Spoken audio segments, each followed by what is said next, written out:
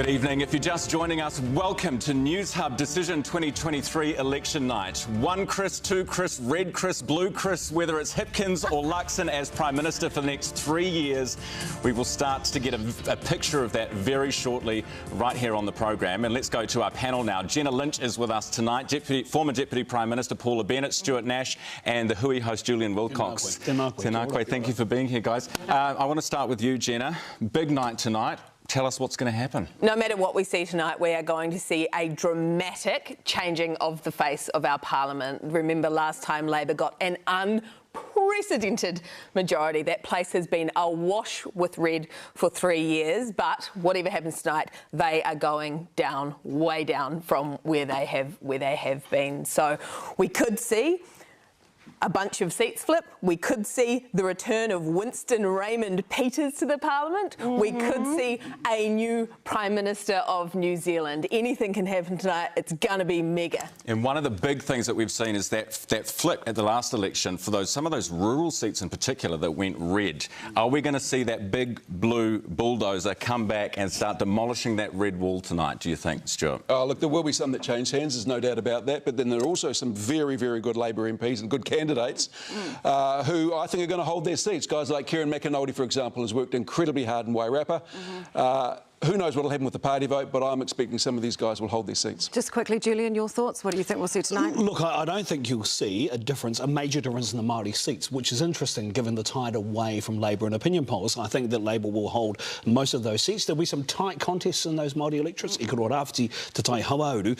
If those don't turn, that's a massive blight on the campaign that the Māori Party has run, but let's see what happens. OK, and Paula, what do you think? We're going to see some big seat changes, but let's be fair, it is the party vote, the party vote, and where that goes across those parties, whether Winston's and New Zealand First are over 5, how big that national vote is compared to ACT, whether or not we are seeing, you know, Labor almost half its vote from last time. It is game on, anything can happen, and let's hope we at least know what a new government might look like tonight. Yeah. Well, that is the big question, isn't it? Will we know by the end of play this evening? Well, we're going to be here with you right the way through, bringing you the latest information, the latest data, the latest numbers as it comes to hand. All right, we're going to go now to National HQ. Our political reporter Lloyd Burr is in downtown Auckland at Shed 10. Lloyd, you're at National HQ. What's the vibe like down there? Yeah, well, the vibe's slowly starting to come alive. We've been down here for a few hours and there hasn't really been anyone, but we're finally starting to see people come in. We haven't had any candidates yet, but I've just seen a whole lot of the young Nats who I spent the last 3 days with on the National Party bus. They've just turned up, looking very dapper actually in their suits. And the tables and stuff have been set. I've seen the fridges have been stocked with some champers and some beer, but there's not that many people here apart from the spin doctors, some of the staffers, the young Nats and the catering team, and the tables are all getting ready, but I'm guessing that's going to ramp up. As soon as we start seeing those results come in and they move in from the Auckland traffic, they'll start packing the hall out. So you think they're preparing for a good night tonight? You said they've got some champagne on ice already? Yeah, I don't know if it's actually champagne, it might be Prosecco, but I'm sure there's some champagne in there. I'm not too familiar with champagne, I'm always the sort of the bottom shelf kind of guy. But yeah, I think they probably have a bit of an expectation to celebrate, but they really don't want to come in complacent because anything can happen. We've got all of those early votes that will come in, we'll see that straight away, but whether or not as they're counted throughout the day, that might make a difference, it might swing. I'm not too sure. That's why no one's quite celebrating just yet, because it's anyone's, right? Anything can happen. This is MMP, this is an election. Have the polls got it right? It is indeed. Now, that is Lloyd Burr at National HQ. Downtown Auckland, as he was saying, the votes started to be counted this morning. All the early ones from 9 a.m, so we'll get some information through soon. If they can't afford champagne at the Nats, I don't know what's wrong. I mean, they should go ask the ACT Party next door. Maybe ACT might have some. Right, let's go to Wellington, because we're in the Hutt Valley tonight with Chris Hipkins, and Alexa Cook is outside his house. Alexa. Hey guys, I'm outside Chris Hipkins' house. He's been having a really chilled out family day. He's gone for a walk with his family. He's been hanging out with his kids because he's had a busy 6 weeks on the campaign trail, so spending some quality time with them. He's also been quite busy making us sausage rolls. So we've got his Chief Press Secretary, Andrew Campbell. I mean, what would it be without a classic sausage roll? It has been a tradition on the campaign, and this is the classic Alison Hulse version. So going for the the favourite tonight. So these aren't handmade? Well, they very rarely are, actually. I think for most people it's they tend to be bought, but yeah, they are warm though, and they're good. Wonderful. And how did Chris Hipkins physically make these for us himself, or were you on the tools? No, I saw him in the kitchen cutting them up. So no, he is well, he is an expert. So you know he knows what he's doing. He does. So I'm going to have to try out one of these sausage rolls, I think. See whether we think it's up to the test. Oh my gosh, I'm worried about Chris Hipkins' cholesterol, to be honest, the amount of sausage rolls he's had. What do you reckon, Alexa? It's good? It is, look, it is a tradition, I reckon we should maybe say. like 1 more minute. Do you know what's funny about that? We all know delicious. exactly what she's tasting right now. You know, we've all had those. We've all had them, Alexa. Oh, bless. Hey, we're going to leave it there with Alexa. Thank you so much. And we're going to go to Labour HQ, to our political reporter, Amelia Wade. What is going on? Any action there this early on in the evening, Amelia? Literally, almost just as soon as it hit 7, the action happened, the music got turned up and people started to roll in. They are expecting to be between 400 and 500, but let's see if Labour can actually deliver that tonight. But there's a mixture of some candidates who are coming up. There are some staffers, and I've just spied the CTU's Craig Rennie, who has been Labour's white knight this campaign. And there has been a general buoyant mood around here at the moment, and a general expectation that they seem to be able to think that they can ride that last minute momentum that they got towards the second half of the campaign back into the 30s. But we will see what actually happens. There does seem to be a few nerves, but generally people are here to have a good time. So a little bit of positivity, some hope there at Labour HQ. That's the Lower Hutt Event Centre. Thank you so much, Amelia. And they will be desperate to hold up that red wall that they erected during the 2020 election. And of course, the blue team is wanting to come in and just take it apart brick by brick. And tonight, in order to win that big battle, you've got to do it on the battleground. You've got to do it on the battlefield. And Paddy Gower has some analysis for us tonight of those battleground seats. Yes, let's talk through some of the battlegrounds. And Ryan, I just want to start by saying, when you say battleground, just say it like you mean it. Battleground seats, okay? Because they are battlegrounds, and we'll be keeping a close eye on them tonight.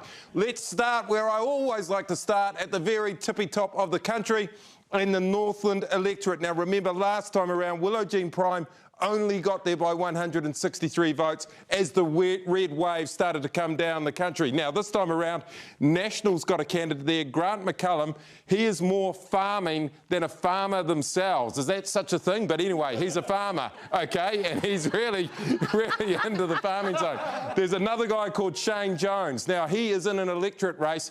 Don't want to diss him too early, but Shane Jones has never won an electorate in his whole political life, so we can pretty much rule him out of that. The only way he gets into Parliament is on the coattails of people like Winston Peters. Now, heading down further to the Big Smoke, where we're standing right now, and the Tāmaki seat, this is where Axe Brooke Van Velden is going to try and do what I'm calling Mission Bay Impossible. She is going to try and take the seat of Tāmaki, which belonged to a certain gentleman by the name of Rob Muldoon, I may tell you, basically National Party royalty, but she is aiming to take out Simon O'Connor, and it looks like she's got a chance. We'll be keeping a very, very close eye on this seat. Now, in terms of other ones, Wellington Central. Grant Robertson left the seat. His mate Ibrahim Omar has come in, but there's something going on here. It's called Tamitha Paul. She wants to take over Wellington Central. Dua Chloe Swarbrick in Wellington, and we'll be keeping a very close eye on this one. An exciting young candidate. There is a three-way race going on where the vote is split. We've seen this happen before, right here where I'm standing in Auckland Central with Chloe Swarbrick. And could it happen in Wellington? Down into Christchurch, and look at this. Ilam, Hamish Campbell is there. This is Jerry Brownlee's seat that in the red wave went to Sarah Pallett last time around. Wasn't meant to. The people of Maryvale are still in shock that they have a Labour MP, I am told. And also interesting, the top party's Raf Manji is down there. If he causes a boil over, things could get really interesting. Ikaroa Rafferty, another big race on here with Meka Whaitiri up against Labour's Kushla Tangieri Manuel. Now, this is interesting because Meka Whaitiri actually held it for Labour. She switched sides. The question tonight, is it a Meka seat or is it a Labor seat? What is going to happen here? Now, Rangitata is another key battleground in the South Island. Blew me away last time around when this went red. It is a very safe blue seat.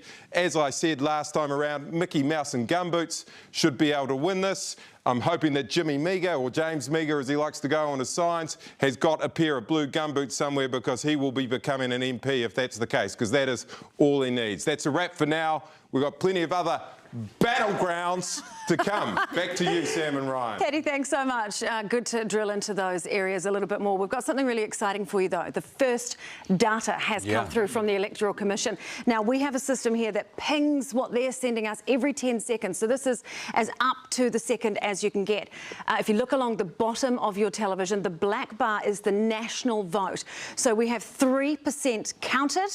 And you look there, the party votes, National sitting on 40.7, Ryan. Look at these Labour, numbers. 25.6. This is breaking news. This is actual data that is coming in from the Electoral Commission right now. So Paddy talks about... what we've been waiting for. Exactly. Paddy talks about the battlegrounds. The battle is on. And so far, National is way out ahead, 41.1%. Sure, only 3% of the vote counted. Labour, 25.4%.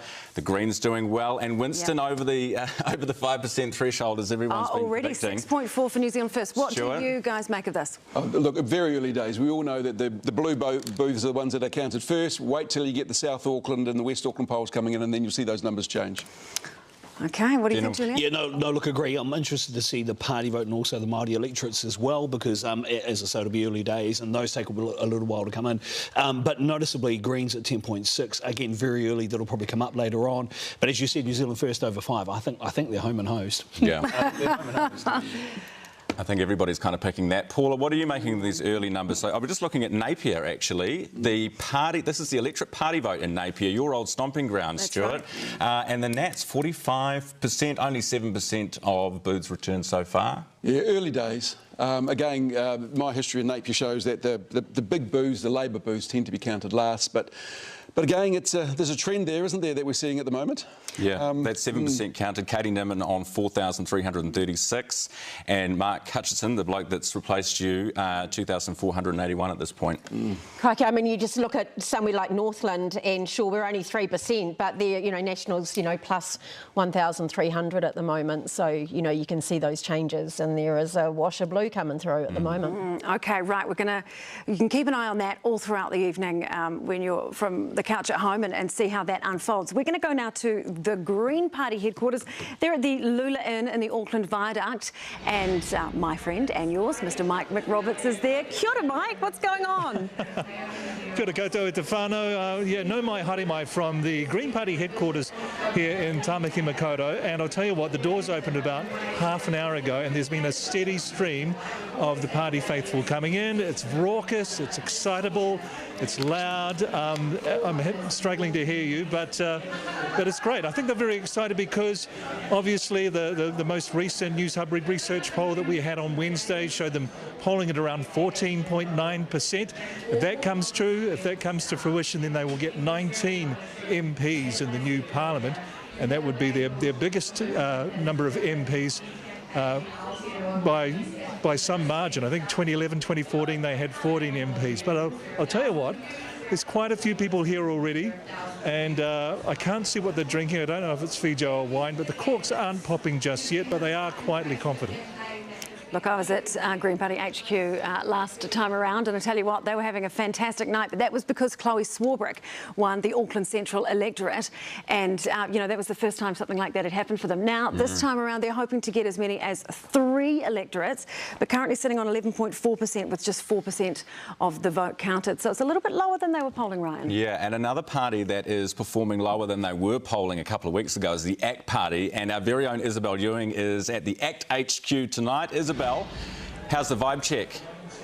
Yeah, Ryan, look, this is a bit of a plot twist for you. We're actually in the same building as Mike you just saw there. He's downstairs with the Greens, and it might surprise you that actually upstairs in the Maritime Room here on the Viaduct, we are here with ACT. Now, the vibe is pretty buoyant, I have to tell you, for a party who's seen a little bit of that energy, that polling numbers come down in recent weeks. It has been a flood of hot pink. I have seen a hot pink beret, I have seen a hot pink polo, a hot pink, what are those puffer vests called? Is that a gilet? on, and I saw some sushi being handed around. So I don't think the ACT Party is letting, you know, a little bit of disappointment in the recent polling results get to them. And you will recall that last election, David Seymour arrived on a boat. Now they're keeping pretty tight-lipped on what his arrival tonight is going to be on, whether by land or sea, but I guess we'll find that out later, you guys. Isabel, thank you very much for that. Isabel Ewing with us live from the ACT Party HQ tonight. What's really interesting about that is, I mean, if you look at the numbers on the bottom of your screen right now for the party vote, ACT is sitting at 9.2% with 5% of the vote counted. I mean, that is still a huge jump on last election, right? 7.6. But they were up in the double digits. Yeah, but looking at the seats that National and ACT can get together on those numbers, they do not need New Zealand First. Winston Peters is back in the Parliament, but they don't need him to get over 61. Surplus to requirements. That's huge. That's huge. 5% of the vote counted. Let's do some T's and C's here, okay? It's early on in the night. It's early on in the night. We're still getting the lay of the land, but it's very exciting to see. I was going to the celebration party, not yet. Should we call it now? We're going to go to Pāti Māori headquarters there at the Sedema Hotel in Rotorua. Orini Kaipara is there for us. There she goes. Orini, kia ora. How are things shaping up this early on in the evening? Yeah, well, it's actually warmed up quite a bit in a matter of minutes. Actually, I was a bit anxious. There's not much anxiety in this room right now, but I sure was anxious a couple of minutes before 7 o'clock because it was empty and I had to recheck, am I at the Pāti Māori headquarters? There's a Māori here, but we don't seem to have a party, but the party's definitely showing up. The man of the hour, he's not here, of course. We've got two people, two candidates that are coming down here. I think it's the only electorate actually where Te Pāti Māori is standing. Two people, one for the Māori seat and one for the general election. And we're talking about co-leader Rawiri Waititi and Mira Pekaro Kawatate. We're expecting them down here just a little after 8 o'clock to come and mingle with their party their loyalists, their party supporters, staunch party. To my right, you have the whārua from Ruatoki. You've got Tamiti and his whanaunga from all the way in Tūhoi country. Of course, Te Waiariki has more than 38,000 eligible voters. Whether or not they all turned up today or the last 2 weeks is another question. 69%, of course, showed up at the last election. We're hoping for the same turnout. To my left, of course, are the people from Rotorua, Tauranga and Whakatane. I mean, it isn't such a full house. Kai has just got underway. The formalities have ended. Everyone's about to fill their puku, and hopefully we can do the same. Oh, hopefully you got some good kai on offer tonight, Orini. Thank you so much. Right, we're heading north. Yeah, we are. All roads lead north, and we're going to Nick Trubridge, who is in Northland tonight. He's at the Duke of Marlborough with Winston Peters. He's actually going to be joined by Shane Jones. Nick, I don't know if you can hear this, but we're having some early results come in, and based on 6% of the vote counted, they don't actually need Winnie right now. So how is the vibe there? What's going on?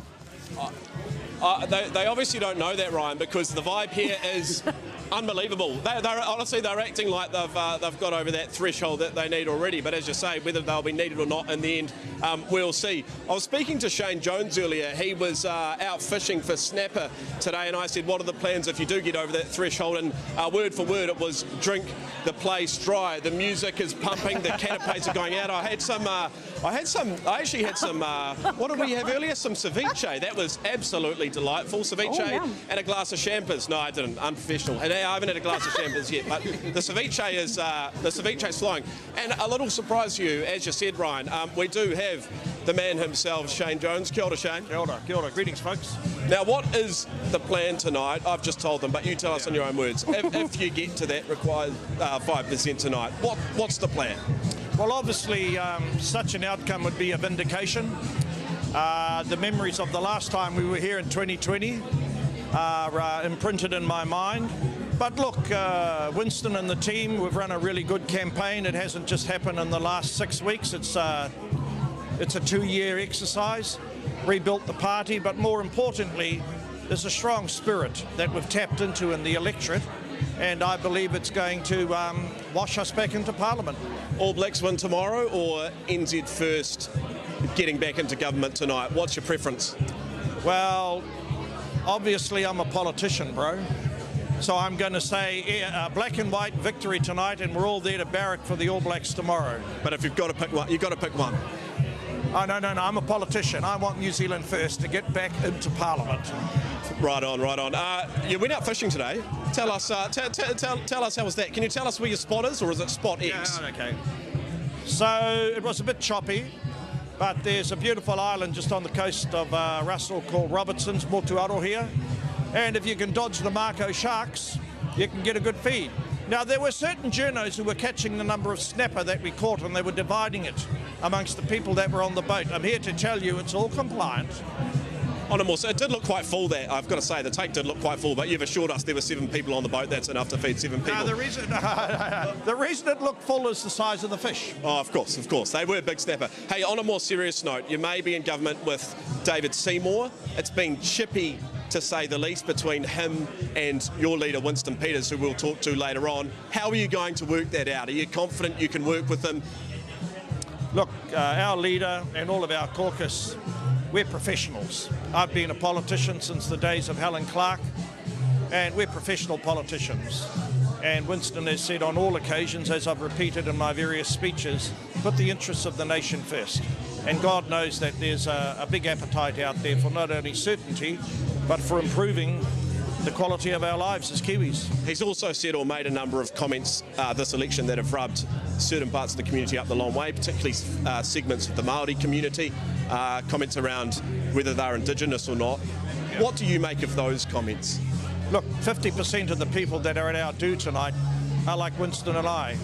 We whakapapa to Tai Tokerau. We're proud of our Dalmatian ancestry, in my case, a Scottish ancestry, but most of all, we're patriotic Kiwis. And I would say to the hapus who may be getting all concerned, remember who funded your marae in 2020. Remember who brought you into the modern world and hooked you up to the internet and electronic connectivity during COVID. That was New Zealand First. So don't allow words in a political debate to cloud your better sentiments. All right, Shane Jones, thank you very much. The second man in line in the New Zealand First Party, guys. As I say, things are well underway here. I think Shane looks like he's on to another glass of rosé. I'm pretty sure it's glass number 2. But, it sounds like it too. There'll be plenty more during the night.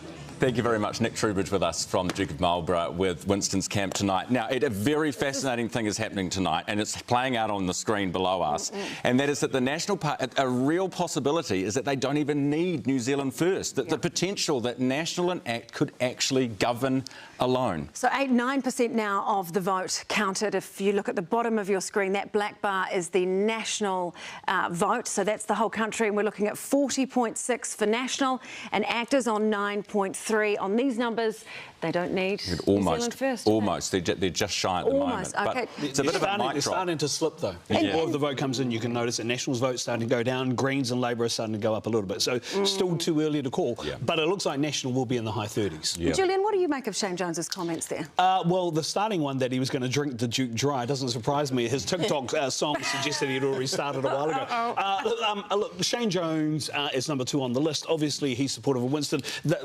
They have done a very good campaign because, remember, no one was talking about them being back in Parliament at the beginning of this year. They're on 6.4% now, so it sounds like they're going to be there. Whether or not they're going to be part of the government or not, it's still too early to say, I think.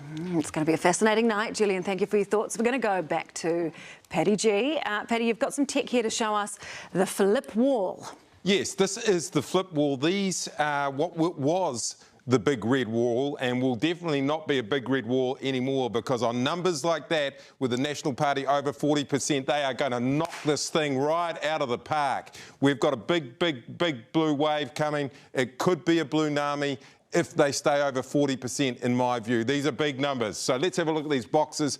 What these are red seats from the last election. All of these were held by the New Zealand Labour Party, and the question is, what colour are they going to go now? Are we going to be tearing out red bricks? I say yes, we are. Are we going to be tearing out a lot of red bricks? I say, oh, hell yeah, baby, on these numbers. So these will be red. If they go blue, we will show you that those seats have been flipped. And in case you don't get it, having a seat flipped is great if you're the one doing the flipping, but if it's been flipped off you, it is damn well bad. Over here, we've got national seats that they held last election. We'll see if anyone can flip any of these. I'm saying on numbers like 40, over 40 for National, we won't be seeing many of these go anywhere. Yeah, OK, now we're going to flip it and see what the exact results are doing right now to these now. Look at this, boom. Look at all this blue that is coming here. Nearly the whole red wall is collapsing. It is more than a bulldozer. It's more than a freight train. The blue Nami is on. You can see it right in front of your eyes. Look at them going. East Coast is going. Hutt South is going. Ilam is going back. Mangakeke. I can go on all night. They're all happening. Ohariu is happening there. It is all go. And as you can see, some of the blue here is a little bit lighter, or some of the red is a little bit lighter. We haven't made the final call on these seats yet, but that's the way that we see it going. And interestingly, we might not see this happen, but Hamilton East is looking like it's going to the ACT Party at the moment. Now, that is a hell of a showing by the ACT Party. I don't know what's going on in the east of Hamilton, but that is something we weren't expecting. And look at this, Wellington Central is right there, starting to go green. Tamata Paul may look to take that seat there as well, and that would be a real punch in the face for the... Yes, well, here we can have a look at it right now. Holy hecka, boy, oh boy, look at these numbers. 5,068 votes, nearly double what Ibrahim Omar has got, and ahead of the National Party, which is obviously splitting that vote. The boil over is on in Wellington Central. The winds of change are coming to the Windy City big time by the looks of things, as the Greens look to take a seat there. That is huge. All right, we'll go now. We'd like to stay in Wellington, I think, and we'll have a look at another great sort of part of the city there, Ohariu, where it is also windy. And yes, the winds of change are blowing, but it's a blue wind this time around. Nicola Willis, the Deputy Leader of the National Party, looking to take this seat. She's out by a small amount, 238 votes. Greg O'Connor, the former Police Association person, looks like his shift could be in danger of ending in that seat, and he would be out of Parliament too on those numbers as well. So Greg O'Connor's political career could be over tonight on those numbers. Now, let's have a look at Ireland. More interesting stuff happening down in Christchurch. Boy, oh boy, this is... Oh, no, Nelson, I like it too. It's on the way to Christchurch, and it's a really sunny place to stop. If you're driving, it's a great place to spend the night. It's getting close there. Now, Rachel Boyack was meant to win this seat. So at the moment, the blue wave means that Blair Cameron is out in front there with quite a lot of votes counted. This is going to be a real one to watch. 57 votes in it at the moment, with 40% of the vote counted. This could get really interesting. Remember, Nick Smith held this for years. Technically, underneath it, it's mainly Labor voters there. But when the blue Nami is on, anything can happen in these seats. And at the moment, Blair Cameron could be having a good time in Nelson.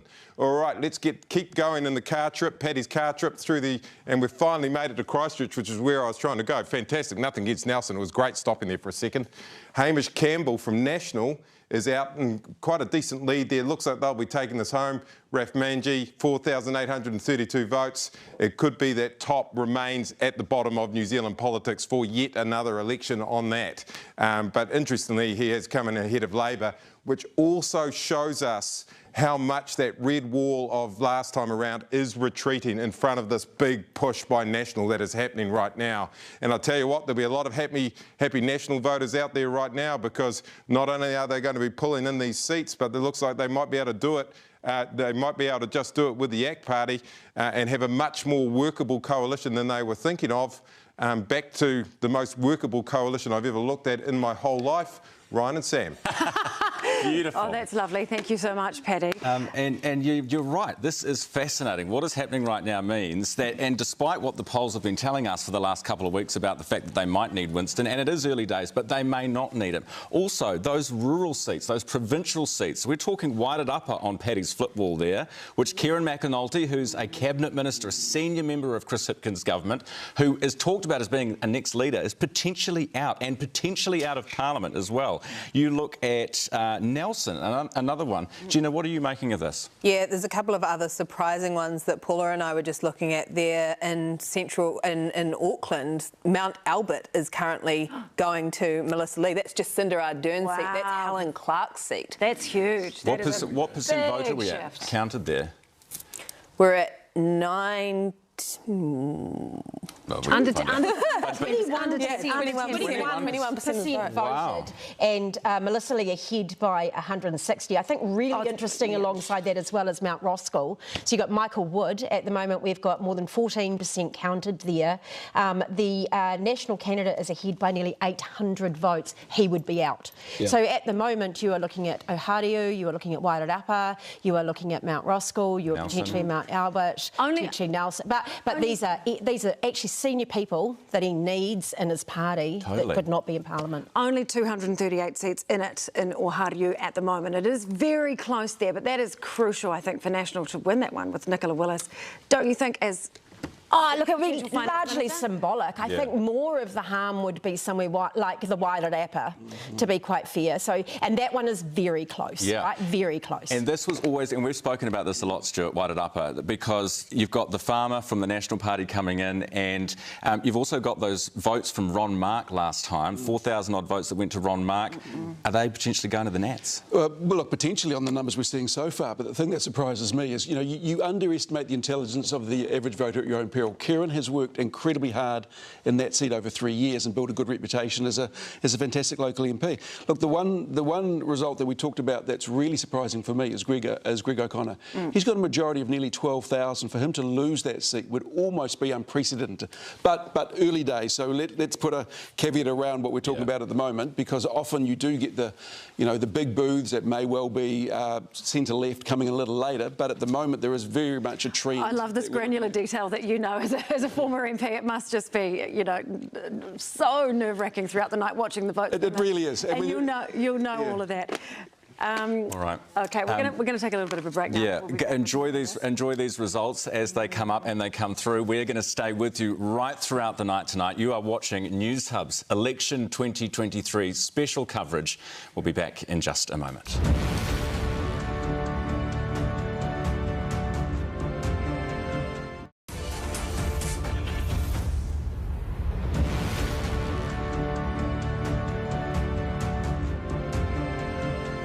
No mai hoki mai, welcome back to this Newshub special Decision 2023 election night, and the numbers are coming in.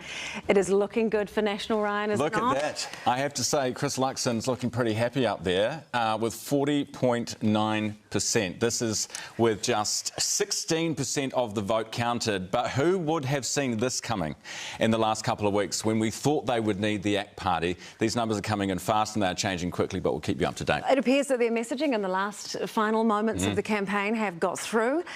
So we'll keep an eye on it and see what happens. We're going to welcome in our new panellists now. We have Trish Sherson. Your name always makes me trip up. The wonderful Trish coming in. Welcome. Lovely to have you here this evening. Also, Marnie Dunlop, kia ora, and Joseph Pagani. So thanks for coming in. Gosh, what are you guys making of this so far? Wow. Well, the seat I'm watching at the moment is Tamaki. I mean, this is extraordinary. And look, I mean, I'm happy to make a call on that. I think Brooke Van Velden and ACT are going to win that seat. And I'll eat a bug if I'm wrong. So we've got 11% of the vote in now with Tamaki. Okay, yeah. This has been held by the National Party for a long time. Yeah. But the leader of the deputy leader of ACT, do you think that she's done enough? Yeah, and I just think there's some other seats there, like Mount Roskill for Labor, Mount Albert. I mean, these are, okay, it's only, I don't know how much is voted on, but how much is counted yet, but these seats are strong Labor seats and they're looking vulnerable. Yeah, well, look at this one. Yeah, look at Wellington Central with 19% of the vote counted. The Greens and Tamitha Paul, 5,135 votes. Her lead is 2,500 votes at this point. They were confident about this, weren't they? They were, but that's ballsy. Oh, yeah, but nobody else was. No, but I mean, and Chloe did it. I mean, Chloe rode through Ponsonby Grey Lynn on her big green e-bike and knocked off Helen White. And now the Greens are doing this, at least on these numbers, they're doing it in Wellington too, Trish. Yeah, well, talking of ballsy, I mean, ACT's move into Tamaki was ballsy. But I think strategically, that's a clever call that they've made. What do you make of this? I mean, yeah, well, there was a concern with Wellington Central that the vote could have been potentially split there, but Tamitha's team... Between Labor and the Greens. Yes, yeah, but Tamitha's team ran a very, very good campaign. Remember, her campaign manager was Chloe's from last election, and so that's obviously shown in these results. Chloe had a platform, though, didn't she, in 2020, because we were talking about the cannabis referendum, and she was very much driving that, so she was front and centre of so much media through the campaign, and Tamitha hasn't had that. I think she's had it more on a local level and also been smashing out those local debates. I mean, I think there was a crazy amount of numbers, and so I think on a grassroots level, she was very, very, very visible. There's a lot of debates out there in Wellington, like loads and loads and loads. Yeah, Wellies love a debate, like a silly amount. Do you know what else they love? Particularly in Rongotai, they love a public bus. In fact, there are more users of public transport and buses in Rongotai than anywhere else. And And look at these numbers. Who is benefiting from this? Julianne Genter, another seat. That is a Labor, typically Labor seat, used to be held by Annette King. Sure, only 6% of the vote returned at this point, but Jenna. Well, they were deserted by their electorate MP. Paul Eagle tried to run for mayor while he was a sitting MP and then bailed out on them. I'm not surprised that the voters of Rongotai want to look somewhere else. But the Green Party looks to be getting at this stage, let's caveat this with only 6% counted in Rongotai, but 3 electorate seats. What? It's wild. Yeah, although I think Auckland Central will be an interesting one to watch. And again, low vote, but National have run a very strong campaign in there this time round. So let's keep an eye on that. Mahesh Muralidhar is the candidate there. Yeah, thank you so much for your comments, everybody. All right, we're going to go now to Remuera, where we have got our Newshub correspondent, Amanda Gillies, on the case. Amanda, you're outside Christopher Luxon's house. What's he been doing with himself this election day? Good evening, kia ora, Sam. Yes, I am in the heart of Remuera, the most sort of sought after, most established suburb in New Zealand. That is Christopher Luxon's family home there. It is just beautiful. GV, about $7 million. It is, of course, one of 7 properties that he owned. We're about 20 k's from his Botany seat, which, of course, he won that electorate back in 2020. It took him just 409 days to go from backbencher to the leader of the National Party, and he may emerge from there as Prime Minister tonight. If it's a Bloom Nami, anything that Paddy is to go by. But he's had a very laid-back day. This morning, he and Amanda, his wife, went for a walk around the Domain. They said it was a very chilled morning. They went and checked out the venue where they're going to be later tonight. Sir John Key popped around to his house. He was here for about an hour. They then had lunch with his family, including his parents. Apparently it was very easy when they had bread rolls and salad and stuff. This afternoon then he talked to MPs right across the country. He's now holed up here with his wife Amanda and the 2 kids, Olivia and William. I said to them, you know, how is he feeling? Apparently he's very laid back. He's very chilled. He is just feeling good about tonight. Apparently he is going to come out a little bit later and bring us some food. I was a little bit cheeky. I said to the press sec earlier in the week, I did cover John Key's house for a couple of election nights. He did bring out sausage rolls one night. He did bring out pizza the next time round. So I said to him, lay down the challenge. Apparently they've taken it up and he will bring out something a little bit later on. Don't know whether he's made it himself or whether he's got a chef in, but we're looking forward to it. Look, it's Christopher Luxon. That's one of, 7 of his houses. So I feel bad. I think it's going to be fancy. It's going to be Toto's. It's not going to be Domino's, is it? I just feel bad Amanda's basically begging for food outside of the house of who will probably be the next Prime Minister. So needy. Amanda, we should send the pizza. Thank you. We'll be back with you later. We just want to bring up Tamaki again. This is an electorate that was Rob Muldoon's electorate, former National Party Prime Minister. This is a true blue seat. And what's happening right now is fascinating. There are a lot of excited murmurs out there on the desk. I can just hear you guys going, oh my gosh. We've now got 26% of the vote counted and Brooke is up by almost 2,000 votes already. And I think what's going to come back to haunt the Nats, remember Simon O'Connor, the sitting MP, the terrible tweet around Roe versus Wade earlier this year. That has not only dogged him, and at the time it felt like Luxon probably wanted to sack him, but he said, well, we'll let the electorate decide. I think tonight they'll regret that decision. Interestingly, though, Tamaki, the National Party is ahead on the party vote, but then candidate vote, they're going for Brooke. That's right, and Brooke has been welcomed into that electorate by a lot of sort of core Tamaki families who have helped her have house meetings and really pushed her along. And I think also that she has she hasn't done what David Seymour's done. She hasn't come out and kind of thrown a tantrum or said, you know, we're not going to talk to this person. She hasn't said anything about Winston. I haven't heard her talk about Winston. She's been kind of kept clean from all of that. So I think she's actually personally run a really good campaign. Well, she makes the Axe Party more palatable, doesn't she, for those that maybe aren't so enamoured by David Seymour? Yeah, maybe people are looking at her and going, she's tough. She's tough cooking. Thinking if the world's going to war, you want Brooke Van Velden in your side. The first ACT seat, apart from Wellington Central way back in Richard Prebble days, that there hasn't been a deal done for. So Epsom's always sort of had that sweetheart deal. Yeah. So she has done this totally off her own. She has made her own deals in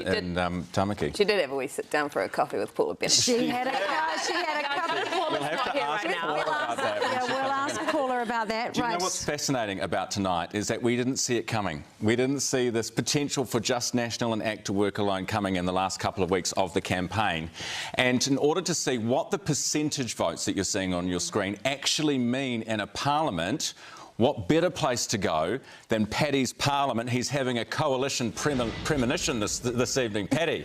Yes, welcome to my house, and with nearly 20% of the vote counted, this really starts to count now. Things really do start to lock in. This is just the right time to see how your parliament is looking. And as I've said, it's not a blue wave that has hit, it is a blue tsunami. The blue moon is on the rise with the New Zealand National Party, get this, getting 52 seats in the parliament. They are making some serious moves. Now, the ACT Party, which we've just spent a lot of time talking about what Brooke Van Velden is doing there, they get 11 seats, okay? That is 63 seats. That is a majority in the New Zealand Parliament. You can form a centre-right government on that without this person. You've heard all this talk about Winston Raymond Peters. Start to lock him in as well. He is back with 8 seats in the New Zealand Parliament. They don't need him. They may use him in a sort of situation like this to kind of have some insurance, but it would be a national ACT government on this parliament by anyone's money. Now, coming over to the other side, well, roses are red, Labor is 2, but the message from the New Zealand public, look at this, 33 seats. The message from the New Zealand public is, Chris Hipkins, people don't really like you, not enough of them anyway. 33 seats, that's about half of what Labor got last time around. Whole lot of MPs getting the DCM from the New Zealand public. Don't come Monday. Let's take a look at the Greens right now. They're going to get 13 seats on this. Not as big as some of the polls had shown. Decent little bump for them, but not as big as some of the polls are showing. So the Greens will probably be a little bit disappointed out there as well. But something big is happening out in the Māori seats at the moment. The Party Māori would come in with 5 seats right now. This is not based off the party vote. What I'm hearing is that in the seats, they are currently ahead in 5 of the seats right now to Party Māori, and that includes just down the road from here in Tainui, where Hana Rafferty Maipi-Clark, who would be the youngest MP in 170 years in the New Zealand Parliament, is currently ahead of Nanaia Mahuta. So this is how your parliament is looking, and it's looking like a national ACT government right now with 20% of the vote counted. Look at it right there. Look at all that blue and then that shaft of yellow light coming through and shutting out Winston Raymond Peters from any real sort of kingmaker status on these numbers. Okay, Paddy, thank you so much. Gosh, it's striking, isn't it, when you see it like that? Yeah, it's fascinating. That's just the results laid out for you. We're going to go back now to ACT HQ, downtown Auckland. They'll be happy. Right next door to the Greens, yeah. ACT is at the Maritime Room. We've got Isabel Ewing there live. And Izzy, you're speaking to Andrew Hogarth, who's standing in Rangatiki. Some very good numbers there very good news for Andrew here, who's number 5 on the list and Rangatiki candidate. We've also got his nephew, Lachlan, here in the back. How are you feeling? Brand new, that you're all new to all of this. How's it going? It's been a pretty nervous day, and I guess, yeah, it'd be good to wake up tomorrow and it's all over and done with, and I guess start looking at, where we got our support. I'm really keen to understand how much of an inroads we made with the rural vote. That's sort of what I'm most excited if we're able to get a good number of farmers across. That'll be mission accomplished, I feel. You must be pretty fizzed though. Those numbers coming in are sounding like National and ACT will be able to govern without Winston Peters. Yeah, so that'll be a much simpler governing arrangement and should make for nice, stable government going forward. We'll just have to wrap that coalition talks up and get on with it. So you're pretty high up the list. How did you manage that? Don't know. Guess David likes me. And those rural seats, what are you hearing about the rural seats and what do you think? I mean, I guess, what you're hearing is probably, as you mentioned earlier, a bit of an echo chamber, but there's going to be a bit of a switch back, you reckon? Yeah, look, I mean, last time we saw a whole bunch of blue seats turn red. I think they'll flip back, and we're seeing that tonight. And I'm sort of hoping in the party vote that ACT is able to get quite a lot of the party votes in those rural seats. And what about your electorate? I'm hoping we'll get a really good party vote in our electorate. That's what I've campaigned on. So really hopeful that we set a record in the Rangatiki is my game. I reckon reckon Andrew is a little bit more excited than he might have come across there. Just got that very chilled rural energy going on there, guys. Yes, you've got bang on the money there, Isabel, I think. Thank you so much for that. Interesting the language he's using already, right? He's talking about this is good. This means that it's more of a strong and stable government. If they're able to pull off tonight what they are currently at 21% of the vote counted, this will be a victory for the ACT Party because they don't have to deal with Winston Raymond Peters, and it doesn't matter that they haven't got to where we thought they might get to in the polls. Who cares about that? You're over 61. You're over 61. Andrew Hogger was a good win for ACT to get him as a candidate. You know, former Federated Farmers, as you can see, he's a farmer. So is his nephew, probably. You know, that's a good look for ACT. And I stood in Rangatiki, and it's a tough electorate. I mean, obviously, I was studying for Labor. I was going to lose, but I campaigned on a horse before Winston ever got on a horse. Or change rodeo, Winston, not rodeo. But yeah, that's a good look for ACT. I've been thinking the same thing. It is definitely rodeo, not rodeo. We're going to go now to Brooke van Velden, who is the Deputy Leader of the ACT Party. Brooke is standing in Tamaki. 26% of the vote almost counted. Brooke, you're ahead by more than 1,200 seats. What's going through your mind at the moment?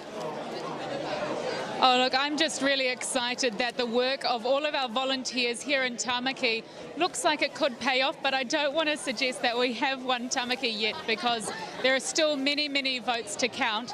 But it's wonderful being down here at the Churchill Club in Glendowie, celebrating with all of the volunteers who have given up all of their own effort and hard work and time to make sure that change is possible in Tamaki and we can have change for the better. You're sounding very happy, Brooke. Patty's just whispered to me that is it your birthday as well today? Happy birthday! Thank you very much. Look, it's my birthday tomorrow. Oh, tomorrow. Okay, look, Patty's a day out, right? Yeah, but it's looking like it will end up being a good weekend. But look, I just want to personally thank everybody in Tamaki who has voted for me for the electorate vote. And let's see where the evening goes. Oh, it is sounding a little bit like a victory speech already there, Brooke. Now tell me, it is looking like National and your party ACT are going to be able to form a coalition on these early numbers without New Zealand First. How happy does that make you? Oh, look, what we've been saying for weeks is that the top preference would be for National and ACT to form a strong two-party coalition. But once again, the votes haven't come in yet, so we'll have to wait to see what ACT leader David Seymour has to say later tonight. Okay, it's a big turnaround, isn't it? The National Party candidate was ahead by 8,000 votes at the last election. She has turned that ship around big time. She really has. We'll have to ask Paula about that. Was it a cup of tea or maybe it was a bowl latte that they had? 3 cheese panini. In Tamaki, panini as well. Lemon sausage roll. Oh my gosh, I'm with you, Josie. Enough of the sausage rolls. Seriously, what was with that? Like the joke went on and on and on. I know. Anyway, we are moving on because this is not a joke what's happening tonight, and we're going to go to the National Party Finance spokesperson, Nicola Willis, who is with us live from Wellington this evening, and she is ahead in Oharu at the moment, but also the National Party on 41.8%. Nicola, how are you feeling about this? 22% of the vote counted. How are you feeling?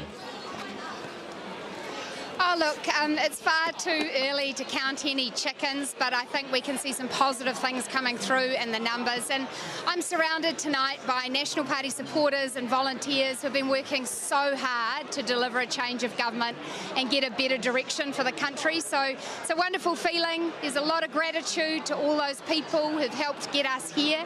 And look, we wait with anticipation for the final result. Nicola, let's talk about the Winston factor here on these numbers. And as you said, it's too early to count your chickens, all that kind of stuff. But you must be a little bit excited by the prospect of just a National ACT coalition.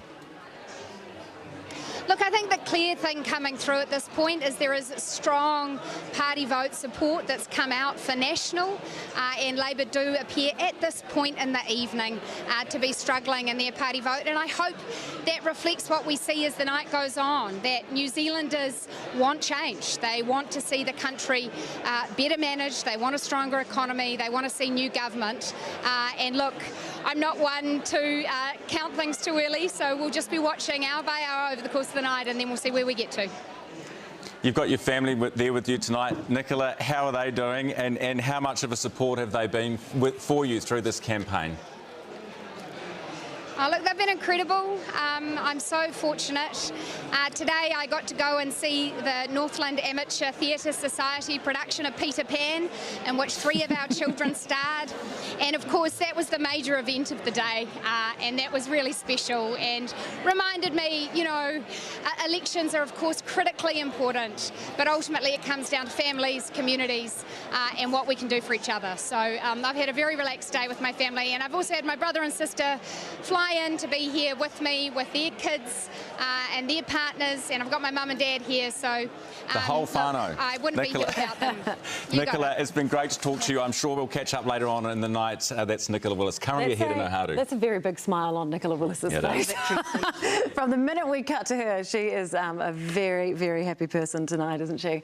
Right, we're going to go now to Paddy Gower. He's got some updates for us in our flip wall. Yeah, sorry, I had to wake up for a second there because I was looking at the flip wall. It was taking me so long, and I was in shock at some of the stuff that I've been seeing on here. Look at everything that has flipped. Nearly the whole wall has flipped for the New Zealand Labour Party. There's some really interesting stuff happening out there.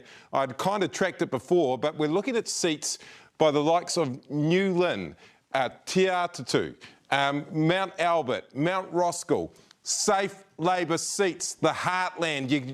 You're not meant to rip these things off them, definitely not all of them. So Labour are absolutely getting destroyed out there. They are getting beaten up, and it's not just by the National Party.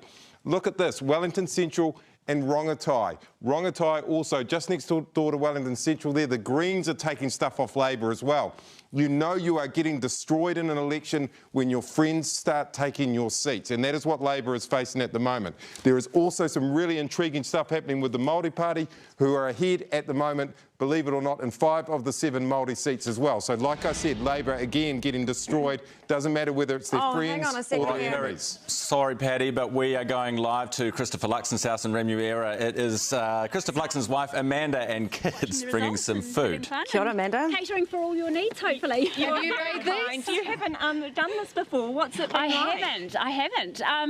Yeah, no, it's been an exhausting journey, but yeah, we're How's there. Chris doing tonight? Is he feeling relaxed? And obviously results look like they're going your way. A blue-nami, as Paddy Gower is calling it. Look, we're just enjoying the night and watching it come through, and yeah, so that's How proud of your husband are you at the moment? Oh, I'm incredibly proud. He's yeah, done a really good race and worked really hard, and yeah. I hear that he's feeling very relaxed. Yeah, well, it's kind of hard to feel relaxed when there's a big decision coming ahead, so but he is relaxed. What about this food? I want to talk about the food. What have you brought out? Did you roll the pastry yourself? Well, if only. I'm not that talented, I'm afraid. A bit of party pies for those who needed party pies, and a bit of pizza for... What are the pizzas? Yeah, actually, I didn't order them, so I can't tell you, but they'll be good, whatever they are. And I know that your husband doesn't drink, so you've brought out some non-alcoholic drinks. They're all non-alcoholic, I'm sorry, everyone, but hopefully there's a bit of Coke and a bit of water. Are we able to ask you guys, how are you feeling about the night? I mean, it's a big night, and you haven't done this before. I think, just... enjoying the night with the family, watching it all happen. How proud are you of Dad? Like Dad could be the Prime Minister. So proud of Dad. Incredibly, incredibly proud. What about you, William? Look, that's a great day for me. No, look, it's been awesome. Dad's been around at home. We've been having a great time together. It's a nice little break from all the rush and bustle of everything. So weather's been great. Can't really complain. What's he doing at the moment? What's he doing right now? Look, at the moment, I think we're all just enjoying the time together and just, enjoying that moment and that kind of energy for it all. And yeah. Because everything could change tomorrow. I mean, it could, but we're still us and we're still the same people, and it'll be what it'll be. Yeah. So how does it feel? As PM. I mean, look, what Dad does is definitely exciting. It's awesome, but look, I think he's worked really. If it goes that way, then he's worked really hard for it, and I think he's the right person for the job personally. So. And he's sitting in there at the moment. What's he doing? I'm proud. I'm really proud. Of course, he's worked so hard. It's a great example to set for myself of how to work hard for something. And Amanda, what are you going to do for the rest of the night? I think that's just a nice atmosphere inside, so we'll just sit around and watch them come in. Who else have you got with you? Oh, just some staff. Yeah. And what about and his team, parents? And your family, How are the team parents together? doing? they're here and it's great. So They must be very proud of their boy. They are. So, but he's an amazing person. So Have you got some country music going on in there for him to rock to? I think we've got the television going at the moment. So yeah, Thank you very much for coming out. And the fairy lights. I love my fairy lights. What about any decorations or anything like that inside? Anything special inside? No, just the fairy lights. They are good Watties tomato sauce in there as well. Loving the good Watties tomato sauce in there. Of course, good New Zealand tomato sauce. So excellent. We'll let you get back to your husband. Okay. So enjoy anyway. Hopefully. Well, it is tradition, isn't it, with New Zealand elections. If you post it outside one of the potential future Prime Minister's houses, they send out some food. It must be weird for them, though, right? So strange. Amanda Luxford is not used to the cameras. It's really nice to see her and the two children as well. That was very cool. And of course, you know, big smiles on their faces. They are in for a pretty amazing night tonight. We're going to go to you, Paddy, now to get a bit of a lay of the land. Yeah, and I'll give you a lay of the land, all right, because what happens to land when a tsunami hits is that there is trouble. And when a political tsunami hits, people who have been on outposts for a long time see the water coming and start to get nervous, they start to get worried, and they start to get distinctly uncomfortable. One of those people will be Megan Woods. She will be uncomfortable because Labor is on track for an absolutely disastrous result, and she's been the campaign manager, so that will be uncomfortable for her right now.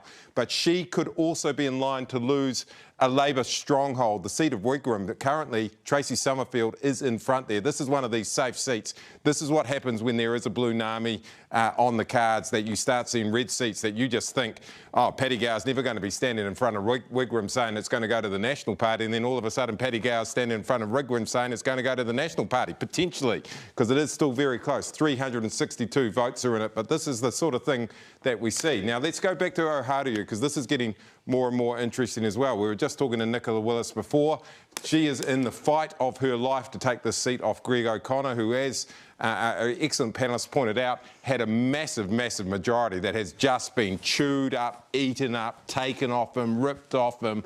Ouch, ouch, ouch, painful. And Nicola Willis is saying, I want to be Deputy Prime Minister. I want to be Minister of Finance. I want to run the budget. I want to do it without Winston Peters. And by the way, I want a big blue cherry on the top by taking a seat as well. That is what we're looking at here as well. This is going to be one to watch if she can pull out further than that 214. Ooh, these are the kind of seats that will flick around tonight.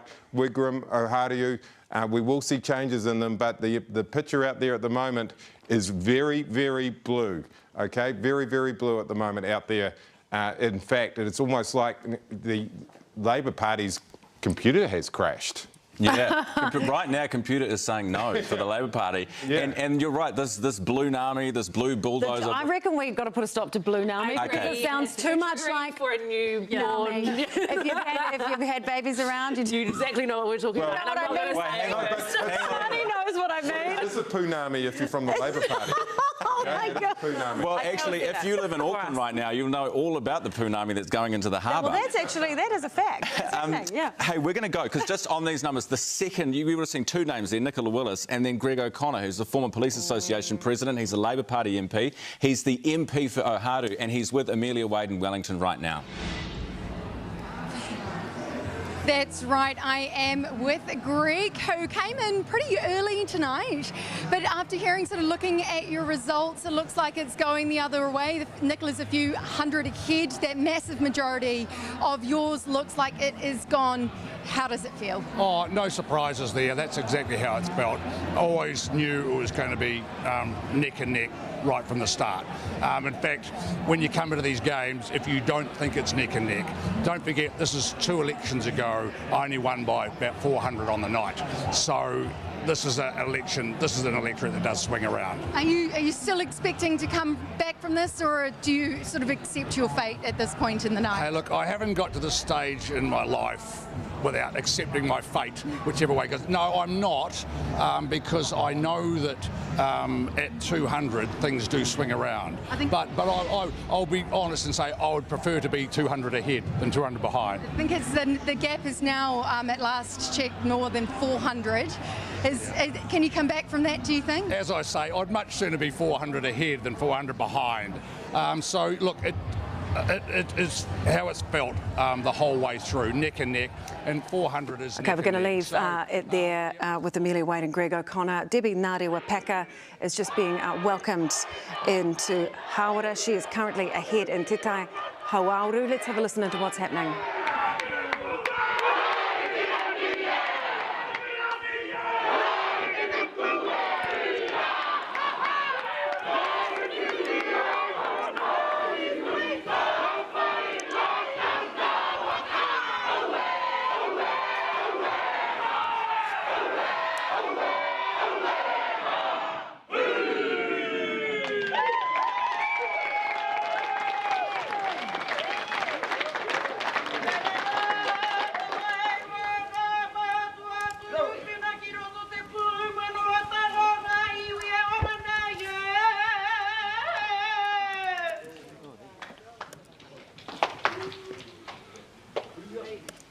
Okay, that is co-leader of Te Pāti Māori, Debbie Ngārewa-Paka there, being welcomed. She is looking like she's going to be having a good night tonight, Marnie. She definitely does, Sam. You know, 9 to almost 20% of the vote counted, and margin already up to almost 3,000, and it keeps on growing. Obviously, she was up against Soraya Piki-Mason, who took over from Adrian Rudawhi, the Speaker, and Soraya, you know, she didn't have the powerhouse campaign team that Adrian has had, which really showed, especially in her debates. But what I think is, I have called Hauauru for Debbie, but looking at these other seats is really, really interesting. You're talking about the other Māori seats? The other Māori seats. Hauraki Waikato, almost 14 or over 14% of the vote counted. The margin currently at about 443. So obviously this is Hana Rāwhiti Maipi Clark, will be, as Paddy said before, one of the youngest politicians we've had in 170 years or so. She's 21 years old. And I'm eating my words a little bit, if I'm honest. It's a seismic shift, isn't it? I had said that that would be Nanaia Mahuta's seat until she retired. That is a massive dynasty to overthrow. We're still early days, but if that margin is still growing and Hana has really brought in that rangatahi vote, that young vote, that will really show. Also, Te Taitonga, talking about political dynasties, the Arino Tiri Kātine, Te Taitonga is up on the Māori Party, Takuta Ferris, who also ran a really good campaign, and he had a bit more of a profile in more recent weeks on debates and really showing his worth. So that will be a huge, huge upset for the Labour Party. Currently, looking at these numbers as they stand, if the Māori Party are going to take some of these seats, that's punishment to the Labour Māori caucus for some of their mistakes and their mishaps. This is a very clear and harsh punishment if these numbers are going to hold through for the rest of the night. So just reminding our viewers, Hana Rāwhiti Maipi Clark, she's been in the headlines quite a bit lately because she was targeted and people went to her home and targeted her in a very ugly way. And she is currently beating Nanaia Mahuta, current Foreign Affairs Minister. This I just can't actually get my head around this. I mean, Hana's impressive, but she's been in that seat longer than Hana's been alive. That's right. Exactly, and I think even just in some of the debates, some of the quickfire questions, some of the questions from way before of when that seat, I don't think even Hana could answer them. But I think also this, like I said, this shows that rangatahi vote, that campaign that Hana has been running. Like you say, those headlines, we did see that wahine Māori were subject and victims of horrendous vitriol, but like you say, in the headlines, which I think has done. Well, potentially that has worked for her because there's a name recognition and people have got in behind her. Yeah. Thank you so much, Mani. Thank you. There is a lot to digest here tonight, and what we are looking at, if you're looking at the numbers on your screen, is potentially the worst result for Labour since 2014, since David Cunliffe's days, with 26% of the vote counted, and New Zealand is on these numbers on track for a brand new Prime Minister by the name of Christopher Luxon. You're watching Newshub's Election 2023 special coverage. We'll be back in just a moment.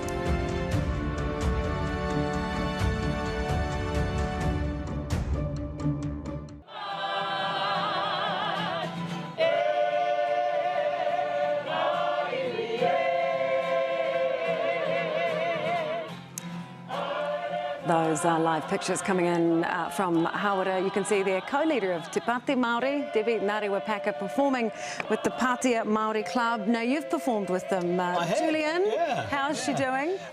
She's okay, actually. The hand actions weren't that bad. No, I'm a very harsh critic. Interestingly, they're also singing a song from Ngāti Porou, Ikaroa Rāwhiti. It looks like, actually, I think we can say that Debbie Ngārewa-Paka is going to win Te Tai Hawauru. That's a game for the Māori Party. But it looks like Kusha Tangaire Manuel is very much ahead of Meka Whaitiri and Ikaroa Rāwhiti. So that looks like that seat's going to flip, which means that people have potentially punished Meka Whaitiri for leaving the Labour Party, joining the Māori Party and staying in that electorate, which is interesting. That's interesting. You say it's going to flip. It's going to stay with Labour. Yeah, stay with Labour, Meka, who was with Labour but then left to go to Te Pāti Māori, has not been able to take it with her. Gosh, that's fascinating. And very limited time to get a campaign going in Ikaroa Rāwhiti, so they've done a fantastic job. It looks that way. There are seats in the Māori electorates. The Māori Party shouldn't even be close. Tāmaki Makaurau and Te Tai Tokerau, they are very much in play. I mean, you talked about Hauraki Waikato before the break. There's no way those seats should be close. Labour is getting punished for a lack of motivation, invigoration and aspiration in their policies, and that's why they're turning. And this is Penny Henare and this is Kelvin Davis, two close to members of the Labour Māori caucus. I'm going to come to you in a second, Stuart Nash, and I'm also going to come to you in a second, Paula Bennett, but I want to show you my biscuit first. Have a look at this big biscuit. And what this does, it's going to pop up out of the ground. Here it is. This is what a seats in Parliament look like. Remember, you need 62 to win at the moment, apparently, because of the overhang due to the Te Pāti Māori. We'll break that down in a minute. Yeah, we'll explain that in a minute, but basically it means that there are more seats in the House. You need 62 seats to win. So how are we looking? National has 53 here on my biscuit, and you add to that 12 seats from the ACT Party, and you're across it. They don't need Winston Peters to get into government on these numbers. So this is a fantastic result tonight for National and ACT, with 27% of the vote counted. Paula, how are you feeling about this? I was just thinking that, you know, I bet National HQ were just doing whoops then, you know what I mean? Like, they will be very excited if that is the kind of result. That's what they're looking for. We've still got a long way to go, though, and so no one will be, they won't be popping champagne. But that's the kind of result they're looking for. That's what they want, and it's looking that way. Yeah. Stuart, how are you feeling about these results tonight?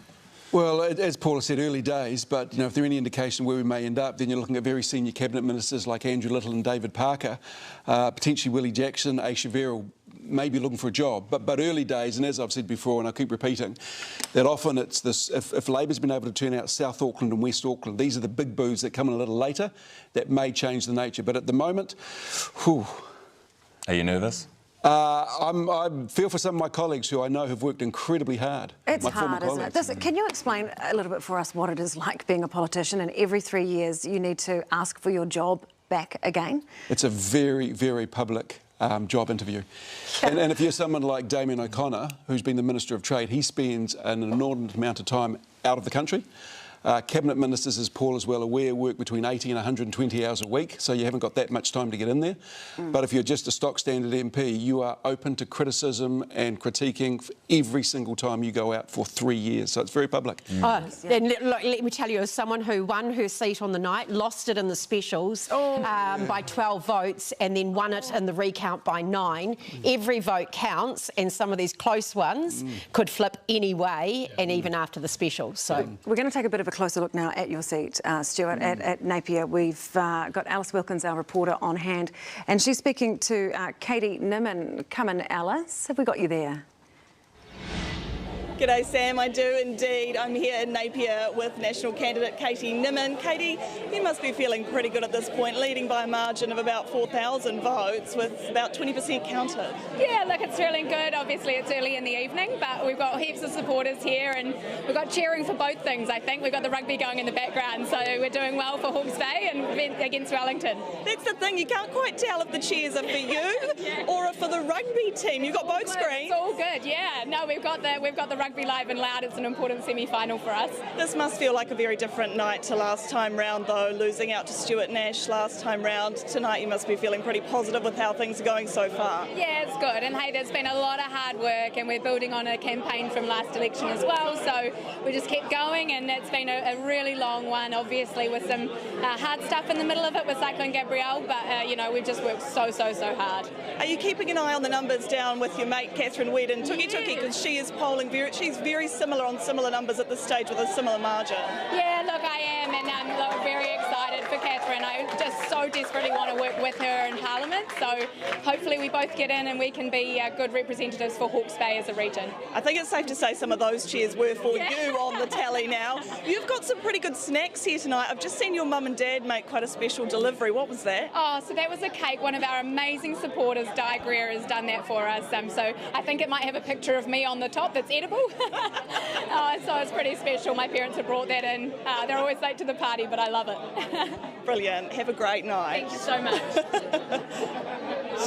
Thank you, Alice. That's Alice in Napier with Katie Nimmin, who on these numbers will become the next MP for Napier. This was your old stomping ground, Stuart, and that lead more than 4,500 votes with 28% or so counted. It's pretty solid. It's pretty solid. Katie ran a very good campaign, as did Mark Hutchinson for Labor as well. It seems that Katie is, she has had 3.5 years to campaign. Blue tide, add those together, and I think you see the result we're getting at the moment. Can I ask you one question about that? I was on the ground after Cyclone Gabrielle, and everybody in Napier wanted to see troops helping deal with the mud and the silt. And I remember thinking, if Labor can, if you can bring in the army to help with this, you're going to win the election. Why didn't you? Yeah, well, there's a whole lot of reasons for the decisions we made in Gabrielle. If this has an impact on what's happening across Hawke's Bay, then that's something we need to take a good hard look at. Yeah. But again, it's got to be part of it. Yeah, look, I think so. But you're having a look across regional New Zealand at the moment, and there seems to be a very clear message to Labor that all those seats they won in 2020 seem to be, well, most of them seem to be going back to national. Early days, but there's a trend there at the moment which isn't that good for Labor. OK, we've got 28% of the vote counted. Thanks so much, Stuart. We're going to go to Paddy Gower and take a look at what is happening across the nation. Paddy, what have you got for us? Yeah, well, we'll start to bore into what's happening out there as this blue Nami starts to sweep across New Zealand, and Labor may well need the army to come in and help repair the party, because boy, oh boy, they need some help. Because look at this. This is what happened last time around with the party vote back in 2020. Everything was red. That was when we had the red wave. But let's start to look at what's happening out there now in terms of the list vote out and around New Zealand. Bang! New Zealand has gone blue. It has completely changed. It's almost literally flipped completely the whole entire country, bar for a few small little outposts out there that are just hanging on. So that is why we're calling it a blue Nami. It is hitting a lot harder than anybody expected. Now, Stuart Nash was hoping Auckland might help the Labor Party out, and that's how Auckland looked last time around. Look at all the red that was there right across the isthmus. The whole isthmus is painted red. Boom. Auckland's gone blue right now with 20% of the vote, and that's where most of the voters of New Zealand are in right now. Almost all of Auckland is blue, bar a few seats in there that look like Manurewa, Kelston, Panmure, Otahuhu and Mangere to my eyes right now, just doing it quickly off my knowledge of Auckland. They are probably the safest Labor seats in the country, and they are the only ones that they've got. Auckland has gone blue on the list vote. So if Labor people are hoping that Auckland's going to somehow bail them out of this, they better start thinking again with this amount of vote in there. This is a big trend here. The big blue bus is out of control right now, and it is going to just keep on rolling, in my view. It's leaving people bruised and bloodied in its wake by the looks of it, at 28% of the vote counted right now.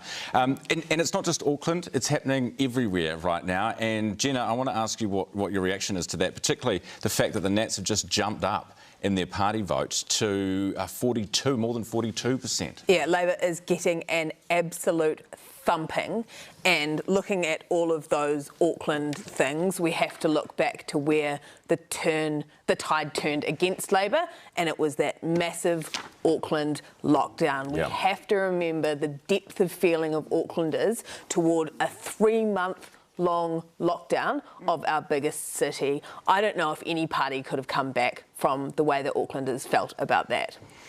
That was tough. I had a baby in the middle of that, and it was I was born in that level 4 lockdown. But also, and it was the feeling around the country, because as a Jaffa now, you go down country to see people for Christmas, and no one understood. They thought you were just whinging. It was tough for people. It was hard. It's really, there are just some major surprises here, and you're going to see some very senior Labor people potentially actually not in Parliament. And then that's about the rebuild now, when you start looking at it, if these numbers keep holding up like this, as to how they rebuild and how that kind of looks. Mount Roskill, Mount Albert, shout out to my Te Atatu, because that's my home. And at the moment, you know, Angie Nicholas, stunning young Cook Island lawyer, is, you know, well ahead. It's looking surprising. The turnout. It's certainly the kind of time that you'd want to be, you know, looking for a job if you were in Labor, and sort of looking for someone who'd moved into human resources.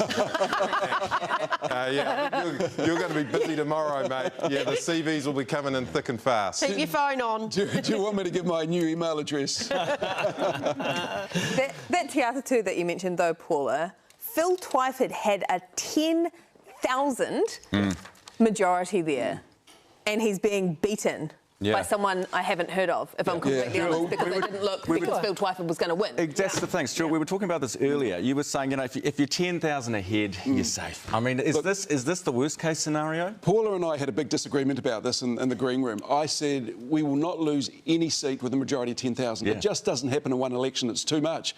Paula, I might have to admit I was wrong, but I still, you know, Paddy, don't be too realistic about that big blue. About what's happening out there. About that big blue bus, because you know there are some really big booths still to come in. So it's early days, but the trend at the moment. Say that, mate, but Manurewa's 41% have voted there. Yeah. That's one of your big red booths. Yep. You know? There's still 59% to come. Actually, 10,000 might actually be the middle of the road by the end of the night. You're seeing some seats that needed an 18.5% swing that have started to change over. It's amazing. Yeah, it is fascinating. And one of the swing seats that we have been watching very carefully in the lead up to tonight is Wairarapa, and Kieran McAnulty is the incumbent there. He is a Cabinet Minister, and he's with us now live from Masterton. Kieran, welcome to the program. How are you feeling about these results? Oh, I mean, it's pretty disappointing to see the Labor Party polling as it is so far across the country. In Wairarapa, the party's actually polling higher than that, which has never happened in the history of MMP elections. So I'm pretty stoked about that. And the majority for Mike has gone from 1,600 to 1,100, so with about 30% counted. So we're going to be watching this pretty closely. Yeah, as you say, too early to make any calls on this yet. Mike Butterick, your National Party opponent, is 1,100 votes ahead of you right now. But let's come back to the party vote. You're a senior Cabinet Minister here. If you don't get this seat, would you be in on this party vote? Well, that depends on who wins what seat, and at the moment it's all over the show, so I'm not sure, and I don't think we'll know until the end of the night. We'll have to find out who's won what seat and then figure out who's in, and then work your way down the list to see if they're in or not. But I always worked on the basis that my priority was to win the seat, because that's why I got into politics. So that's been my focus, is a two-tick campaign here in Wairarapa. And like I say, I'm pretty stoked to see that the Labor Party is polling higher than it is across the country, because that's never happened before. Yeah, that is a great result, although if you look at where they are polling across the rest of the country, that's not great. So what are you putting this down to? The fact that the party vote for Labor right now is sitting at 25.7%, what are you putting that down to? I don't actually know. I mean, I first stood for the first time in 2014, and that wasn't flash. And this time felt better than that. You know, this is my fourth campaign, so I've got a few to compare it to. And I was speaking to a few of the volunteers today, and I said, well, it's definitely not 2020. On the ground here in Wairarapa, it felt like on a par with 2017. Definitely better than 2014. So I'm surprised to see the figures like that, to be honest. You know, we've talked to a lot of people on the doorsteps, on the street corners and on the phones, and the feedback we were getting isn't reflected in the numbers tonight. So it comes as a surprise to me. Kieran, I'm just going to ask you one cheeky question, if I may. If you don't win the electorate, but you do manage to stay in Parliament, will you stick around for the next 3 years? Of course, absolutely. I mean, you can still serve your electorate as a list MP, and that's why I got into politics, is to do stuff for Wairarapa. And here's the cheeky part. If Chris Hipkins is not there, will you have a tilt at the leadership? I've been asked this question a number of times, and I've given the same answer each time. I couldn't be less interested. Okay, all right. Well, there's 1,100 votes in it. We'll keep a close eye on it. Thanks so much for your time. That's Kieran McAnulty there. Gosh, it's edge. I know they do. Couldn't be less interested, it's not a no. These will be the rural boos that have Mike ahead, so I suspect Kieran will hold that, but its majority will have been slashed. Yeah, it's a very interesting, as you say, it is early days. There are still lots of boos to be counted. And the percentage that we're talking about, by the way, is the percentage of boos, not percentage of votes, just as a point of clarification.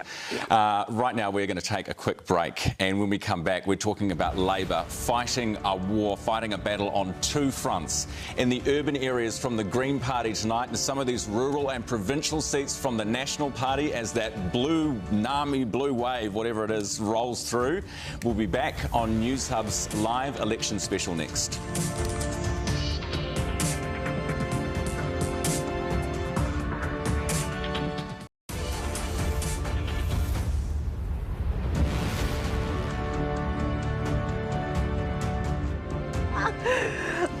Well, it is all on for young and old here tonight. Welcome back to this Newshub election special. We're going to get out our friend, what did you call her, Lydia? It's time for Linda. Linda the laser Kiwi. Linda is back. Now, if you're just joining us and you weren't here at the beginning of the night, we had a little run through of our special guest feature for the evening. Look, ACT are having a bit of a blinder. They're doing well. They're happy. Yeah. And laser Kiwi does something other than say ka kite to MPs who will not be returning to Parliament. She's also able to Linda is not a one-trick pony. Back. Take a look at this. So let's take a look at this. Oh, here she comes. Okay, laser Kiwi. Do you want to press that? Because you haven't pressed it yet. I haven't actually. You've been hogging laser Kiwi. Wait till you see this trick. This is going to blow your mind, New Zealand. Okay, are we ready for this? This. Oh, God. This is weird, guys. This is a little weird. But she's actually birthing an MP. So this is a brand new MP coming to Parliament. The laser eyes, there we have him. That is the birth of Andrew Hoggard, former Fed Farmers president. He's going to be in the Parliament for the ACT Party. Look at that. How do you feel about that, guys? I have to go back and live in Parliament after we do this. I have to come back down here and try and remain a shred of dignity after we've just hatched MPs all over the floor. Wait till we get to Winston. I know. But Tricia, Andrew Hoggard, so he's come in on the list, right? This is an ACT Party MP. He's not going to win that Rangatiki seat, but he's coming in on the list. Yeah, that's right. And I think it was mentioned before, but it was quite a power play for ACT to get Andrew Hoggard in. And there's also been a lot of discussion about, you know, ACT really trying to take on that farmer vote, particularly from around the likes of Groundswell coming in behind in support. So, yeah, they will be very pleased to have Hoggard in there. They began that kind of grab for the farmer vote around the firearms laws when National sided with the government post March 15, and they managed to successfully kind of get their needles in there and then wanted to go further and further this campaign. I don't think they have quite, looking at the votes coming in around the country, perhaps done what they wanted to there. The rural heartland New Zealand has kind of turned back blue. Yeah. But they will potentially get the Treasury benches. Andrew Hoggard could be a minister. Yeah. Brooke Van Velden will likely be a minister. Oh, they definitely will be if they're in government, right? I mean, I think that the big story here is what the hell has happened with Labor and all that rumour we heard of, like, you know, the polling that was internal. There's a bit of a run in there, you know, and I look at it and I think there are three things that have gone wrong here. One is, you know, great parties need great causes, and they're bleeding to the Greens because the Greens had a big cause, welfare tax. But the other side of it, and this is my family, right? Labor family split to Greens and New Zealand First because they're pissed off with Labor. So the other side have gone with New Zealand First because they want to change. So Chippy had to be the change candidate, and unfortunately he became the continuity candidate. He had that mandate, he lost that opportunity of making that transformational change, and for those Labor diehards there was nothing they could pin, you know, on supporting their party, and this is showing. Well, Chris Hipkins was right about one thing pre the election, and that was that sometimes the poll numbers aren't to be believed and some extra points are added. They just did not get added to the Labor Party. We're going to go now to our reporter Lloyd Burr, who is at the National Party headquarters. He's downtown in Auckland at Shed 10. Lloyd, last time we spoke to you, it was a bit subdued, not a lot was going on. How are things shaping up there? What is the vibe? Yeah, well, holy hecker, how things have changed down here. It is filled out, hundreds more people, and the vibe, holy heck, the vibe down here. As soon as those results started rolling in and they saw them on the big screen and this blue Nami came through, there are cheers popping up all over the show, particularly when you start seeing the Auckland electorates, when you start seeing those Auckland electorates that are flipping. I'm talking your Mount Alberts and your Mount Roscals and all of those ones that are flipping. So the mood here is very buoyant, very, very buoyant here at National Party HQ. We've had a few senior MPs that have come through. We've got Mark Mitchell, who's come through. Paul Goldsmith is in here. Melissa Lee, who's on track to become the Mount Albert MP. She's kind of walking around a little bit surprised, to be honest, a bit flabbergasted herself. But she's managed to steer one of these hot seats from Labour. So that is what the vibe is like here. And just on that champagne, there is champagne here. It's GH Mum. And they've also got some Dutes Brut. I think I'm saying those completely wrong. But I'm starting to see those top shelves starting to empty out because they're celebrating. They're cautiously celebrating, should I say, because it's only, 20, 28, 25, 26, 30% of the vote that's been counted. But that is the vibe that's going on here at Nats HQ. Thank you so much, Lloyd. It's a big room down there at Shed 10 and they are filling it up. Last election, Mike was with National and he described it as being funereal. It is the complete opposite this time around, isn't it? Yeah, move the casket away and get the champagne on tap because it looks like they're having a good time there. We're going to change tack and go to the Labour Party headquarters. This is at the Lower Hutt Event Centre where Chippy is tonight, and along with Newshub's Amelia Wade. Amelia, what's the vibe like there?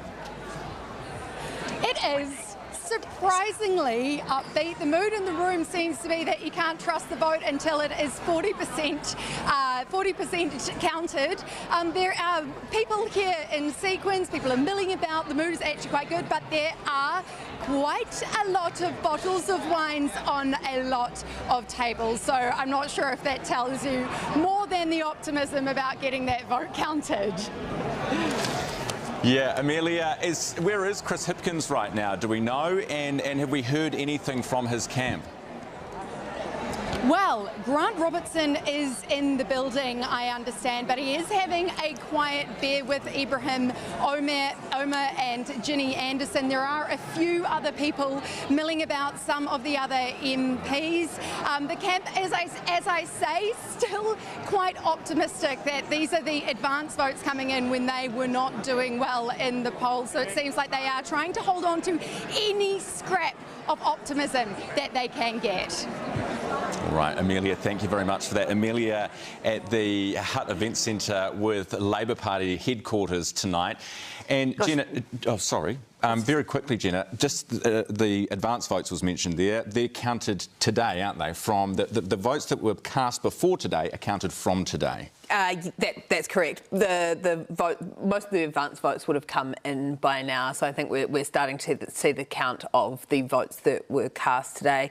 Isn't it incredible that at both parties they're drinking the bar dry for different reasons? The National Party's hitting the top shelf. The Labour Party is drowning its sorrows, waiting to see how badly they are going to be caned. Oh my gosh.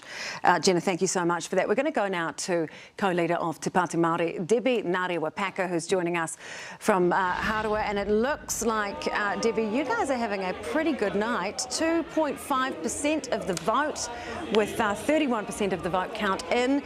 And you're going from 2 seats in the Parliament up to 6 seats on that number. How are you feeling? Oh, look, first of all, extremely excited and humbled by those of our people that have gone out and supported the call for an Aotearoa Hau, where we said and we recognised that there was a movement on the ground pushing for change, and that's what we're seeing. I know it's early in the night, but we're extremely excited and humbled by the support that we see coming out for Te Pāti Māori and our electorate seats. Debbie, are you confident that you'll hold on to Te Tai Hauauru, and which of the other Māori seats do you think are in the bag tonight? Oh, look, I think I'll stay humble and and conservative until we've got all the results in. You know, we need to be over 70-80% for me to sit there and say that. And I want to mihi to Soraya and Harati, because we all showed that politics can be done classy in Te Tahiwauru. I have always said, and I have always said that we believe we could get 7 seats across the line, and let's see how tonight ends. But my gosh, what an amazing start of the night in comparison with 2020 and dare I say 2017. So extremely excited. Debbie, what are your thoughts on the race that Hana has had in Hauraki Waikato up against Nanaia Mahuta? When I last checked, she was also ahead there. You must be very proud of her. I'm very proud of Hana, and I'm very proud of all the candidates that stood for us.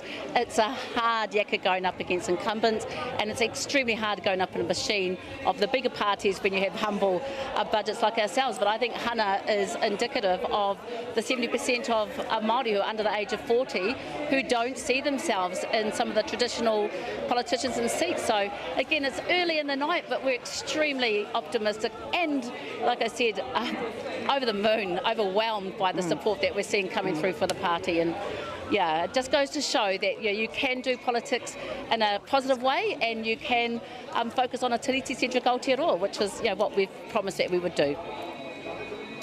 Tēnā koe Debbie, ko Māni tēnei, here. Oh, sorry, I'm not sure if you had anything to ask then, I couldn't hear you. Oh, it's Debbie, it's Māni Dunlop. I'm on the panel, and I'm just... I'm not ringing you to ask you for a favour. How's the whānau down there, Debbie? Oh, they're amazing. I mean, I think, these are hearties. These are hearty Te Pāti Māori supporters who were there in 2017.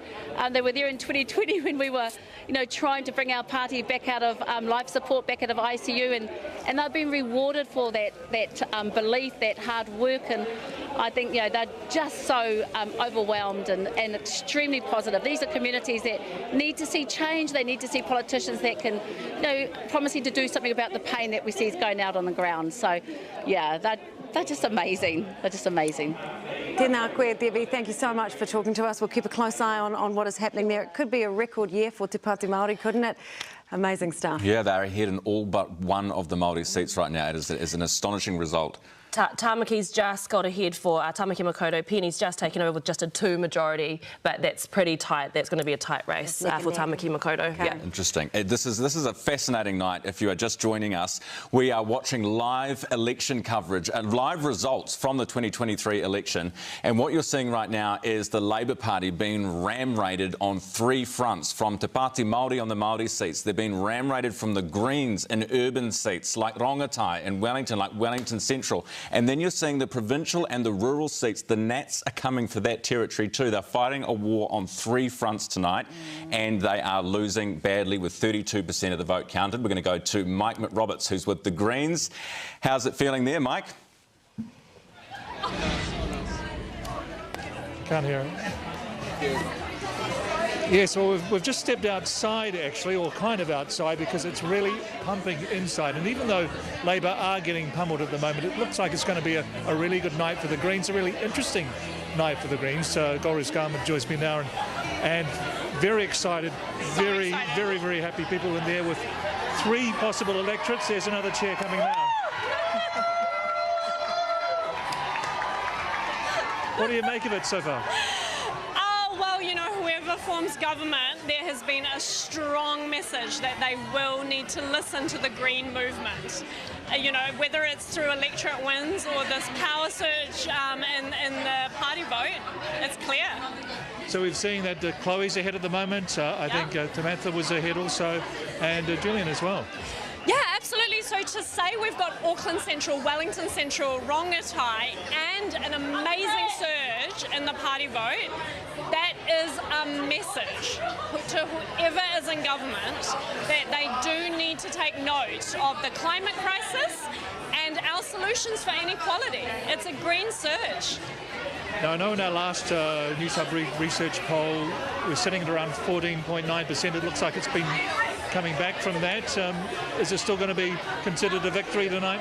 Well, we'll see. We know that the special votes are everyone who votes in urban centres, at universities and overseas voters. There's going to be a massive special vote contingency, so we will go up. Okay, well, there you go. And yeah, it's getting really, really excitable here. Lots of people here. They've got about 300 people, expecting another 100 maybe. There's some big burly bouncers out the front. I asked them before, I said, "You expecting some trouble?" And they said, "Oh, no, we just don't want those guys from ACT coming downstairs." So there you go. Understandable. Thanks so much, Mike. We really appreciate that. Paddy, you've got an update for us on your big flip wall. Yes, and I can tell you what this flip wall is doing. I can sum it up in one word. This flip wall is absolutely insane and blowing my mind. Now, remember, I was down here last election, when the Labor Party came flying through with that red wave. Well, that red wave has become a puddle. And as Ryan Bridge described it, a ram raid by National. This is the shop front, Ryan, that you're looking at right now, and they have crashed right into it and are flipping stuff everywhere. We'll come to some of them soon. But here is one that's looking pretty interesting. Mount Albert currently going blue. The West Coast, that is definitely not Mount Albert, though. It's in another island altogether, but it's a good spot. But I just want to give a massive shout-out to my favourite MP. I got mocked for saying how much I liked him. Maureen Pugh, you're out in front at the moment, and you could take this thing back. Let's go, Maureen, OK? Maureen is out in front of Damien O'Connor. Remember, the West Coast is the home and the birthplace of the Labor Party. It hurts when the Nats take it off them. It is painful. This is where the Labor Party was formed, and at the moment, Maureen Pugh, who people used to say was absolutely useless, nothing useless about a 45-vote lead if she can hang on to that. All right, let's have a look at what's happening in Nelson. Sunny old Nelson, and blue sun is shining in Nelson at the moment. It's a hell of a close race, though. 28 votes are in it. Blair Cameron coming out of nowhere to try and take the seat that everybody thought was safe at the start of the night. What we know with National bringing in a vote like this is nothing is actually really that safe anymore. And Nelson, with a 28 vote majority to Blair Cameron at the moment, he could become the next Nick Smith. If anybody out there wants to become the next Nick Smith, Blair Cameron, OK? So he's on his way. So we'll have a look at some other seats coming up there in a moment as well. Mount Albert, we were talking about this before. Melissa Lee out in front by 484 votes, with quite a few votes coming in there. Remember, this is a seat that was held by certain people by the name of Jacinda Ardern and Helen Clark. This is meant to be Labor to all hell, but at the moment it could go blue, and that will hurt Labor as well. Another massively symbolic seat that is currently in play at the moment as that red wave just becomes, I called it a red puddle before, but I look more at what's happening here. It's more like when you've got a few leaves in the gutter and there's just that slow drip of red. It's not even a puddle. It's not even acceptable to call it a puddle, what's happening out here. So yeah, that's your current battlegrounds, if we can call them a battleground. It's more of a walkover out there at the moment. So 484 seats in it there. Melissa Lee from the National Party ahead there in Mount Albert. We're going to go now to Lloyd Burr, who's at National HQ and standing by with Melissa Lee. She'll be happy with this result, Lloyd? Yeah, she's absolutely happy with this. This is one of the safest Labor seats in the country that's been held by Helen Clark and David Shearer and Jacinda Ardern, and it is looking like it's flipped. 484 seats so far. Only 35% has been counted, but you must be stoked. Stoked so far, but nervous, because you don't count chickens until it's actually over. So when do you start celebrating? Do you wait till it gets to 80% or 100%? Well, I think it's actually looking pretty good, but you know, Mount Albert has always been a Labor seat since 1946. This will be the first time. I've got so many messages coming through from such old residents from Mount Albert who's been so wanting National to win this seat. So yeah, it's exciting. I've been watching you tonight, and you've been walking around kind of just a bit confused and a bit kind of flabbergasted. Is that how you feel? A bit dazed actually, because we've never been ahead ever. So well, anyway, good luck. We don't count the chickens before they hatch. That's right. So go and get yourself a drink and sort of lap it up, because there's a lot of people here who want to lap it up as well. It's an exciting evening, so I'm going to celebrate. Yes. Good on you. Good on you. That's Melissa Lee, who could be the Mount Albert MP. Going to now have to go and find an electorate office if we win. I love it. She's thinking about where's their office going to be. That's Do you know the wild. big chair that you hear there in the background? We're up on the big screens at the back there, so that's for Melissa Lee, the National Party headquarters. Everyone there sees that. Yeah, it's happening actually as we go around all the candidates. So good to see they've got TV3 on. Fantastic. It certainly is. And stay with us because we're bringing you comprehensive election night coverage tonight, and it looks like a bloodbath for the Labor Party. We're going to get to Josie's reaction on that in a second. I just heard a big sigh coming from the side of the studio. But just on Mount Albert, I mean, this is, yeah, as Lloyd says, it is Jacinda's seat, it is Shearer's seat, it is Helen Clark's seat. It doesn't get more sacrosanct than that. And looking at the area that it comes from, it's Michael Joseph Savage territory. They can't lose this one. This is mad. One of the things they're up against here, though, is looking at Ricardo Menendez March's numbers.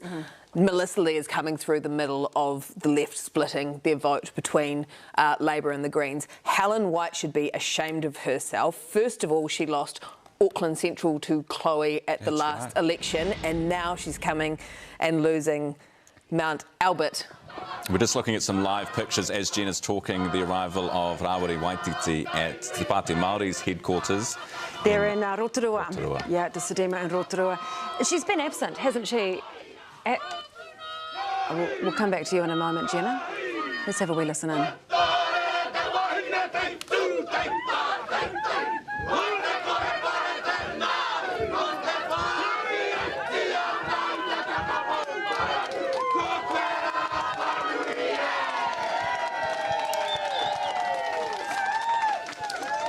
Some jubilant celebrations. It's going to be a hell of a night for Te Pāti Māori tonight, and could mean there's a bit of an overhang in our parliament too. Yeah, and just quickly, I do want to add, just watching the images there of Rawiri coming in, you know, he's had a pretty hard campaign. His mother passed away during the campaign, and so that's when we kind of saw a little bit of absence, and he still, you know, they still had to power through and then kind of hand the mantle to Takuta, which we saw kind of gave him the opportunity. It's a Te Tai Tonga candidate who's currently leading for Te Tai Tonga to give him the opportunity. So I think definitely some celebrations, but some huge reflections seen in that pōwhiri for Rawiri in Rotorua with his wife leading him in. Kiri Waititi. Tai toko, that was well said.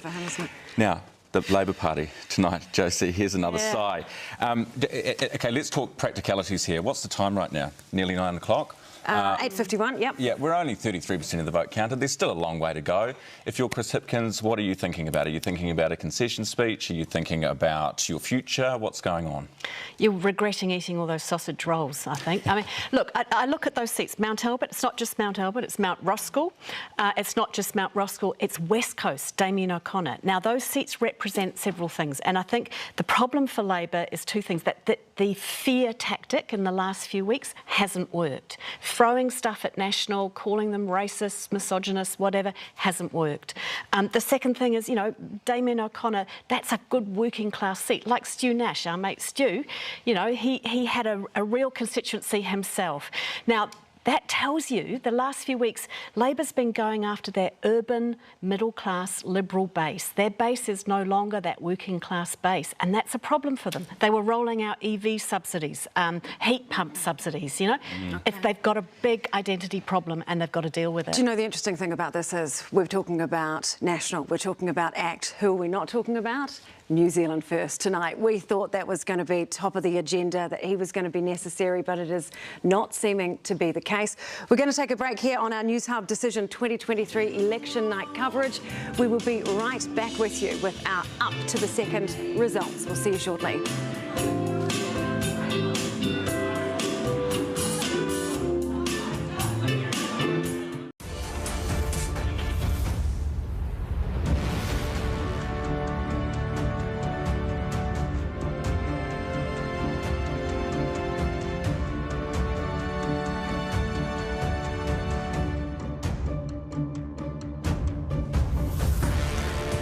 Hoki mai anō, welcome back to this Newshub special Election Night Decision 2023. Let's have a look at that. Gosh, 42% of the vote tonight so far going to Christopher Luxon's National Party, just 25.7 to Chris Hipkins' Labor Party. 10.4 for the Greens. I'm not sure they'll be that happy with that. They were polling up around the 14, weren't they? and 9.2 for ACT. New Zealand First getting across the line with 6%. I'd like to say welcome back to our panellists. Trish, kia ora, back with us, thank you. And we've got Stuart Nash and Paula Bennett from the left and the right of politics. OK, we haven't seen you guys for a while. What have you been thinking? Well, we've cosied up in the centre. I can see that. Everyone's playing nice. Yeah, we just thought we'd cosy up. As I keep saying, some real surprises. Wellington Central going to the Greens. So it's not actually just Labor feeling it in the seats, you know, with National taking over. Some real surprises there. We're also seeing the Greens kind of take over some steps. I agree with you. I think the Greens would have been expecting more like 13, 14%, and at this stage, being at 10.5%, they shouldn't be counting that as a, you know, look, hey, it's significant. It's below last year's result, isn't it? Last election's result. But it just sort of kind of gets them, you know, they had momentum, and there's no doubt about it that we've seen in that last few days of the campaign. And you'd have to say that at this stage, that campaign from National worked, where it said, you know, if you want change, this is how you get it, and people have voted for that. What does ACT want? We're talking coalitions here. What does the ACT Party want? What do you think, or how do you think this could change the face of the country, really, having the ACT Party in Cabinet there with National? Well, don't forget, the positive for National and having ACT there is allows National probably to go a little harder on some areas, because you can say, well, look, it's because of our coalition partners. So I think in the event it will probably be good from a government perspective, and I think certainly coalition discussions will be streamlined. OK, we're going to have to actually pause our panel chat. We'll be back with you guys in just a moment, because we've got Megan Woods in Wigram. Now, she's having an interesting night, Ryan, isn't she? She certainly is, because she's just come back ahead. Megan, welcome to the show. You are, I think, 430-odd votes ahead with 38% counted, but you had a majority of 15,000 at the last election. What are you putting all this down to? Oh, look, well, thanks for giving me the update on my seat, because I haven't been able to see the results on that for a few minutes, Ryan. Look, I think we're seeing swings around the country that I always knew that my majority at the last election was a 2020 anomaly, and I think all of our MPs did. How do you explain the party vote for Labor right now? The fact that seats seem to be swinging to the Greens in urban areas, to National in the provincial areas, and even to Te Pāti Māori in the Māori seats. What are you putting all of this down to? So I think one of the critical things, Ryan, is that it is early. We've got around a third of the vote counted. The vote that's been counted largely is that early vote. Some of it that was cast... some of it that was cast 10 days ago. When we're starting to see the booth data come through, we are actually starting to see some of those margins close in seats, and the party vote lift in some seats too. Have you spoken to the Prime Minister? Have you spoken to Chris Hipkins tonight? What have you guys spoken about? No, I haven't spoken to him as yet. I imagine I will at some point soon. Are you proud of the campaign you've been running? Oh, look, I am incredibly proud of the campaign that we've been running. I'm incredibly proud of each and every candidate that has been out there. And most of all, I'm incredibly proud of all the volunteers that we've had out there pounding the streets. As I said, it's early days. Obviously, it's a tough night, but it is early days, so we're still watching those results come in. OK, thank you so much, Megan Woods there. We've got some live pictures now of the current Finance Minister, Grant Robertson, arriving in Wellington, I believe he is. Stuart, let's go to you. We didn't hear from you before. What's top of your mind at the moment? Well, Sam, the party vote is obviously the vote that counts. But, you know, we all love looking at what's happening in electorates. You know, some of these electorates with Labor majorities of over 10,000, I still don't believe we're going to lose them. I think we'll get back Mount Albert. I think we'll, you know, the votes will come once the big booths are counted, Mount Roskill as well. But it's certainly very, very tense time for a number of those MPs in seats that are solid Labor. Where at the moment, it's rough. It's rough. I love your positivity. I'm looking to some more experienced people than me. And Jenna, you're shaking your head. Is it possible to come back at this point? I just can't see us losing Mount Roskill, where Michael Wood had nearly a 14,000 majority. No, but Yeah, what in about some of the Megan's, seats, but look at- Megan's look at line? the party Megan's line that we need to wait and see, Jenna.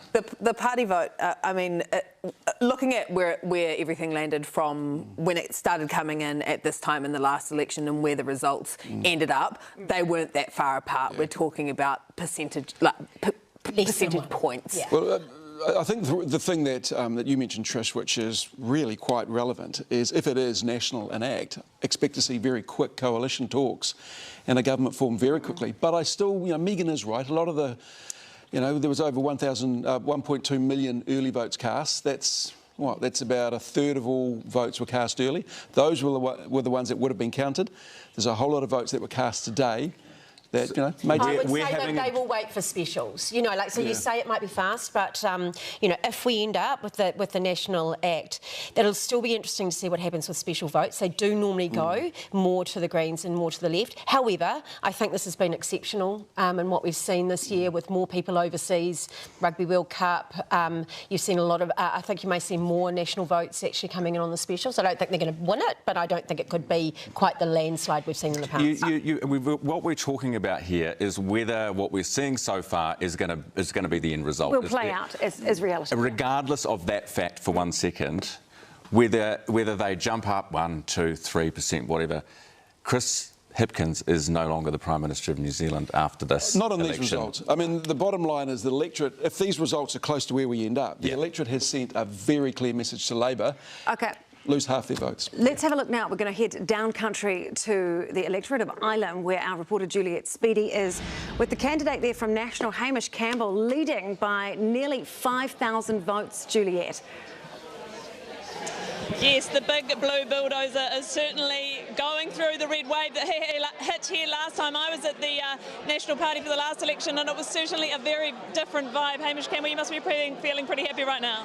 Yes, it's still early days, so we are not being too confident, not taking anything for granted, but we are in the lead at the moment, so that is quite comforting. Early days, but 5,000 votes, that's pretty clearish. Yes, yeah, look, it is, but not taking anything for granted. We've put in a big ground campaign here in Ireland to make sure we connected with as many voters as possible, and I think it's paying off tonight. Well, it was a big shock last time when Labor took the seat by only about 3,500 votes. Were you confident you were going to take it back? Well, as I said, we've worked really hard to make sure we did. I've knocked on the doors of about 15,500 voters. We've had about 250 signs out and around the electorate, so it definitely has been it's been a big campaign. You can hear it here now. There was gale force winds in Christchurch today, and they might be indicative of the winds of change that are sweeping over the South Island. Some seats, even like Banks Peninsula, is being taken by National at this stage. So a few very happy people here, Hamish. There's a lot of happy people here, so. Back to you guys. Okay, thanks, Juliet. Gosh, that's interesting. We've just lost it off the screen there, but looking at Ireland, Labor aren't even in second place. No. Sarah Pallett is trailing after Tops leader Raf Manji. It's a very clear message, isn't it? Well, and I love that Kieran McAnulty said before things are swinging around all over the show. I think there's only one show for Labor tonight, and it's Nightmare on Elm Street. It's an absolute shocker. O'Hardio's gone back to Labor at the moment.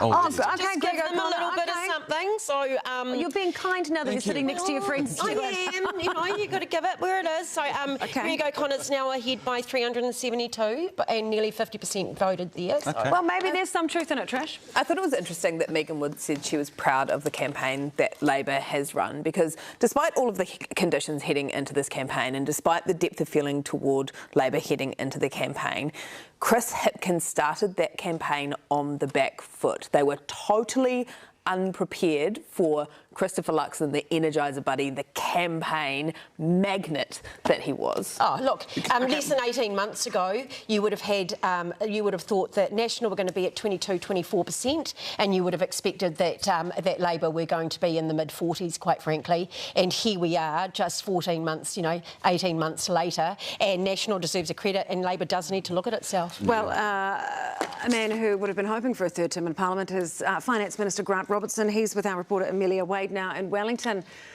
Come in, Amelia. Hi, so Grant, What do you reckon? Oh, well, clearly not the result we're looking for at this point in the evening. There's a long way to go. I mean, most of these votes that have been counted now are the advance votes, and they probably reflect a little of what we saw in the early part of the voting period. So a number of the races we're looking closely at will change around a bit, I think, during the evening, but clearly not the result we're looking for. Are you quite realistic about how the end is going to look for you guys? Well, not all the votes have been counted, so we'll wait till that happens. But clearly at this point in the evening, we would want to be in a better position than what we are. And have you spoken to Chris Hipkins this evening? Not spoken, but yeah, you know, we've been texting. And I know it's obviously early days, but have you thought about sort of what a result like this might mean for your own future? Not at all. You know, there is a lot of our colleagues who are out there fighting really close electorate races. I'm thinking of them. I'm really thinking of our volunteers tonight right around the country who've just done the most extraordinary job for us over this campaign, and so we'll spend some time working through the results and see where they all end up. As I say, a lot of votes cast today, and we're still to see most of those counted. Where do you think, in hindsight, where did you go wrong? Would you do anything different on the campaign? Pretty hard to make those kinds of calls now. I think one thing I would say is that the time for a change narrative is always very hard to fight, and you heard us talk about that at the beginning of the campaign, that we knew that New Zealanders had been through a really tough time. We understand that, and they want things to be better in their lives. The question is changing the government going to make that happen? And I think we prosecuted the case fairly well, particularly in the latter part of the campaign about that. All right, we're leaving Grant Robertson and Amelia Wade there for a moment in Wellington. Here's Mike Robertson, Chloe Strawbrook in Auckland. We're really proud of the campaign that we've run. We're really, really proud of it. So Wellington Central's looking pretty good too. Wellington Central's phenomenal, and Tamitha Paul is the politician of a generation, mark my words. A very excited excitement there with Chloe.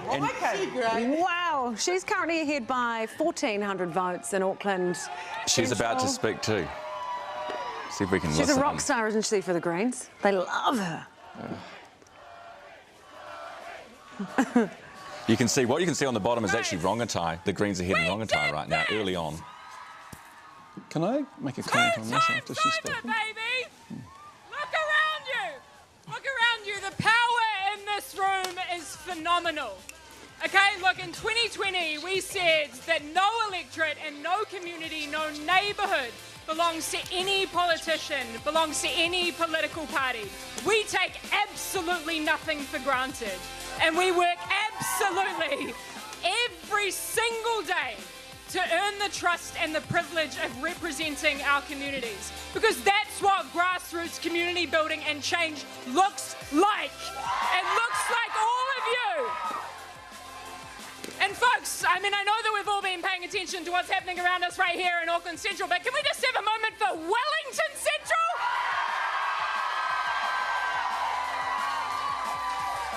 We spent a good few years getting that Tamitha Paul on the Green Party vibe, didn't we? But look at what we have achieved. I also want to mahi to Ricardo Menendez March. Where are you, Ihoa? That campaign out there, and none other. There's Ricardo. Give a big clap for Ricardo. For the community that was built, for the campaign that was run. Because campaigns are a manifestation of hope. They are a movement to achieve all of the things that all of us so deeply and profoundly believe in. And they don't end here. Because all of us know that so many of our communities have been struggling under this trickle-down economics thing that so many of those other political parties take for granted. Under an economic system that exploits both people and the planet. But all of us here in this room know that that stuff, that ain't inevitable. That is the consequence of political decisions. And what we have shown with our results tonight, I just also need a shout out to Rongotai. Who's paying attention to that one? We're on track for so this is Chloe Strawbrook sounding victorious. She is not yet to win Auckland Central. There's still a few votes to be counted, and also a lead of a majority of just over 1,000. Jenna? 1,426. Chloe Strawbrook is leading by, it's larger than her majority at the last election, but only 38% of the vote has been counted. And that's not what she is celebrating, though. What the Greens are celebrating tonight is the fact that they are now advancing into more electorate seats. And Paula, you were talking about what this gives you as a party. If you pick up electorate seats, you get more resource. You do. You get more resources. You've got an electorate office. You get more staff generally, which means that you can then look at, you know, people that are doing policy as well. So, look, it's not certainly the party vote that matters, and that's what gets you in or out of government. But being in an electorate does set you up better for the next electorate. You know, you get to be live in there, and so that's really something as well. Oh, we're going live to the big pinky. We've got Brooke Van Velden. Brooke Van Velden is ahead in Tamaki, isn't she? Yeah. She's winning another electorate for ACT. This is Big at this Pinky. Point. They're all coming off Big Pinky. Is this the bus? Yeah. Oh, Big Pinky. We need to zoom She's out. arrived at the ACT Party headquarters. Hey guys, she's ahead by over 3,300 votes in Tamaki. Paula, we've been meaning to ask you about that cup of tea that you had, or was it a coffee with Brooke? I had a flat white, she drank tea. Okay, and what was that all about? It was tasty and, no, look, I've known Brooke for a lot of years. I've always admired her. I saw her work through the End of Life Bill, and yeah, like she is, I'm a woman that supports women in Parliament. All right, Brooke. So he's coming on the bus, not the boat. Well, it's Brooke. I'm not sure. I can't see David Seymour at this point, but she's definitely getting a hero's welcome. The electorate has rewarded you. You have worked so hard for this electorate, and they have rewarded you. How are you feeling?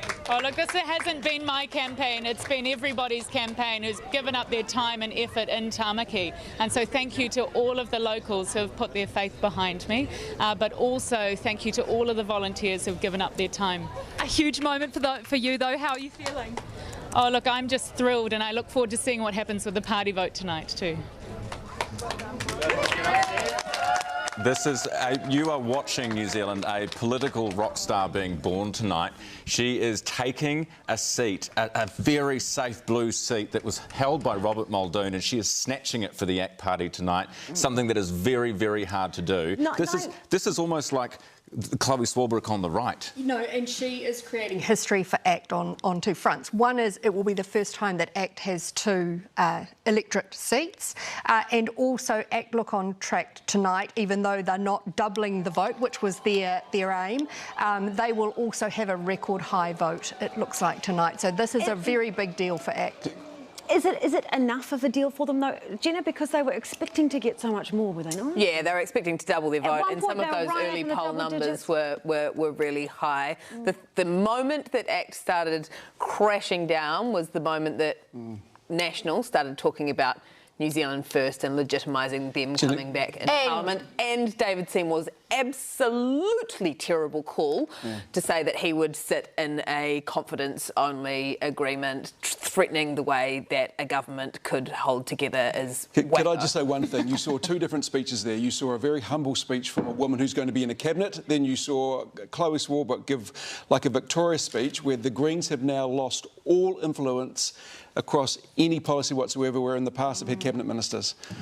She's done very well, Brooke, and I think you're right. There's a political superstar on the rise here. Even a big win, even as you say, you know, the vote as it is for the Greens, they might see it as a win with those three electorates, but it's not really because they're going to be on the opposition. They've lost James Shaw, who's a very important minister. Marama was a minister outside of cabinet, and they had other very influential people in the left. Those guys have now lost all their influence, and yet Chloe's speech, you thought, goodness me, that she'd won the prime ministership. Yeah, well, there are plenty more rock stars to be born tonight, I think. And we might have to get out Laser Kiwi again, so just stay with us. It's all getting cracking now. It's 9:15. We've got a lot to come, so stick with us. We'll be back after this break.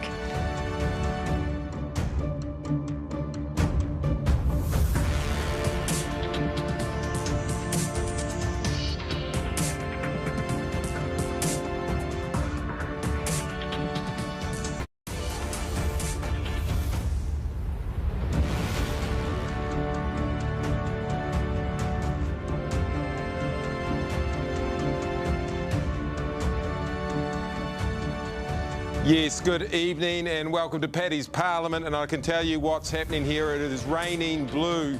Blue dubba dee dubba doo. I don't quite know how it goes, but it is going to rain blue in here as we turn this place into what your parliament looks like as we translate your vote. And look at this.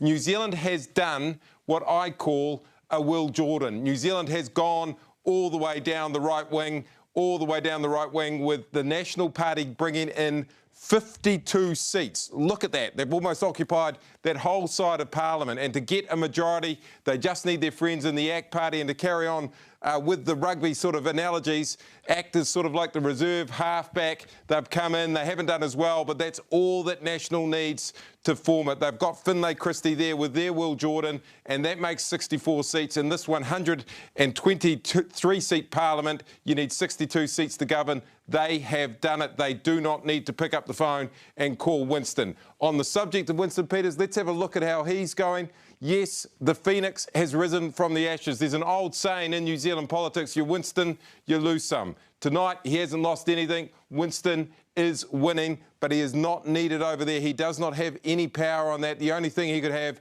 is a sort of skip pass from the National Party over to Winston Peters to do some business out there. Coming over to the Labour Party, this is not good. This is, and I'm really going to struggle to pronounce this word, ignominious. If I've got it wrong, people at home, but it is an ignominious result. It is a terrible result. Chris Hipkins making those Alison Holst sausage rolls. He will get rolled on these numbers. That's the only role he needs to watch out for right now. Greens, the Kermit factor, as I like to call it, has come in a lot lower. Yes, they're having some fun out there in the electorate seats, but what matters here is the party vote, and the party vote is only giving them 13 MPs. And by the way, it's 13 MPs in opposition. But here we go. Get out the guitars. Start the Waiata, 5 seats for Te Pāti Māori. Wow, nobody was predicting this. This means they are ahead in 5 of the Māori seats right now. There's only 7 of them, and they are giving Labour a bit of a whipping out there. So they are the big surprises out here in Paddy's Parliament, out there in the Māori seats, but coming back in here to Paddy's Parliament. And with 40% of the vote counted, take a look at what I've got in here, peeps, because this is what that Parliament's going to look like. That's a strong sample out there. And I'm telling you one thing, at the moment there's a political master over this side. His name's Christopher Luxon. He's a Mr. Miyagi right now. Lux on, Lux off. We've got a new Prime Minister coming by the name of Christopher Luxon. Paddy, thank you for that. This is not what the polls suggested. This is not what was supposed to happen. This is not what we thought was going to happen. Somehow, with 42% of the votes counted right now, as Paddy says, Chris Luxon is in pole position to form a government, and he doesn't need Winston. Currently, 8 MPs they would get into Parliament on these numbers. But the Māori Party, Te Pāti Māori, Mani, let's start with you. What's going on here? Yeah, this is pretty significant. I think since 2005, when I think they had 4 seats. Is that right, Julian? You know, this is unprecedented for the Māori Party. But I also think not only is this indicative of the Māori Party, of voters being so disappointed with the Labour Māori caucus. Historically, the biggest Māori caucus that we've ever seen in a government failed to really serve a lot of Māori voters, it seems, and this is proven in the results. Also, what we're seeing is a huge generational shift and change in those voters, and that is showing. Mani, that works perfectly, because we're now going to go to Rawiri Waititi, co-leader of Te Pāti Māori, who's joining us from Rotorua. Rawiri, gosh, this is a brilliant result for your party. How are you feeling? What are your thoughts? I can't hear anything.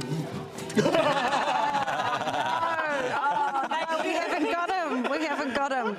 Okay, we'll try and get that sorted out, and we'll come back to I tell you what, Rawiri. the people have heard Rawiri. The That's people right. have heard Te Pāti Māori's message. We're going to go. Yeah, we'll come back to Rawiri a little bit later on. We're going to go to another party who has been heard by the public tonight, but who may not actually be needed after all of this push to get across the 5% threshold. New Zealand First is getting there, and Nick Trubridge is live from the Duke of Marlborough, where Winston Peters is due to arrive shortly. Wow. We'll come through this way. Come through here. Wow. Is it Chumbawamba? Chumbawamba. Now, we understand this a little bit better. We understand he's just about to come down these stairs. Obviously, it's a weird sort of result for Winston Peters tonight. As Paddy pointed out earlier, he will be back in Parliament, but not in government. So what does he actually going to be able to do. Of course, the catch cry here in Northland for NZ First in previous years has been the Provincial Growth Fund, but there's not going to be any of that because Winston's not going to have his hands have a hand in the government, I should say. We'll take you back through here and try and get some sort of sense of what it's like. It's really, really loud. I'll get some pictures. Follow me in here. If you can hear me, the party is starting. They don't care that they're not in government because they are just happy to be back in Parliament, and it's absolutely going off. Shango said they were going to drink the place dry tonight. They'll be drinking it dry, all right, but we're waiting for Winston. We're waiting for Winston. So as soon as he is down, he's usually holed up in a room upstairs. As soon as he's down, we'll come back to you. Should be any minute, I think. OK, Nick, thank you so much for that. We've actually got some intel. The last ferry leaves Russell at 10 o'clock, and Winston knows that, so he's going to be out in the next half an hour. We know that for sure. We're going to go now. Imagine that ferry ride. Oh, my gosh. Oh, my gosh, yeah. I don't want to. Bring the bottles from the pub, get on the ferry and Chumbawamba all the way to Paihia. Oh, my gosh. OK, we're going to go back now to Rawiri Waititi, who's joining us from Rotorua. Rawiri, it is looking good for Te Pāti Māori. That's a big smile. How are you feeling? Oh, really elated that we've got this result. What it tells us is that our people have turned up. They've used MMP really, really well, so we're maturing to the system of MMP for a long, long time. The major parties have kind of held on to this first past the post type mentality, which takes us back to 1993. Today, I think our people have finally matured to MMP, and they're the power of their vote and the power of their voice today. And I'm really elated of how we're running and checking in the other electorates as well. You and Debbie, your co-leader, you know, you said throughout the campaign you wanted to win all 7 of the Māori electorates. It looks like you're on track for 5. Not a bad effort then. Do you think you're going to be able to retain all 5? Oh, look, hey, what this tells us is there's a turn on. And absolutely, you know, we said that, you know, on a bad day would be 4. Anything more than that is going to be awesome for our movement. But what that tells us is that, like I said, our people are on the move. We're really excited about where we're heading to as a movement. Come 2026, 2029, it's going to be a very, very different election for Te Iwi Māori as we start to mature and become more aware of how strong our voice is in this democracy. Rawiri ko Julian tēnei hoa mihi atu ana me te tangi atu ki tō māmā. I riro rai roto I ngā rā. Nō reira tēnā koe me ngā mihi whakawhiwhia koe ki tō tūru. Tēnā koe. Look, it's still close in some of those seats. How do you think seats like Te Tai Tokerau, I mean, even Tāmaki Makaurau, these were seats that weren't meant to be in play. Hauraki Waikato, I know the question was that will you still retain them, but what do you think has been the factor that has led to you still being so competitive in seats no one picked you to be competitive in? Oh, we always knew we could be competitive in those seats, and I always knew we had the right people standing in those seats because they represented their communities. That's the first thing. The second thing is we've done a big push to the 70% of Māori that are 40 years and younger. And so that's who we've tried to appeal to, is our rangatahi vote and the rangatahi voice, who I believe have turned out in this election, and notwithstanding standing side by side with their pakeke to ensure that an unapologetic, unfettered, unbridled and unseated voice heads into Parliament to advocate for our issues heading forward. Engari ko te mea ke ka noho hoariri mai koe, ne? You're going to be a part of an opposition against an ACT and national-led government. So what will that mean for the party when it tried to push policies like wealth tax, ghost house taxes and those things? How are you going to make those work? Ka pehi tonu I wera tua huatanga kaupapa. Ahakwa te hekenga So sorry to interrupt here. We're going to have to interrupt Rawiri Waititi speaking to us live from Rotorua tonight because Winston Peters has just taken the stage at the Duke of Marlborough in Russell. We're going live there now. I must say that when we first said a few years ago that we were going to make a comeback, they all laughed at us. But they're not laughing now, are they? The second thing is, I want to say how grateful I am to those people, all members of the board and critical people in the electorates all around this country who, despite the ignominy of working for a great party called New Zealand First, stuck with it day in, day out. And I will never, ever forget how important their work was. because we were in a campaign where the most significant comment they would have received was, "You're setting out to do the impossible." But don't ever forget this. We are so grateful to our members of the board, every electorate official all around this country, and all those people who did the hard yards and believed in us and brought us home. Thank you, thank you, thank you.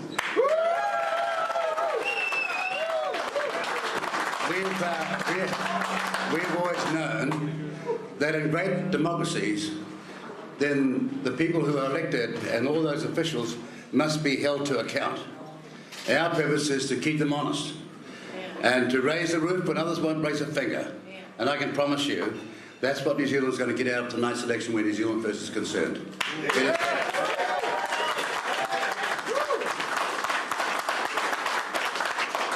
To all those candidates who should be in Parliament with us tonight, my grateful thanks, and particularly to your spouses and your family, because it's a difficult job and it creates enormous sacrifices for families. So thank you for trying, and hang on, because it's an election in 2026 and we're getting ready for it. Yeah! And one last thing to everybody, we were in a campaign where the economic circumstances of our country were not unveiled, they were not known. And when we open the books very shortly, we will realise just how serious our country's crisis in economic terms is. We are, in the last IMF survey, coming in at 159 of 160 countries. Please don't forget that. All those promises that were made, which have got no chance unless there is a moment of reality taken by politicians right now. Even those that have won, and congratulations to them, there is a moment of reality that's seriously needed, because if we don't do that, then we've got to go on a slide. This wasn't an inflation election where we had to turn things around. And if we can help going forward, we will. That's the most significant thing. And the last thing I want to say to you all tonight, have a great night. We have done the impossible. Yes!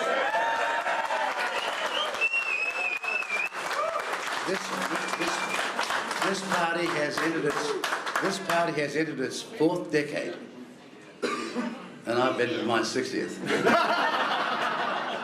Six, I mean, not 60th. Anyways, thank you very much. Have a great night. Cheers. He is one of a kind, and as he said, New Zealand First now been in business for 40 years. Yeah, but did you also hear him say, bring on 2026, because we're coming back? Yeah. So what does that tell us, Josie? Josie Begani is here for reaction to Winston Peters' speech there from the Duke of Marlborough.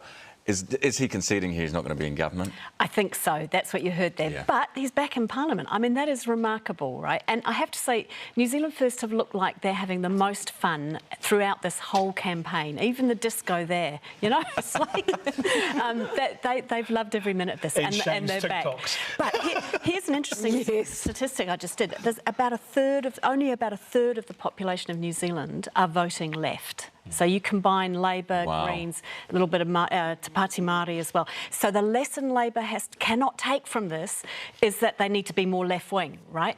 I mean, people have voted National, so they need to think about how you have a muscular centre that means something to people. I think that's going to be really tough for them. They can't do what they did last time and spend 3 years thinking that they weren't left-wing enough. That is fascinating. We're going to have a wee listen in now, because Winston Peters has come off the stage and he is speaking to media. I said we'd be back, and we are. Is it enough strength that you could actually manage to work a deal with government? That's your question. What's yours? The number one objective had to be to get in government, though, I guess is the question. No, the number one objective was to be back, because you can't do the number two objective unless you get number one objective. What's your question? You've been around long on these guys. Mr. Peters, when you said if we can help, we will, is that a signal to National that maybe they'd like another coalition partner? No, it's a great statement of patriotism. So what do you... This place is called New Zealand First. What are your main objectives this term then, Mr. Peters? What are your main objectives in Parliament this term? Let's be fair here. You got a question? Okay. No? Great. It's over. Mr. Peters. Oh my gosh! Peters, I wasn't sure if Winston Peters was going to make any sense speaking to the media, and it's not very, it's a little bit nonsensical. It's Winston being Winston. But He doesn't like Mr. Peters, what is your main objective in Parliament this term? You're back, but you're not in government. What are you? Do you know, this has actually been... There's a couple of lovely moments from Winston Peters there. One when he was on stage and he talked about, 40 years of New Zealand. He seemed quite proud of that. Can I just say one thing? Turns out he is going to go with Labour, but into opposition. Very good point. That's a good point, Josie. That is a good point. And what he also has said is basically to his supporters, don't worry, 2026 is coming. There is another election. Maybe we'll get into government after that. We're going to go now to the man that some people described as Captain Panic Pants. That's how Paddy described Actually, we're about to go to Chris Bishop, for those who are wondering who it is. We'll go to him in just a second. But a couple of interesting things there from the leader of the New Zealand First Party, from Winston Peters, is, if you need us, we will work with you. And it's early days. They might need it. That margin might narrow, Jenna, and they may need to still pick up that phone to Winston Peters. They still may need to pick up that phone to Winston Peters, but he only is going to do it if he has to, right? That's what he's told the New Zealand public. So Christopher Luxon, if he turns around and tries to get a bigger majority by getting New Zealand First on board, he has lied to the New Zealand public. He said he would only pick up the phone if he couldn't do it alone with ACT.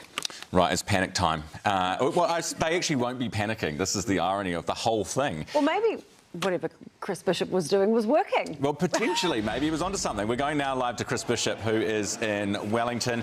And Hutt South, let's start with your seat, actually, Chris. You're on 9,005 votes. You're ahead by a slim margin of 517 with 49% returned. How are you feeling about that?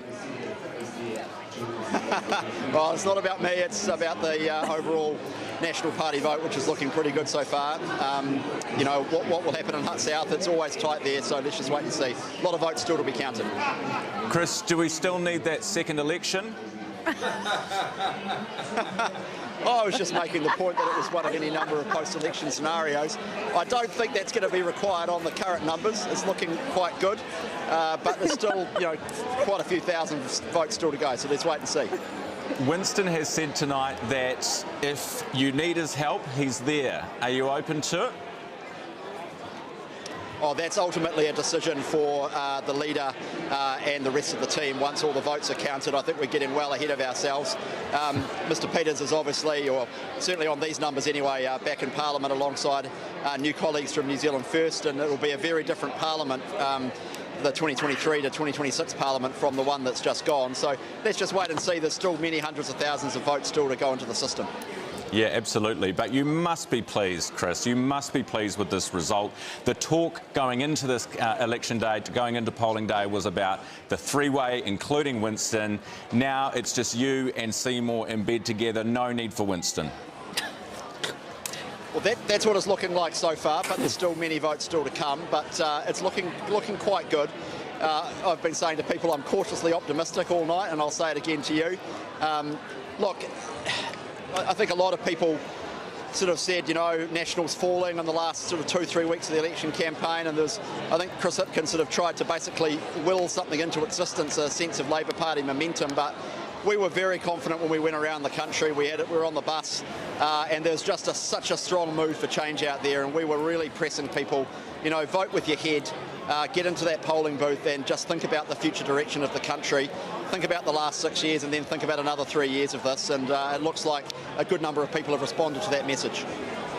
Hey, Bish, Jenna Lynch here. How's it going? Hey, you might not need Winston Peters, but would you nominate him for Speaker?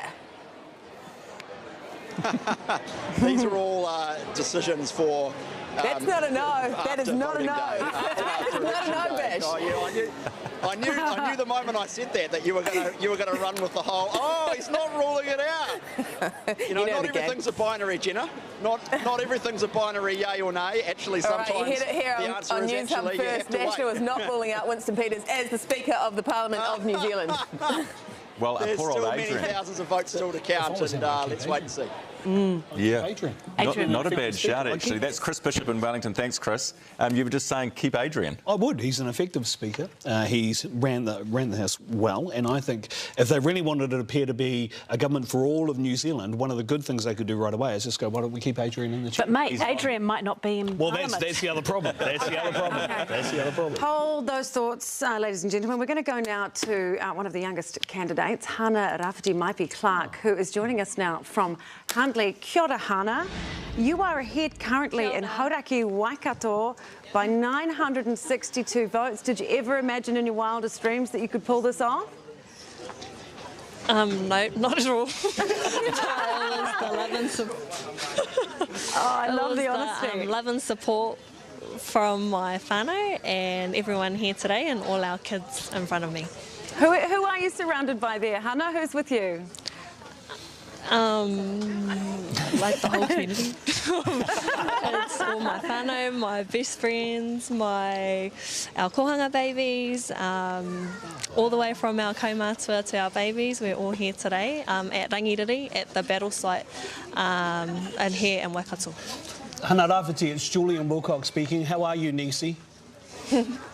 Hi, Uncle. Hey, look, I know it's not a done deal. Do you think you can retain the seat, even though you're only 960 votes ahead and there's still a lot to go? Do you think you'll win the seat by the end of the night? For me, it was never about the seat. It's about creating a table for all of us to come on to. I've been inspired by Whainanaya my whole life in terms of political leadership that she's carried, and this is about making sure that our whānau actually believe in. We've seen a huge amount of support for Te Pāti Māori and the way that we can believe in ourselves to make that change, especially in our kohanga reo generation, our wharekura, and our kids. Tēnā koe hana ko Mani Dunlop tēnei. Ara, tika tautua kua tai ke se reanga o te kohanga reo, and you are right that generational shift has happened. Do you think that your campaign has really focused on getting that rangatahi vote out and we're seeing that work? I think at the Paukai the other day I said for the first time ever you'll hear your kids and your mokos talking about politics to you, and I think that no matter what the outcome was, I was happy with that. I was happy that our whānau felt engaged, but I was running 2 campaigns. I went to nearly all of our different rural town communities within our electorate. I can't imagine the amount of gas money that we've spent around our whole electorate. We've gone kanohi ki te kanohi, ki runga ngā marae, ki runga i ngā paukai, ki ngā kaupapa here katoa, and then we've also run a social media campaign. So it's been a lot of layers that you have to be obligated to, that I'm ready to make sure that I'm accounted to only one people, and that's our people here in Hauraki Waikato. Oh, brilliant, Hana. Hey, thank you so much. Just very quickly, we know you've had a tough campaign. Your home has been targeted. Is it all worth it? For me, it was, no matter what the outcome was, I was so happy that my whānau are still here. If I had 1 vote, I think everyone here still would have turned up. If I had 1,000,000 votes, they still would have turned up. During the dark times, our whānau still showed the support, and that's what I was happy about. Oh, that's beautiful. Hana Rafferty Maipi-Clark there. Still too close to call. It is very close. 963 votes in it with 47% counted. We're going to go to a break now. We will be back with more. And when we do come back, we may have Christopher Luxon or Christopher Hipkins speaking to us. So do come back in just a few moments.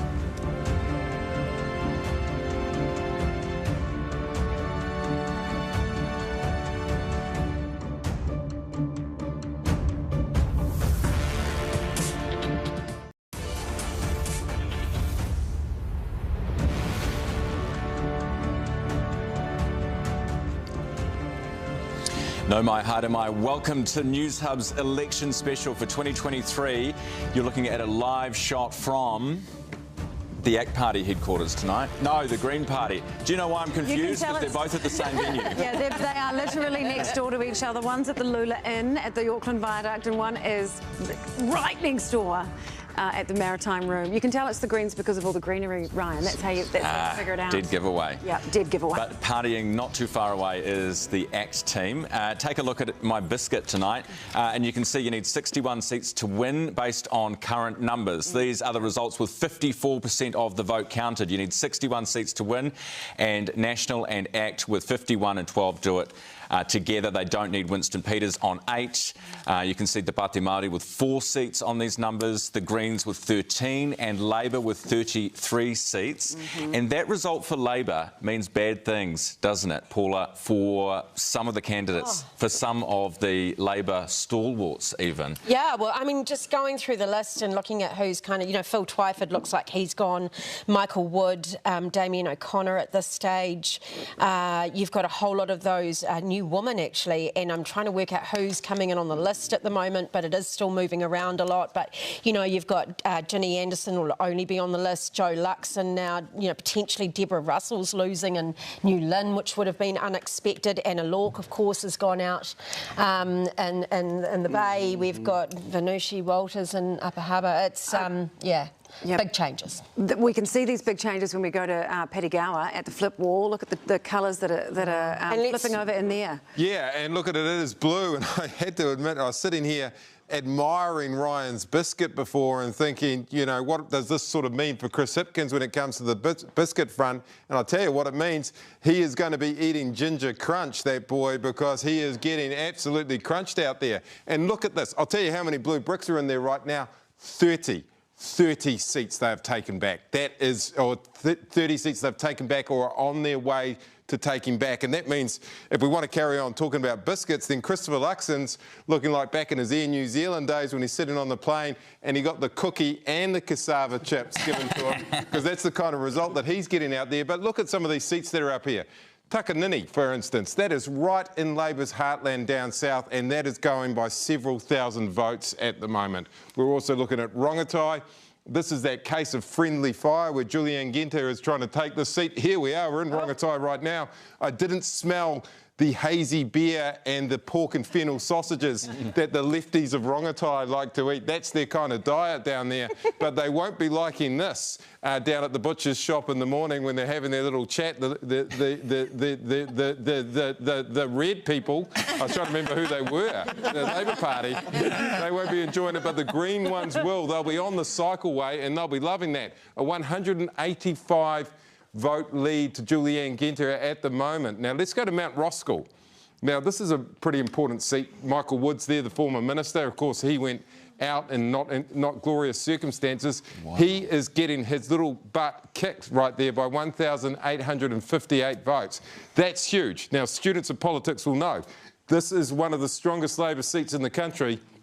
The last time, Stuart Nash is nodding right now, I won't test you, but I'll tell you, the last time that this went blue was in the Great Blue Landslide of 1990 when a man called Gilbert Miles took it off Phil Goff. This seat does not move out of Labor hands unless something really big is going on, and at the moment, on 1,858 vote lead, Carlos Chung is about to do a big banger of a blue victory out in Mount Roskill. Let's look at what else is happening out in the country.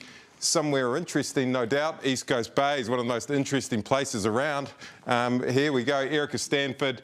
And these are the kind of results that you get in safe seats when a big winner as well. A 12,000 vote majority there at the moment, and building and building. You start to get the popular MPs, get the really massive wins out there. That's what we saw when the red wave came through last time. The blue wave is coming now, and I'm just going to usher the blue wave back over to you, Sam and Ryan. I'm going to catch that blue wave from you, Paddy. Be careful, it's powerful, Ryan. I'm actually going to push that power. I'm going to push that blue power forward to Amanda Gillies, who is going to join us now from the Blue House. She's joining us from Chris Luxon's house right now. Amanda. I am riding the blue wave in the heart of Remuera tonight. No sign of Christopher Luxon yet. He's still holed up inside his home with his wife Amanda and his two kids who we met a little bit earlier, William and Olivia. But I have been joined by his neighbours. They are out in force and they are oh so proud of Christopher Luxon tonight. We've got here Jill and Gay. Mother and daughter. Long-time National supporters. Over 100 years of supporting National we are, but together. I've been voting 64 years National. And I've been over 40 years. Brilliant. And how proud are you of Christopher Very Luxon? proud, very proud. The company gets back on track. We've always voted National. We believe they just need to be back in there. We firmly believe in them. And you live across the road. What's he like as a neighbour? I'm just next door to the house on the corner here, Victoria Gardens. And what's he like as a neighbour, though? I don't see him. Really? We hear about we it don't all. see him. We We see him mostly on the TV, but yes, a most impressionable. Looks a lovely man, fine figurehead, I would say, for Prime Minister. Very proud moment. Very, very proud, yes. Excellent, thank you guys. So no sign of him yet. We have been told maybe it could be another half hour, but I'm sure they are celebrating. Of course, he will not be popping the champagne corks at all. He doesn't drink. Bit of country music, though, and soaking up the moment and all the celebrations that are out on the street tonight. Newshub correspondent Amanda Gillies there. Tēnā koe, thank you so much. Now we're going to hop across to Chris Hipkins' house. Alexa Cook joins us now. Not a lot going on there by the looks of things, Alexa. Nope, there is no red wave. It's quite a different vibe to what we saw in 2020 when Jacinda Ardern pretty much had a street party. Sorry, Alexa, hold that thought. Instead, it's pretty... We have got the leaders of the Green Party arriving now. Stoked, actually, mate. We're really, really proud. Wellington Central, Auckland Central, Wellington Central, Auckland Central for a second term. Rongotai looking real clear. The people have spoken. The people have spoken, yeah. And it's been such hard work, this campaign, hasn't it? It's been incredible. I'm just proud of all of our amazing people here. James, how are you feeling? Good, Mike, how are you? Very well.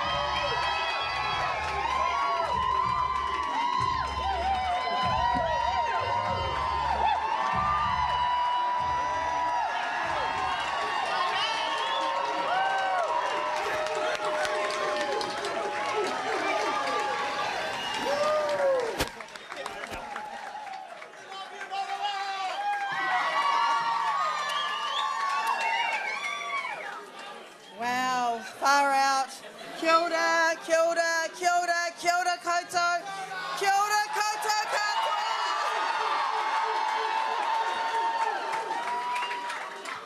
Ngā mihi nui kia koutou te rōpū kākariki.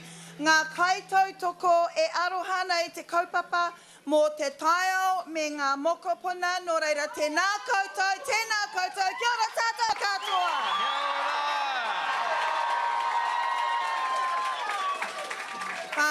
Whānau. It is the greatest honour of my life to lead the Green Party with James Shaw and to work with you and our communities for an Aotearoa that protects our mokopuna and our planet. And I am so proud. I am so proud and grateful to every single one of you here and around Aotearoa, the strength that you have given us. We have carried your spirit, your energy, your passion with us every step of the way. Thank you all for your inspiring mahi.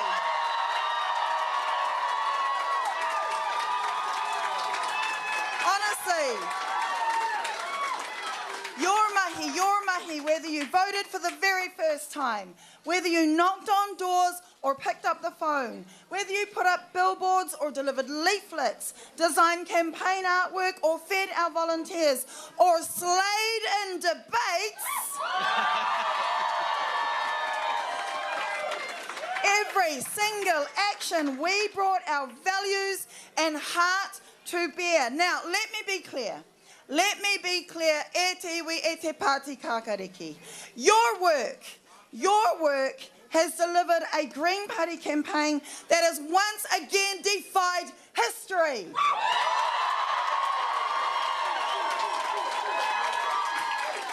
Oh my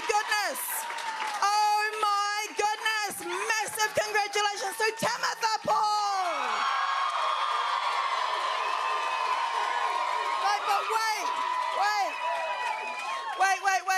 I love this bit. Earlier, even just this evening, people were calling Wellington Central a Labour stronghold, but it is looking more and more likely as the night goes on that the people of Wellington Central have elected a Green MP. And there's more, no, wait. No, I haven't even finished yet. And holy heck, Julianne Denter! Marama Davidson there. Marama Davidson in the Greens. Great time. Yeah, we're waiting for Chris Hipkins to come out of his house. The contrast New Zealand here... Prime Minister, but not for much longer. Well, that's the thing. The contrast here couldn't be greater. At the National Party HQ, they are drinking mum, and Chris Hipkins tonight might need his mum, because on these numbers, it is a shocking result, 26.2%. We are seeing a little bit of a change, though, in the National Party in just the last half an hour, Jenna. They're dropping back slightly. Yeah, dropping back slightly, but when you're looking at the seats that they're getting in the House, they're still on 51 seats. The ACT Party's still on 12 seats, so we're not seeing too much of a shift of how they could make up a government, but they're now just over that 40% mark. Megan Woods was saying that they were, and you, Stu, were saying that when Labour is looking to those later counts for some of those big South Auckland booths to come in, and look, we might see Labour go up a bit and National go down a bit. Let's go to Chris Hipkins' house and bring in Alexa. Alexa, you're there. What's the mood like where you are? Is anything going on? We're waiting on Hipkins to come out. Labour currently on 26% with 59% of the vote counted. Kia ora, Alexa. Can you hear us okay? I think we're getting the audio from Winston's party, but we're actually looking at Alexa. Yeah. Hi guys. Oh, there she is. We've got you now. Alexa. The lights are on in the van behind you. So do we think that he's going to be on the hoof soon? It has been a long, long wait, but Chris Hipkins is hopefully just moments away from appearing now, about an hour later than we expected. He will be coming just around this corner here and then hopping in his van and heading off to the Lower Hutt party headquarters, where there might not be the party he hoped for. Do you think, Alexa, at this stage, and also asking our panellists, do you think he's made a concession phone call to Christopher Luxon yet? Stuart? Probably not quite hard to yet. know. We haven't had any intel from here. It's probably not too far away. But again, let me go back to that Green speech. I mean, it's a Pyrrhic victory, right? So they may have won more seats, but they've lost any ability to influence. And the Greens can only do well or only implement their agenda if Labour is strong. Labour's been smashed by all accounts, therefore the Greens have no influence. So, you know, you had two former ministers, addressing a crowd as if they'd won a victory. It's pretty hollow for the Greens, I would say. I wouldn't imagine that that Hipkins has made that call quite yet. We're at 60%, and we're still seeing a few of those kind of little changes that are happening there, and he'll be looking at some of those big booths coming through. But yeah, can I just sort of reiterate what Stuart just said? I mean, you've got the Greens kind of, you know, sounding like they've just won government. Well, James Shaw is no longer, you know, Minister of Climate Change. Julianne Denter is no longer doing associate transport. You know, Marama's no longer able to influence homelessness in this country, which she purported was so important to her. Well, and think about what Josie Pagani said before about the absolute reduction in the number of people voting left in the country on tonight's... Just a third of the country, wasn't it? Just a third of the country, and MMP is about winning your block. Totally. So you can't just celebrate, as the Greens are doing, their vote up when overall, on the centre-left, that vote has taken an absolute pounding. Why is it that the Green Party is not open to working with either side of the political spectrum? I've never been able to figure this out, and I can figure it out. It's because of the hard rump of that party who would never stomach it. Think about where the Greens came from.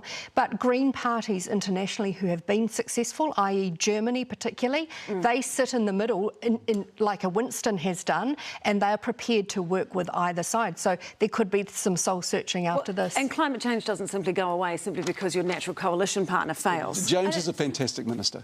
I think James could sit naturally in Labour, National, with a coalition there, but what has to happen is any deal that the Greens do has to go out to their members to verify. It's the annoying thing about the Greens. Does that need to change? Well, that's up to the Greens. Yeah, that's well, sure, but you can't make that change without asking the members. But if you want to be pragmatic, if the Greens really want climate change, and James is an expert on this, he really is. They really don't want climate change. Well, maybe they don't, but if they really do want to address climate change, then James is the guy to do that. But, I mean, they are miles apart on social issues. They really And, I mean, you teasingly call them the watermelon party, green on the outside and red on the inside. I mean, we are so diametrically opposed to where we believe, the social and economic influence in this country is at, that you just can't see that partnership. Also, if people wanted a right-green party, there's one sitting there, top. And they're on 2%. But they've said they'll work with either side. But, we're bringing the button out again. OK, it is time. Can we do some kind of Yeah, it's a bit like that. My turn. OK, let's go back. Here she goes. Here she is. All right, so what's she going to do? We're going to get Laser Kiwi to hatch an egg. Are we ready to go? Come on, Linda, what do you got back there? 3, 2, 1. Out she pops. Oh, she's laying an egg. Oh my God. She's not sending someone off. We're welcoming somebody back to the Parliament. Who is it going to be? Oh, the laser. She laces it open. Oh, it's a double yoga. Oh, my Lord. We've got Winston Peters and Shane Jones. It's a double yoker. Can I just... New Zealand's first, winning 8 seats in this selection. Can I just say... Back in the Parliament. Congratulations and thank you to all the hard work for all of our graphics people and AR people and whoever put all this together. We're going live now to the Hut. Chris Hipkins, the current Prime Minister, leader of the Labour Party, currently sitting with just 33 seats on this vote. 26% of the vote is about to leave his house. Let's go to Alexa.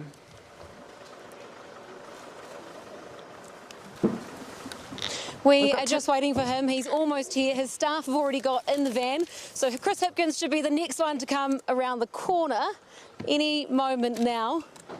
Alexa, do you think he's going to do that tricky thing where he goes around the other side and we miss him because of the tinted windows and he's snuck in that way? I mean, that would be quite telling if he didn't want to have a quick word to us. We have been promised that he will come round the corner towards us. Here he comes now. Have you called this? Is this person expected? Have you conceded, Chris? Have you conceded? Have you conceded? Oh, it's a tough night for Chris Hipkins. He's been Prime Minister since January for 9 months. We're talking about a career politician. This is surely his dream, was to be Prime Minister, and he knows now that he is not going to be able to continue on in the role. And as you say, 9 months, Sam, and he was a Minister of everything in his time when he's been in Cabinet. Minister of Police, Minister of Education, Minister of COVID for 5 minutes, and now Prime Minister for 9 months. He's a Prime Minister with a bit of an asterisk, isn't he? Because he's never going to say that he was elected Prime Minister unless he sticks around in opposition and then comes back. What are your thoughts, Stuart? Well, look, Bill English took National Party to the worst victory I think they'd ever had, and he came back and he was Prime Minister and he was a very successful Finance Minister. So and got them to 44%. And got them to 44%. Didn't get them in government. Well, I mean, he was your Prime Minister. Yeah, he was. So, there is life after defeat if Chris decides that's the route he wants to take. But I don't think he's thinking about that at this point in time. I suspect he's going to be there. He'll take responsibility because he does. That's what leaders do. But then Labor will have a good sit down and think through, where to from here. But he's not going anywhere, is he? He's not quitting politics. He's not going to resign. No, well, he's won his seat. You don't want to make decisions in the heat of the moment, in the spur of the moment. So let the dust settle and see where he ends. They're tired. I don't know. I think we'll see. Everybody will be tired, right? I mean, my first night of victory, I literally sat there crying on the couch because you're just exhausted. If you haven't got to this stage without being, I mean, God, totally. Jenna's exhausted. Come on, you guys are. I've got a second wind in me. Let's go back to the polls. Yeah, I do feel for them though. Emotions will be really high, and they have tried hard. He'll be gutted. For Labor has been about could they save the furniture this election? And if you look at the result now, it's about what are the foundations that will be left standing. And go back to Mount Roskill as a great example. Michael Wood, who was turfed out of Cabinet, but then everyone has said there might be a path back to him, picked as a future Prime Minister. Will he even be there to be able to do that? So it's going to leave the cupboard pretty bare for Labor. The look on Chris Hipkins' face was just utter devastation. And this is a guy who his resting face is a big chippy grin. Chippy, yeah. He just looked gutted. West Auckland was Labour. Westies, this is Labour, and by the look of the results at the moment, West Auckland could go blue. I mean, Paula, does this happen? Has it happened? Did you pick it? I mean, not for Te Atatu. I never picked it. Well, look, I think Andrew's amazing. So it wasn't about her. It was just about Phil's name recognition, quite frankly, and the Labour stronghold that seat is and was. New Lynn. Deborah Russell, popular, has, worked it hard, and they're looking like losing. So when you look at West Auckland and the change there, mind you, John Howard always used to say, if you want to win an election, you've got to win West Sydney. And I'll tell you what, West Auckland's a little bit the same. One of the only places on the map that Paddy showed us before that was red is Dunedin, and Taieri, which is red as red as red as red as red. I come from there. Ingrid Leary's only winning it by 700 votes. Wow. That is where... That red comes out of the taps in Taieri. That is how deep this thing goes. They haven't lost... Labour hasn't lost a seat in Dunedin since 1975. And to be that close is an absolutely incredible statistic to come out of tonight. We're going to take a quick break. This is Newshub's live election special. We'll be back with much more, maybe even hearing from the current Prime Minister and Labour leader Chris Hipkins when we return.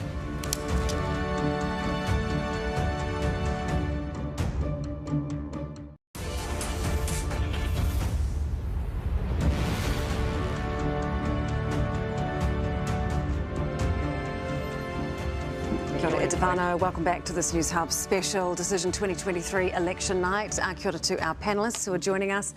All right, 62 seats are needed now to win, to form a coalition. Let's have a look at the numbers. We've got National on 51, ACT on 12. That gives them enough to govern. 63 seats. Yeah, Paula, you were just saying that your hope for tonight is that we actually have some clarity, that Luxon and Seymour come out and say, right, we're forming a government. I think that's what the country wants, and I think it's what they've voted for. Well, it's good for the economy, it's good for business, it's good for everything, isn't it? We've all been a bit grumpy. We haven't seen a summer. We've had bloody politicians shouting at each other and getting all negative and awful. We want all a bit of optimism and hope, and so I think that what the public have said by these votes is give us some certainty. Look, they need time to work out the details of it, but I hope they come out. They've actually said, zip it, sweetie. They've said, zip it, sweetie. It's time for us to talk, and they're having to listen to this, aren't they? Well, yeah. I mean, I'll come in as a bit of a voice of reason, because when I sit here, I get a little bit more serious, and I would just like to say, I know that it looked like I was malfunctioning or glitching over there before, but it's very difficult when you come out of the matrix and back in, and something was definitely going wrong, but I've been reset. But just a bit of a voice of reason here. Look, yes, we have got a National ACT government, but hang on, it's not by much. Now, in a parliament that size, you lose 1 or 2 MPs and all of a sudden you're back down to not having a majority. The other thing to take into account are the special votes that won't be back for a couple of weeks. We have seen them switch by as much as 2 votes back to the other side. So while we might see National ACT coming together tonight and sending that message, it does raise to me the need to potentially talk to Winston Peters to get that insurance, to really get a manageable government. And actually, Christopher Luxon, in his mind, will be thinking, yes, that is the kind of insurance. No one really wants Winston Peters as insurance. It sounds weird, but you can then do things that ACT won't let you do as well. It shores up your majority and lets ACT do things that lets you do things that ACT won't let you do. I'm malfunctioning again. You do. Julian, what do you think? Because we did see National on 52 seats. They've dropped back to 51 in the last hour. Yep, and they could go down to 40%. And 40% potentially means it's only 50 seats. 50 seats, so then that majority gets even lower. Then you take into account special votes. You might end up only having, 60 or 59, and then you've really got to start having conversations with Winston. So that'll be interesting, and I still think we're waiting for some big boos in South Auckland to come through, right? So if that all starts to happen, we're actually starting to talk about a much tighter game. So it's not all over? No, look, if you're a betting person, you would say that it is still a National and ACT government. However, if that vote continues to erode, and it looks like it is slowly but surely, we are talking a different game. And it has been a really good night here tonight, because I've only heard Winston Peters' name mentioned about 46 times. You just did. Yeah, I know, but that's much better than earlier on in the week when people were talking about it all the time. Every second cross was about that. Hey, what about Pork Waikato? Is that a bit of, because what Paddy's saying is all true, but there's a bit of an insurance policy there, isn't there, for the Nats with a potential extra seat? There is, but Julian's right. Special votes come in, you lose a seat, then you get a seat in Port Waikato. So, if nothing else, you'd be making a call to Winston saying, hey, look, I've got your number, mate, hang on the line. Let's talk after the 4th of November when results results are confirmed. Can somebody please explain to me why we were always saying 120 seats in the Parliament, you need 61 to win. Our biscuit keeps saying 62. I know it's something to do with an overhang, but why does that number change? So you got one with the Māori Party who are only on 2.5% and, according to our current polling, is sitting on 5 seats. Here's what I'm going to say. I actually think Hanei Rāwhiti Maipi Clark has won Hauraki Waikato. That's a huge call. Because her vote is growing, it's not going the other way. Te Tai Tonga, on the other hand, which is Doc Ferris and Ero Tinekatene, is going the other way. So you take that into account, Labour has lost one of its greatest Māori politicians ever in Nanaia Mahuta. Now, I'm saying I'm prepared to call it because that's the way the vote's going. I may change my mind. But if that is the case, this hasn't just been a shocking campaign for Labour. It is one of the most brutal to lose someone like Nanaia Mahuta, and she was a huge loss for the party and for the body politic.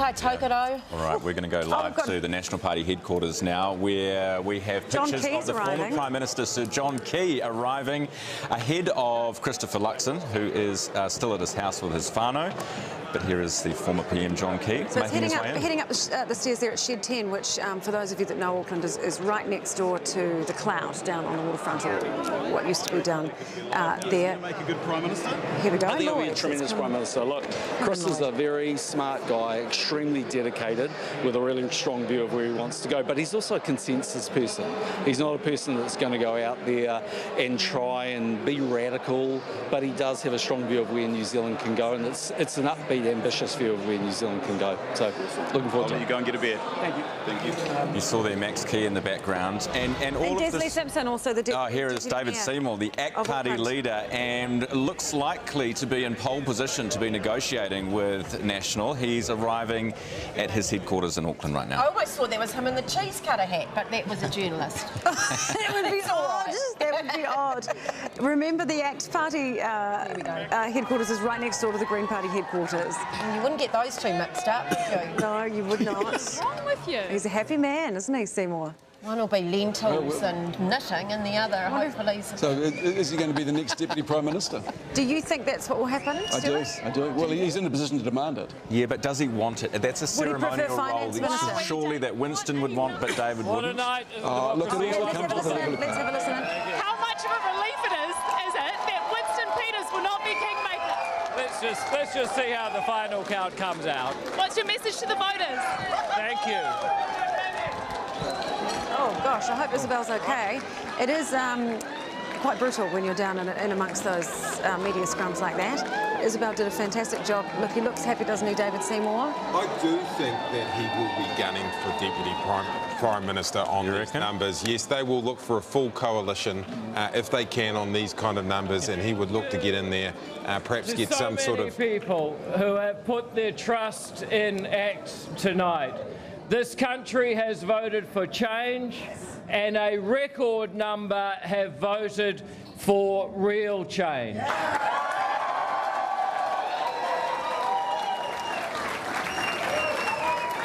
You know, I've long said that getting elected is not an achievement, it's an opportunity to do good. And for all of those people who ticked the box and lent their vote to ACT, putting their trust in us to make this country more affordable, to make it safer, and perhaps most of all, to make it a more united place where each and every person is included. Thank you. We will work tirelessly and will not cease from the effort required to make sure that this country delivers the promise it has made to so many people, those who were born here, those who were born far away and chose to be here, those from north, those from south, men and women, rich and poor. We are all New Zealanders who seek 1/5 millionth of the opportunity this country has to offer. And that is what ACT promises, the idea that we are each alike in dignity and can choose to make a difference in our own life. If those are your values, we are here to support you.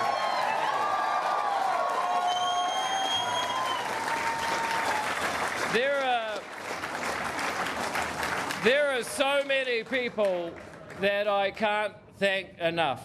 So many people whose support and encouragement has inspired me. All those people who delivered flyers in the rain, knocked on doors, came to my street corner meetings. All of those people who had so many other things that they could be doing, but they chose to participate in our democracy and contribute to real change. Those are the people that made tonight.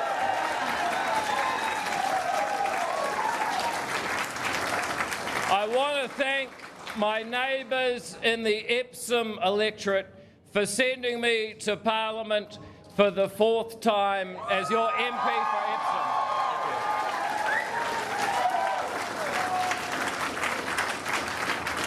And I want to congratulate my next door neighbours in the Tamaki electorate for your excellent choice. You know, I've known Brooke Van Velden for nearly 10 years. Her campaign promised to change for the better, and I know that she will be serving the Tamaki electorate as their local MP. Thank you. And for all of those people who wonder, what will the future hold? Well, I can tell you it is a future of change, a future of real change, and a future where once again New Zealand is the best little country that can, because we believe that each person has a right to make that difference in their own lives, that we are not subject to some government that decides for us, and those are the values that have brought people to these shores for generations and made New Zealand the country that it is. We thank you again. Ex-party leader David Seymour there giving his speech. He's very happy, I think, with the result tonight. Paddy, you look like you were zoning out a little bit. Yeah, I just thought, look, that's just a sort of collection of a grab bag of ACT-party quotes and whatnot. The guy should be a lot happier than that, because at the moment, you know, it is a Winston-free government, and you'd think he'd be a little bit happier than that. But the one thing I did note that was interesting, after Isabel Ewing had got sort of barged out of the way, and checking in on her, actually. No, he just we should text her, actually. The one interesting thing that he said there, though, was wait for the final vote to be counted. This is what we're talking about here.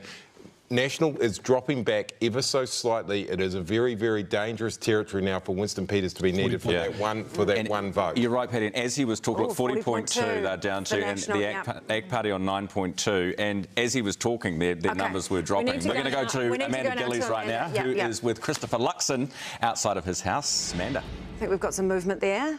Let's check in. Hi, Kia ora, Amanda. Ryan and Sam, no sign of Christopher Luxon at this sign. We have seen his Crown car go in, though, so that is a very good sign. We think maybe about 10 minutes away, but he's holed up in his home with his wife Amanda and his 2 kids, William and Olivia. We've been told he's very relaxed, he's very chilled, he's feeling very laid back, and I bet incredibly excited. We understand he's going to come past here. I don't think he is going to stop and talk to us. He's got a far better offer down at Shed 10 where all his supporters are. But can I just show you through here? A lot of his supporters and neighbours have turned up to cheer him on. They are so proud of him. They are so excited. Yeah, it's got a very cool, buzzy feel. And thank you to the lovely Anne who delivered us some Toto pizzas, 4 boxes of them. We are forever grateful, Anne, whoever you are. So I'll keep you updated, hopefully about 10 minutes away. Yeah, can I just say... Thanks so much, Amanda. Sorry, Paddy. We've got Hipkins. He's heading on in with Amelia. Talk to the people who have put so much time and energy and effort into this campaign first. Are you devastated? And then I will talk to you guys afterwards. So. How devastating is this for Labor, though? It must have been pretty hard to watch those results come in. As I've indicated, I'm going to talk to the people in there first. So. And sort of what about those people who are sitting around watching the country? What's your message to them? That you were saying was coming, it just never arrived. Why do you think it didn't come? Oh, this is a he's going to hard make it one. awkward. Yeah, this is difficult. What is your message to all of He those looks so people upset, who were doesn't he? out in support and tried to Prime increase that Minister vote? now, What's your message to them? the party's been smashed. Hold your horses and let me actually get out of the way so I can get into the room. You'll hear it. No. No one likes What was your seeing reaction them. when you first saw those Someone have to do results it, come really. in this evening? This is politics, though. Yeah. The old saying is that if you want to be a surgeon, don't complain about the blood. Yeah. Hey, but a lot of volunteers will have worked blimmin' hard out there, as I know. You know, they knock on the bloody signs and they do their thing. But no, good on Chris Hipkins. Yeah, but in saying that, you know, the political reality here, this is a hard game. Yep. And he was given a great opportunity with 9 months as Prime Minister and all of the power of the incumbency of being in government to turn things around and have a decent shot at this election. All of that has been wasted. And actually, it is hard on the volunteers, as you've said, when potentially you're out volunteering and you've got this mishmash of policies. They've completely misjudged where the electorate is going. They haven't been able to find what they're doing. And that's what... Is this mistake not going in April? When you how much of this is Hipkins and how much of this is actually the ghost of Jacinda Ardern? You know, how much of this can you put onto Chris Hipkins? How damaged was the Labor brand before she left it and handed it over to her? But listen to what Stuart Nash just said there.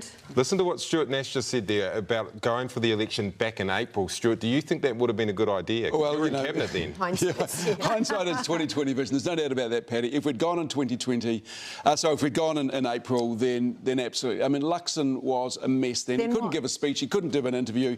This is a man who has peaked at the right time. Of that, there is no doubt. Yeah, and I will say about Christopher Luxon, he needs a massive shout-out. This is a guy who has been in Parliament for 3 years and is now becoming Prime Minister of New Zealand with 40% of the vote.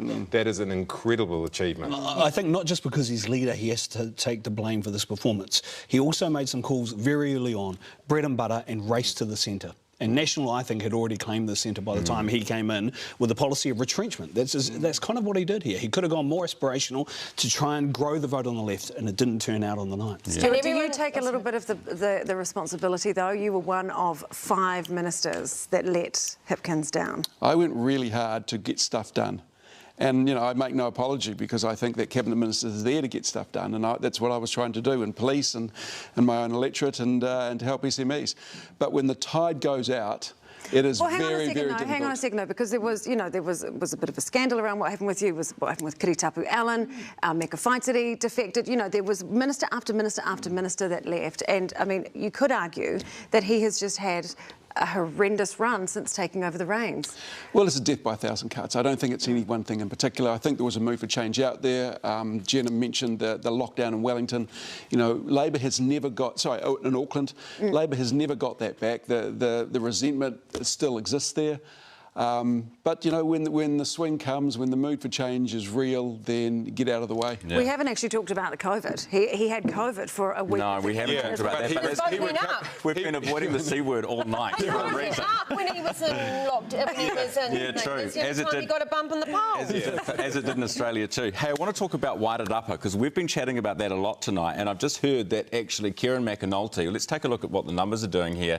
Mike Butterick, the National candidate, has taken Wairarapa. This is with 90% of the votes returned, and I've just heard from on the ground there that Kieran McAnulty, Senior Labor Minister, has just gone and conceded to Mike Butterick at the National Party headquarters in Masterton just in the last half an hour. So that seat has gone blue once more. It was held by Georgina Bayer for a little while there, but it was blue for a long time, then flipped red, now it's back. Now, there's something bigger going on here because what you're looking at there with that result is you're actually looking at, and the way that Chris Hipkins was looking there so glum, the Labor Party now has a leadership crisis. OK, Chris Hipkins is potentially not suitable to carry on as the leader of the opposition after this thrashing that he's got there. But then you've got people like Michael Wood, who could replace him, likely not to make it back to Parliament. Kieran McAnulty, another likely replacement, likely to not make it back to Parliament. Labor is now staring down the barrel of a leadership scrap and a leadership crisis because they ain't got no one to do the great irony, Paddy, is Kieran will probably be back because we lost a whole lot of seats that we should never have we should never have lost. But being a cabinet minister, he has a high ranking, and so he's 16. He's 16, so he'll be back. On the numbers right now, he would be back as a list MP. But, but he doesn't look very good as a potential leader, a guy that can't win his seat. And a guy that's actually quite centrist.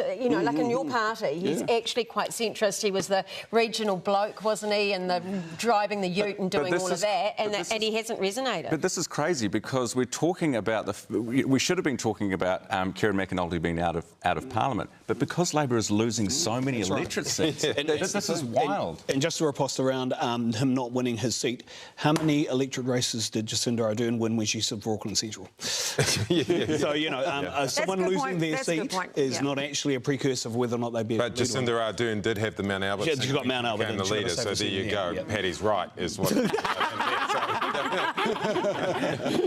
of the king, you better not. Bring it off to a gunfight. I got it.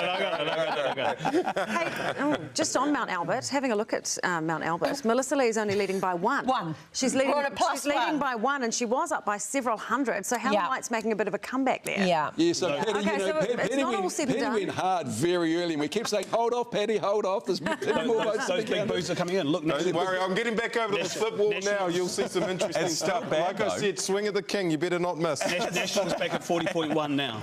Which is still bad, right? Because you're talking about a seat they should be winning comfortably. What was Jacinda's majority? 19,000? Something like that.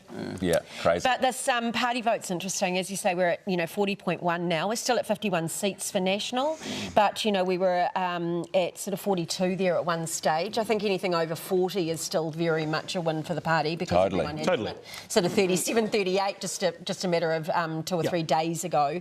But it's the numbers and the numbers of seats in the House that matter the most, and so your 51 there plus your 12 with ACT has still got you at 63, and at the moment we've got 121, that one seat over him. So, hey, we've still got a bit of movement to go there, even though we are 75%.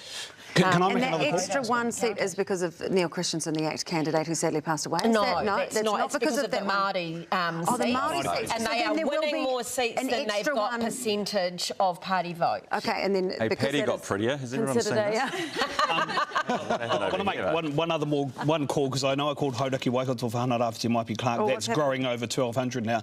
I'm also prepared to make a call now, even though we're getting only 80% thus far. Doc Ferris, I think, is too far ahead of Rino Tirikatene. Wow. I don't think Tirikatene is going to get that vote back. So it'll be Booth and Wellington to come. I think that name would lose that seat. The Tirikatene family has been in Parliament longer than any other family in the history of New Zealand politics. And this feels like, in the Māori seats, it feels like 1996. When New Zealand first took a lot of those seats, it feels like that Whitu Tirikatene was the Taitonga. She lost that seat to Tutukaba Wailea, and this is what's happened now with Reno. Okay, that's some great analysis there. Thank you so much for that. We're going to go. Paddy up and left us here at the desk, but he's gone back to the flip wall. Paddy, I had to get back over to the flip wall here and start to sort out some of these panellists who said I went a bit hard, a bit early, but I never do that. I go hard, I go early, and I am usually right when I do that. I just wanted to come over here because we haven't spent any time over here, but just to show people that yes, we've been talking about Tāmaki all night, but doesn't it look good, that little splash of yellow on the blue wall there? It shows that things can be flipped off the blue wall. But then we come back over here. I think the phrase is Roy Jabiv when you throw out a whole lot of colours, and that's what this sort of looks like. You've got sort of blue in there, you've got green in there, you've got that other kind of green. It's not really Roy Jabiv, but there is a whole lot of different colours put into the flip wall still. And Rongotai, of course, is still there. Wellington Central is still there, green.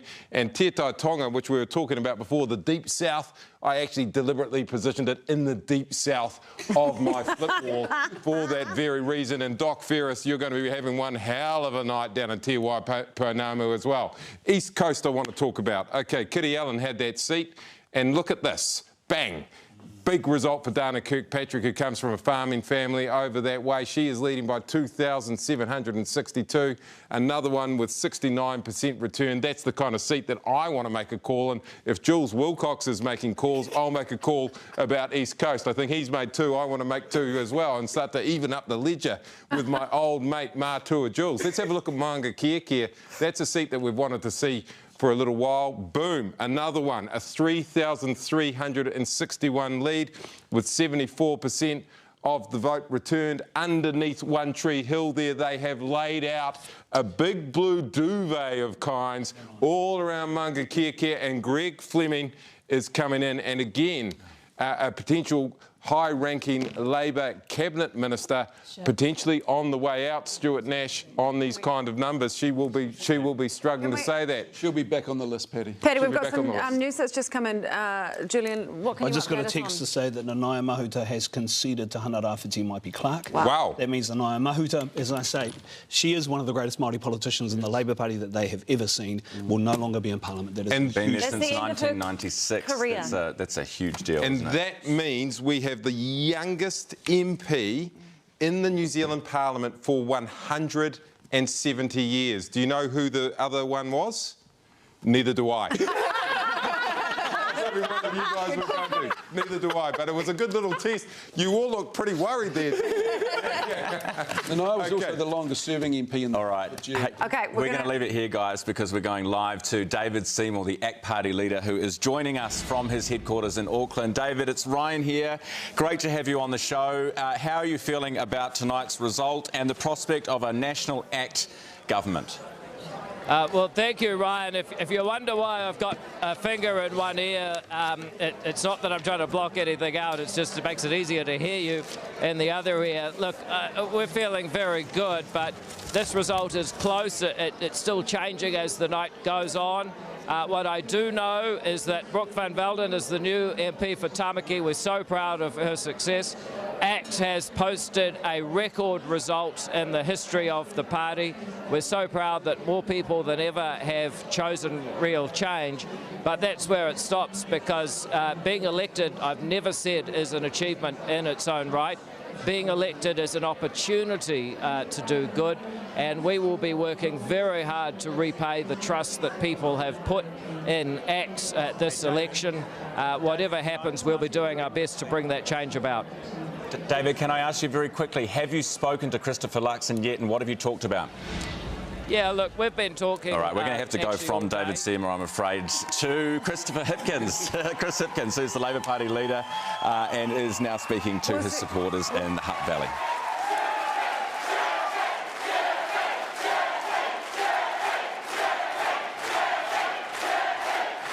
Thank you. E nā mana e nā reo rauranga tirama, tēnā koutou, tēnā koutou, tēnā koutou katoa. Thank you, everybody, so much for being here tonight, and thank you for everything that you have done over these last 6 weeks. We have run the biggest ground campaign, knocking on doors and calling people on phones that we have ever run. From the bottom of my heart, thank you so much.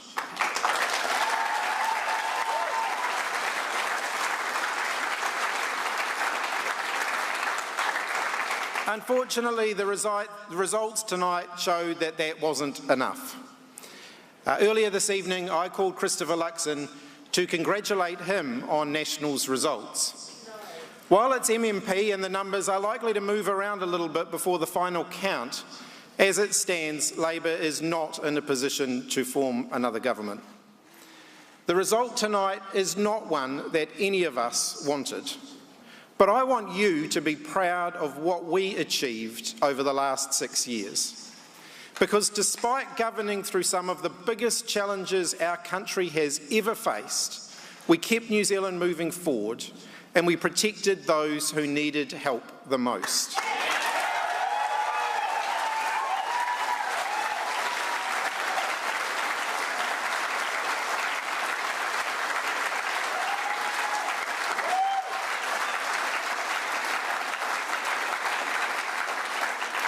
We raised 77,000 kids out of poverty despite a global economic downturn. We reduced our emissions 3 years in a row, finally bending the curve on climate change.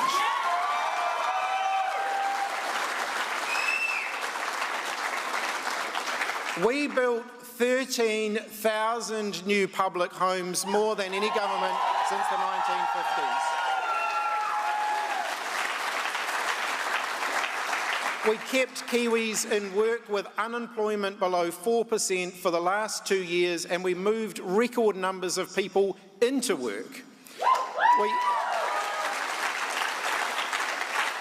one that's very near and dear to me, we introduced the Food in Schools program to ensure that kids could learn on a full stomach.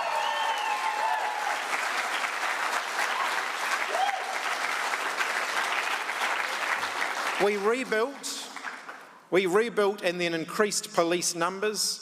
We increased the numbers of teachers, nurses and doctors, and we increased their pay as well.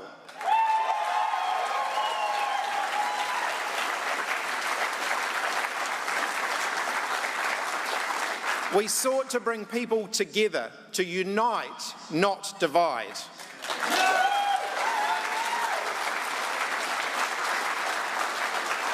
We moved towards better honouring of the treaty, and I am incredibly proud of that.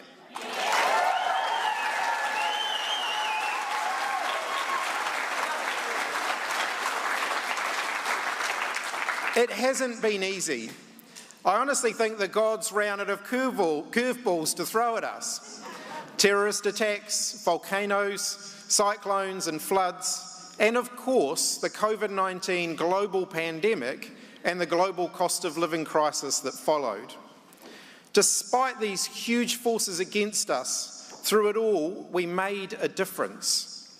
We saved lives and recorded the lowest number of COVID deaths in the developed world.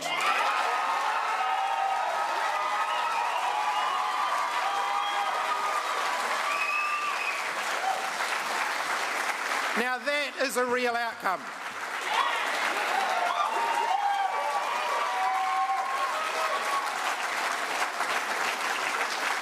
We kept Kiwis in work while unemployment spiked around the world, and we grew our economy faster than most. We lived our values, and I believe New Zealand is a better place for that.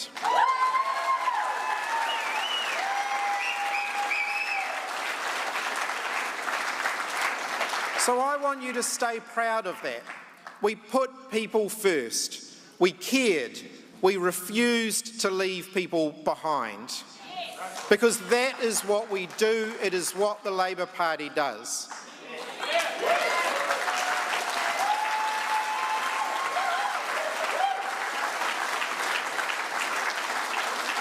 My friend and former Prime Minister, the late Mike Moore, remarked that the highest honour a democracy can afford a citizen in a free nation is to be elected as a Member of Parliament.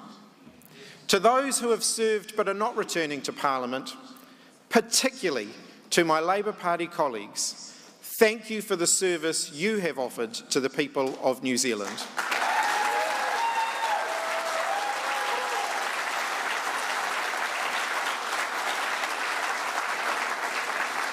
I know you gave it your all and you deserved a better outcome than this one. To all of those who have been elected tonight, I offer you my warmest congratulations. To the people of the Rimutaka electorate, I offer my sincere thank yous.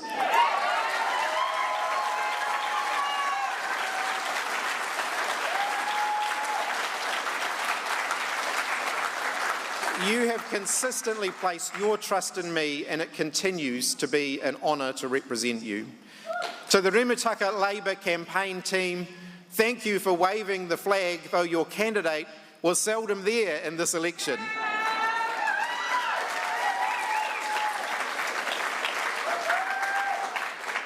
Becoming Prime Minister earlier this year was the honour of my life.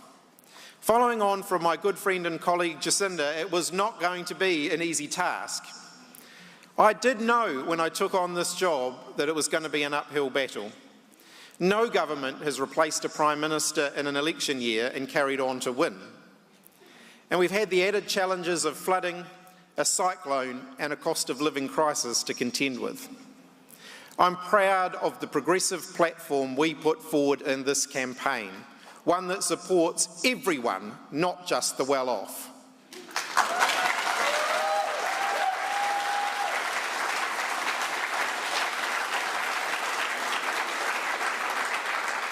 I gave it my all to turn the tide of history, but alas, that was not enough. In the coming days, we will ensure that there is a smooth transition to a new government.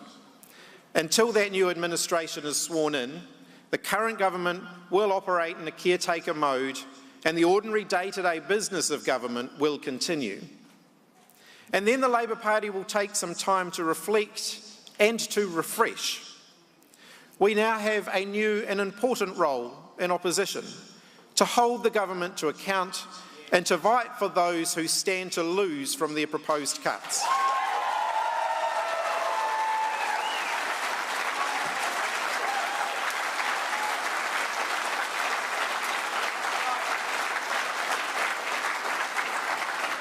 I can promise that we will keep fighting for working people because that is our history and our future.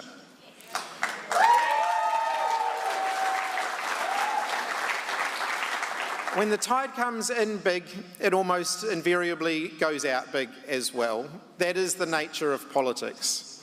But the Labour Party is still here, we're not going anywhere, and we will get up again like we have many times before.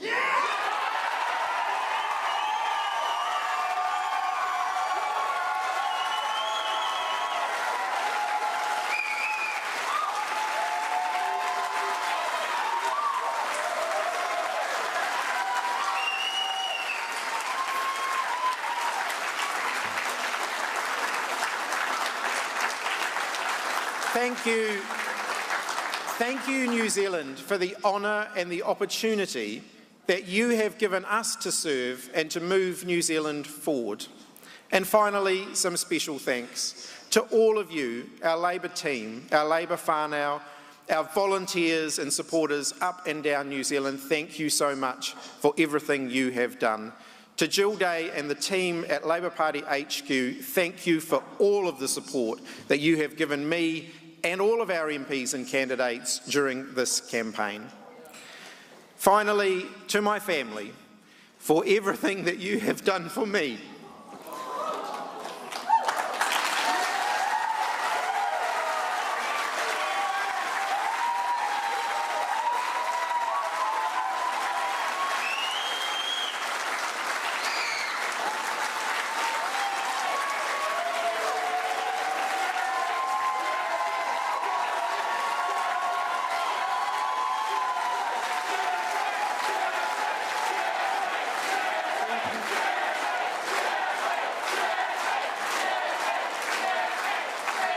To my mum and dad, for all the love that you have given me and for all of the gaps that you have plugged over the last 9 months, I really want to say thank you to you. There is someone else special that I want to thank tonight, someone that most of you won't know, and that is my partner, Tony. Being Prime Minister is not the only special thing that has happened for me this year, and I want to thank you for being with me every step of the way over the last few months as we have gone through this campaign.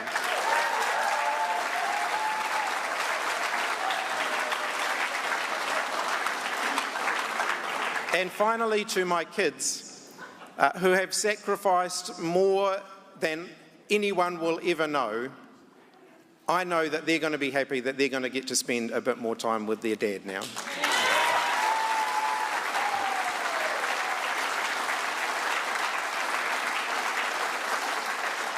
Kia kaha, everybody. Thank you once again for the enormous privilege of serving as your Prime Minister. Thank you to our Labour team for everything that you have done. We have a new job ahead now to regroup and to rebuild and to come back fighting stronger than ever. Thanks very much.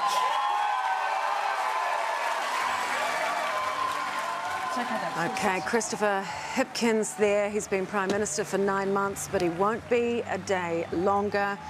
Conceding the 2023 election there and getting very emotional about it too. It is a tough night for him, Jenna. Yeah, it is a tough night for him. Poor guy. Feel sorry for him.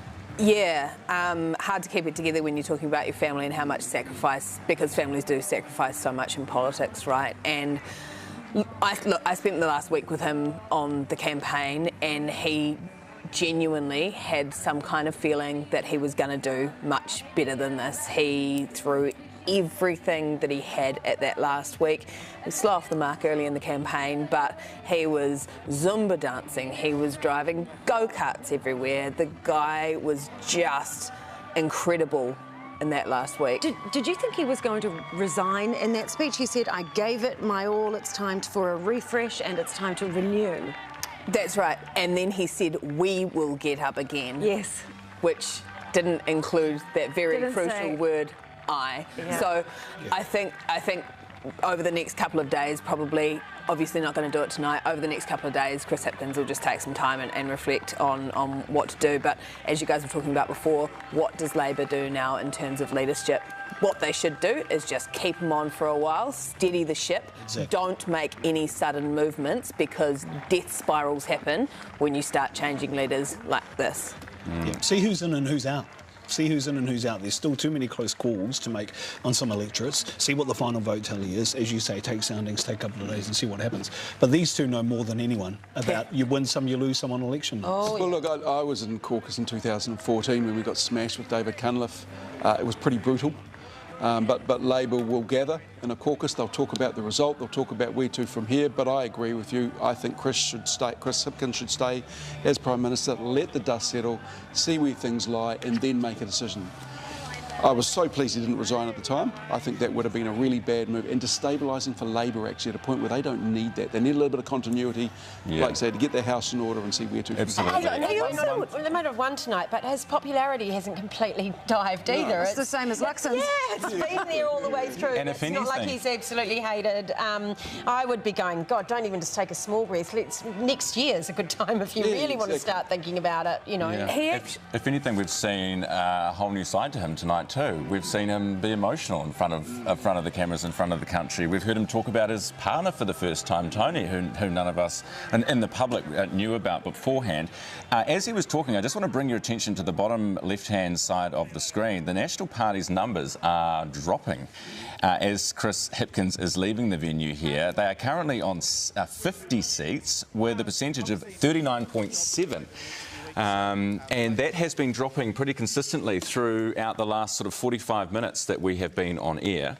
But they were up as high as 52 at one point. Yeah, there is some consolation though there, Paula. Let's talk about the minor parties, the small parties. Let's talk about that. We're also at nearly 83% of the vote counted. You know, Stuart mentioned earlier that some of those bigger booths from South Auckland would come in. We saw this in 2005, actually, some of those changes. Yeah. But the reason we're not seeing a major seat drop is that some of that vote is now also coming through for Top at 2%.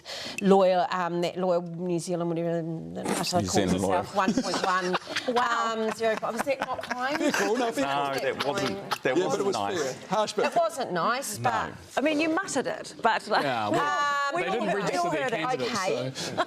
But explain to us what that means. You did ask me to be nicer. Because those votes get redistributed, don't they? They do. So they get redistributed proportionately to your vote. So actually, when they don't make it into the Parliament. When they don't make it in. So at the moment, you're looking at least 2, 3, 4% that will be redistributed. 40% of that will go to national. Yeah. So do you think that means they gain a seat back? Well, it just reinforces whatever has been voted on by everybody else is reinforced by these wasted votes, right? That's right. Because they don't make the 5% threshold, they don't get an electorate seat. So instead of those votes just sitting there for a party on their own, they get dished out in proportion to those parties how much those parties that are past the threshold actually get. Yeah, so National's likely to get 40% of 4%. Yeah. Does that make sense? That's right. Which is another seat. Yeah. I would hate to be making these calculations. Yeah, and look, and they, national. That's why they do it for us. My brother's good with the numbers, much better than I am. The National Act was still sitting on 62. Even if there isn't special votes to change, then that will potentially come down one. But still, they're sitting in the prime seat. The other thing I just wanted to pick up on, which Paddy talked about earlier, and we kind of had to move on, is if I was the now new Prime Minister, Chris Luxon, I would give the Leader of ACT, David Seymour, the Deputy Prime Minister, and then you keep your Minister of Finance, and that's what I do. It gives them the props. Yes. They got over the line. Yes. Right, we're going to go make a call on the wall with Paddy Gower. Yeah, and this is actually a proper call. It's not a Jules Wilcox, just chuck one out. It's a Newshub. No, it's a good kind of call, bro. It's a good kind of call. But you didn't have anything like this. Bang! We've got a winner in Wanganui. Look at this. Whoa. Woo! Woo! Carl Bates has taken Wanganui. This was a Labor seat. They have flipped it. They've flipped it by quite a considerable margin as well. And Mr Bates will be heading down to Castlecliff Beach, no doubt, tomorrow for a picnic, because look at that. And this is what we're talking about, these big wins that are happening out there. A nearly 5,000 vote victory out there with 97% of the vote out already done. A 5,000 vote victory in Wonga Vegas for Carl Bates. He's heading into Parliament. He's just returned home to New Zealand, I believe, and he's headed straight down to Parliament, a new MP for the National Party by the name of Carl Bates, team. OK, we're going to go back now because we're going to go back to Amanda, who is outside Christopher Luxon's house in Remuera. Amanda, what is going on there? We understand that he's about to leave and then head to downtown Auckland, where his party has well and truly kicked off.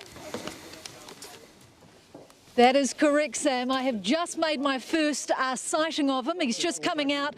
The garage doors, the gate doors are just opening. The Crown car is about to leave. But I just saw Chris and his wife, Amanda, emerge from the house.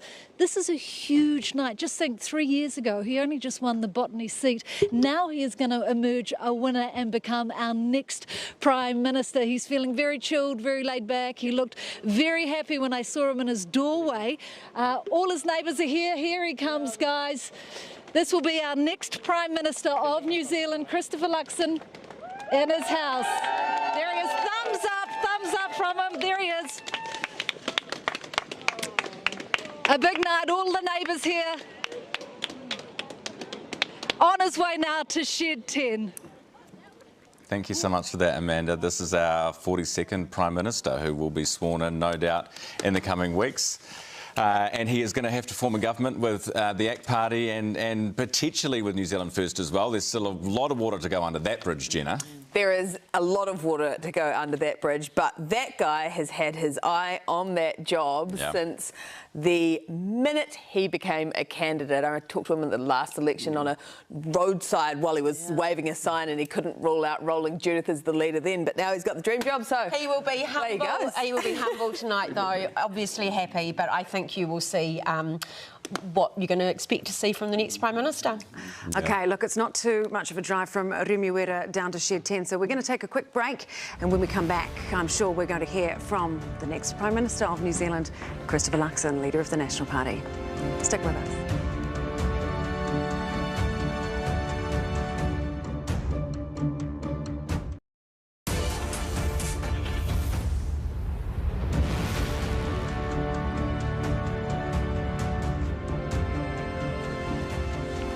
Welcome back to Newshub's live election special. You can see the results, the quite shocking results above us here in the studio. Christopher Luxon well out ahead with 39.6% of the vote. Chris Hipkins, who has just conceded this election on 26.5% for Labor, he is gonski, and we're about to crown a new Prime Minister. We're going to hear from him hopefully shortly as well. Very quickly, Trish, there was a lot made, this is Trish Sherson with us tonight, a lot made of his personal ratings during this campaign, but doesn't really seem to have mattered. Well, no, I mean, the mountain he's climbed in 3 years to become Prime Minister and get Nationals shit together in that time is massive, pardon my French, but the bigger issue he's faced, particularly from the media, is, oh, you know, he's not trusted, he's not a preferred Prime Minister, Hipkins was always in front. But National argued themselves behind the scenes, which has proved right, that actually it would be the party that would get there on the night, and that Luxon always had enough to get there as preferred Prime Minister. That's interesting, because the whole narrative was that when the campaign started, Chris Hipkins was going to do really, really well because he was more likeable than Christopher Luxon. Actually, it turned out to be the opposite. Chris Hipkins was quite awkward on the campaign trail, and Christopher Luxon looked good in a pirate outfit. So I think when you look at it, you go, you know, if Chris Hipkins had backed himself, back in January when he took on the leadership, which was to be, as I said, the change candidate, not the continuity of Jacinda Ardern's government, but the change candidate. He was the opposite of Jacinda Ardern, and that policy bonfire ended up being too small. But don't you think, Josie, his mistake was he started to behave like the opposition, and that's where the negativity came in the campaign, which translated as starting to look like desperation, and I think that's where Hipkins and really the polls went it. up a little bit, so they thought that that's good. This is a winning, we've got momentum. This is a winning tactic, but it turns out it wasn't. In the end, New Zealanders don't like the negative. Speaking of winners, we're going to go now to Paddy Gower, who has got some winners to declare. Go for it, Paddy. Absolutely, we've got Newshub calls to make, and there's nothing better than it sort of raining some kind of colour out here when we call an electorate. It is raining blue again in my hometown. Ngā New Plymouth actually has gone from red to blue. I'll tell you what, there's been some big wins there, by the way. People may have caught up with the fact that Taranaki will have a home final there at Yarrow Stadium, but this is what we're talking about tonight, an actual win in politics and a big win there in Taranaki. Look at that, a 6,000 vote majority for David McLeod over Glenn Bennett. Glenn Bennett will be gone on that, just like Wanganui. We now have a National Party stronghold in a New Zealand provincial city, the finest provincial city of them all, by the way. Now, going to Ilam, this is a seat we've been looking at tonight to see how Rough Manji would be getting on. I don't think it's going to be raining teal. It definitely won't be raining red. It's raining blue again. Ilam has gone blue again. The people of Maryvale will be happy. Situation has returned to normal in Maryvale. Everybody in Maryvale, calm, calm, calm down. You've gone blue again. And look at these numbers, actually. A 6,547 lead there. That's a big, big win, considering that that vote was split on the other side there. Might have been a bit more tricky for this guy, though, by the looks of things, if Rough Manji hadn't have been there. But anyway, top remain on the bottom of politics. They will not be back on those numbers, team. And we'll have more Newshub calls as the night goes along. OK, Paddy, thank you so much for that. Now, Paula Bennett's not here. She's taken a break, but she was saying it was time for us to get Laser Kiwi back out again. Here she comes. Hello, Linda. Because on that Ilam result, why did you make that sound seedy, Ryan? What? Hello, Linda. Linda. Oh, gosh. Here she is. Because we're going to say goodbye to Sarah Pallett from Ilam. She's not even coming in second. She's coming in third. 3, 2, 1. OK, Laser Kiwi, do your work. Oh, it's harsh, isn't it? Off into political oblivion. See you later, Sarah. Fun fact about Sarah Pallett, she actually got married at Parliament of New Zealand. The bagpipes from her wedding interrupted a COVID-19 press conference from Chris Hipkins. Great. Wow, that's a fun fact. Fun fact. Also, she timed the wedding right to get it out of the way before the COVID lockdown came. Unlike a whole lot of other people. All right, we are going to have Chris Hipkins on the show in just a few moments. We're going to actually be able to speak to him directly. Yes, looking forward to that. See how he is feeling, see what his plans are. Hey, one thing we should clarify, because we've had a lot of questions coming in when he talked in his speech there about his saying thank you to his partner, Tony. Because it's a name that could either be a man or a woman. People were confused, but we've had confirmation that he was talking about a woman. Just if you were interested. For a moment, I was thinking, is he? You were wondering, weren't you, Money? I was here for it. All right, we're going to go now to Labour leader Chris Hipkins. Kia ora, Chris. That was a very emotional concession speech from you. Thanks for joining us now. How are you feeling right now? What does this result mean to you? Oh, of course, I'm disappointed with the result. This is not the result that we were out there campaigning for, and I want to acknowledge the MPs who have served New Zealand incredibly well over the last 3 years, who aren't going to be returning to the next Parliament. Democracy can be pretty brutal at times. Oh, it's a rough night, and I just wonder if you've had any time to reflect on, what went wrong. What do you think? Was there a moment where the campaign was lost? Oh, look, I think there'll be plenty of time to reflect on the ups and, the highs and lows of the year. It's been a challenging year for us. It's been a very challenging term, leading the country through the global pandemic, and particularly the after effects of the global pandemic was never going to be easy. Chris Hipkins, are you going to stick around in Parliament in opposition, or are you going to maybe take a couple of days to have a think about this? Will we maybe be hearing from you that you're planning to resign? Look, what I've said to the team, I've spoken to a number of members of the team tonight. They've indicated that they don't want to rush any decisions, and I think everybody wants a bit of time to take stock and to reflect on this result and where we go from here. The Labour Party has been incredibly good to me, and I'm absolutely committed to doing the right thing by them. And so I think we just need to take a bit of time. We don't have to rush anything. We've got 3 years, clearly, and so we'll take that time. Take some time. 3 years. It would be 3 years on the opposition benches. Is that something that you think you've got the stomach for? Look, I was genuine during the campaign when I said I didn't have a plan B.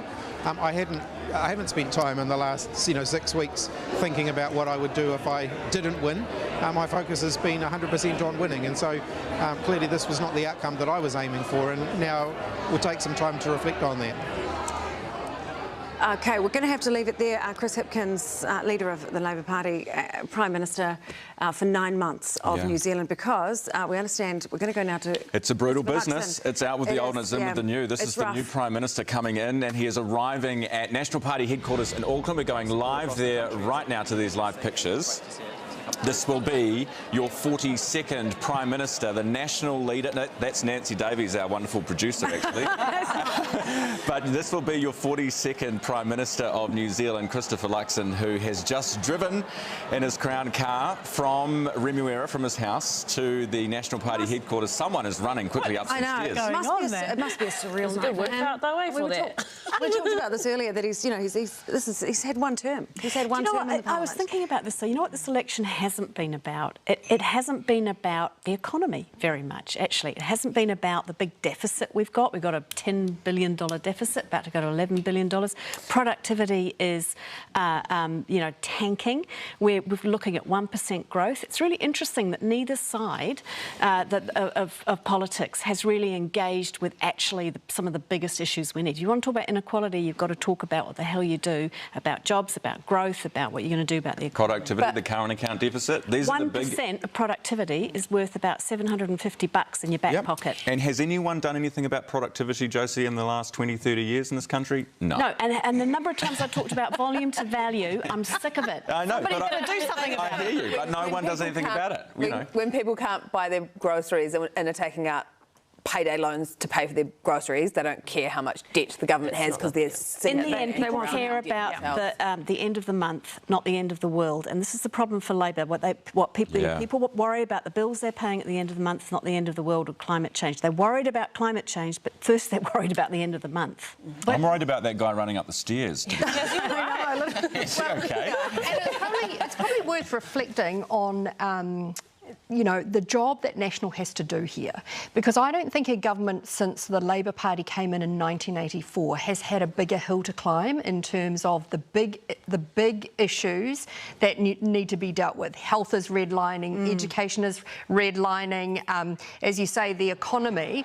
So, with great power comes great responsibility. They have got a hell of a job on their hands, and what we've seen with this election is the electorate will be very tough on you if you can't deliver. Yeah, I mean, as I said, great parties need great causes. We haven't seen a great cause in this election campaign. It's partly why people clocked out, I think. They have clocked out. They've completely tapped out. And that's what a lot of people I've been speaking to, that fatigue and that voter turnout is going to show, I think, we'll soon see. Yeah, that'll be interesting. And especially for those on the left, we know that people who were tapped out, who were fatigued, weren't voting. And like you said, Jenna, people who can't put food on the table that night, the last thing they're thinking about is the economy, and they couldn't pin them on any of the policies that were being put in front of them, or as well as not giving a hoot about voting. Look, and they had many more things on their plate. It was all fiscal holes and do you believe in dinosaurs and sausage rolls? I mean, I think that's the frustration that people felt, was that the things that actually matter to them aren't being talked about. And if you look at parties overseas, you look at even Labour parties,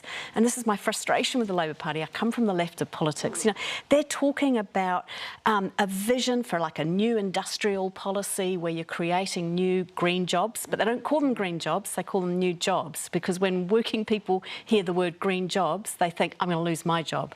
So they're doing this in a way where they're putting climate into a bigger vision about how you make people better off, not better people. We're just looking at the live pictures and waiting. You can see in the bottom of your screen for Chris Luxon to come in. But is it that they're not talking about it, our parties aren't talking about it, or is it that, and I'm not looking at you, Gina, but that the media's not, no, that we are focusing, it is a bit of a race to the bottom sometimes in a campaign where you're looking for, And parties will always argue that they were trying to talk about policy on the way through. The one thing we can't quantify this election, and I think all parties have to look at themselves hard on this, is the loss of trust.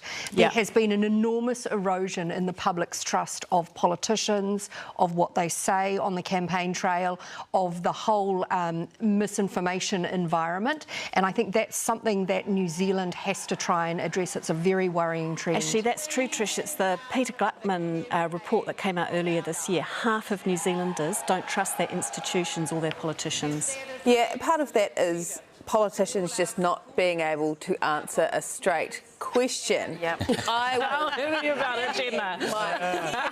Against a wall for 6 long weeks of Luxon stand-ups. Oh my goodness, that guy. He's going to have to learn real quick that once he gets to the prime ministerial podium, that is over. Well, does he? Because I seem to remember a certain Jacinda Ardern who was entirely incapable of answering a single question. This is my point, guys. And the frustration that came from that from the public as well was just... But also it is the lack of ideas, right? I mean, you look at the US, you've got, Bidenomics. What does that mean? It means creating manufacturing jobs, new manufacturing jobs. In the UK, you've got this thing called Securonomics. It's all about, creating jobs in the UK and this axis of instability. That's what Keir Starmer talks about. So you have got big ideas out there. It just feels like in New Zealand we haven't really engaged with them. So yes, we end up talking about, does Christopher Luxon believe in dinosaurs? And I mean, in the end, the sausage roll was emblematic of this campaign, isn't it? It's not the most inspiring food. It's kind of what we've come down to in this campaign. Reminding me of have too many and you feel a bit stodgy. Exactly. Quote from Chris Hipkins yesterday, and possibly the quote of the campaign was, "I have eaten for my country." Hey, if you just take a look at what's going on right in front of us, so they've erected a balloon, what do you call that, a garland? Arch. A garland is up and there's a blue wall behind it, and then I think there is pretty much a runway that the former Air New Zealand CEO is going to glide down. It goes all the way between all of the supporters. is he going to be offering cassava chips? Cookie time cookie, cassava chips, cookie time cookie. But this is next level, and thankfully our Newshub has forked out for a big jib camera, so we can actually follow this whole thing. Is he going to burst through that backdrop? I feel there's a... I feel like there needs to be like one of those things they break through. Is that you're talking about? Yeah, exactly. But while we're waiting, I actually think Christopher Luxon and National would do well to reach out to New Zealand first. You think about what John Key did, and it worked really well. Didn't need New Zealand first, but if you reach out to Winston Peters, Shane Jones, I think, that's going to be a pretty powerful thing. Okay.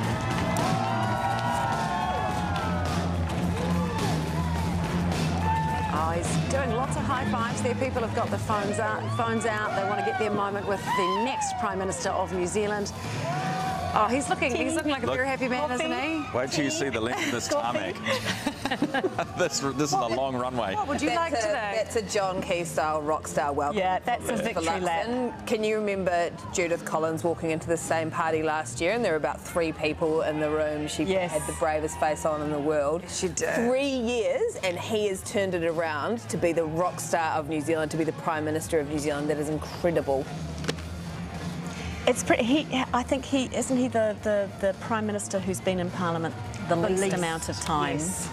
and then become Prime Minister. I mean... John Brash nearly got there in 2005. He came in after the thumping that they got in 2002. He came in about a year after that, was there for a couple of years and came within a whisker, remember, of the Labour Party, but didn't quite do it. And Chris Luxon is... You know, I think one of the problems that Labour's had is that they've tried to paint him as the new Don Brash, and you know, Mussolini, the CTU. Actually, I have to hand it to Craig Rennie, politician of the whole campaign. He really almost nailed it for Labour.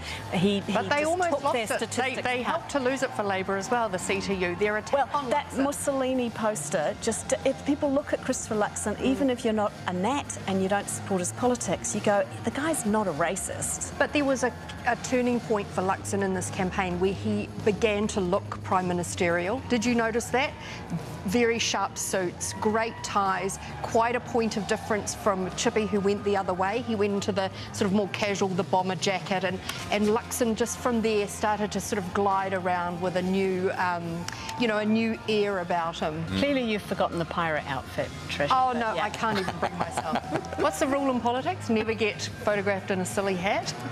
I do want to say though, just in terms of, you know, not labelling him a racist, but what we are looking at right now with the National and ACT coalition is we're going to see the Māori Health Authority gone, we're going to see a lot of co-governance arrangements gone.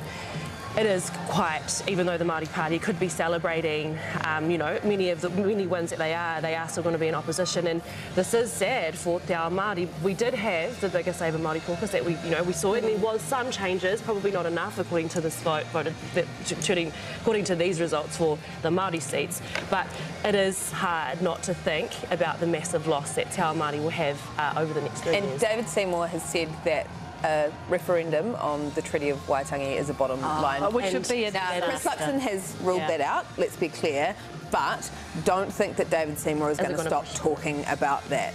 But I hope we can have a really good discussion now about devolution, co-governance in a way that where you know, people are able to express their views, and also that we actually, you know, challenge them to make some progress on this stuff as well. Chris Luxon, because you can't pretend the treaty doesn't exist. This is the problem National's got. You can't wish the treaty away. There's Max Key. Yeah, so he's making... There's John Key. There's Brona. Does Max Key want a career in politics? I think he does. Do you know that Max Key actually told me once that he did want to become Prime Minister one day? When I was speaking to him about something completely different, and I didn't take him seriously at the time, but, you know. Here is your 42nd Prime Minister of New Zealand. This is the leader of the National Party. He will soon be sworn in the next couple of weeks, I'm sure, after doing a deal with maybe with the ACT Party and New Zealand First, maybe with just the ACT Party. But ladies and gentlemen, you are looking at the next Prime Minister of New Zealand, Christopher Luxon.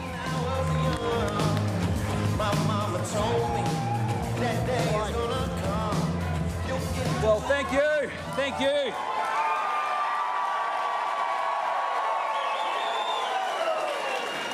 Thank you. Thank you so much, team. Thank you so much. And thank you, New Zealand, because from all over your country, this great country, you have reached for hope and you have voted for change.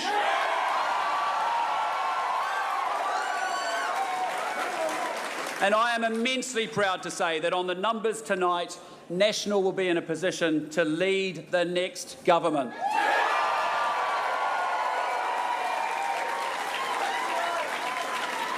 And my pledge to you is that our government will deliver for every New Zealander. Because we will rebuild the economy and deliver tax relief. We will bring down the cost of living. We will restore law and order. We will deliver better health care. And we will educate our children so that they can grow up to live the lives that they dream of. And that's what you voted for, and that's what we will deliver. Now, earlier this evening, I took a call from Labour leader Chris Hipkins conceding the election. And I thanked him for the call, and I thanked him for serving New Zealand as Prime Minister. And I wished him well. And I wished him well because it's obviously a tough night for Labour, and I want to acknowledge that. I also spoke to ACT leader David Seymour, and I congratulated him on his own win in Epsom and ACT's result. And there are many votes still to be counted, but on current numbers, it looks like National and ACT will be in a position to form the next government.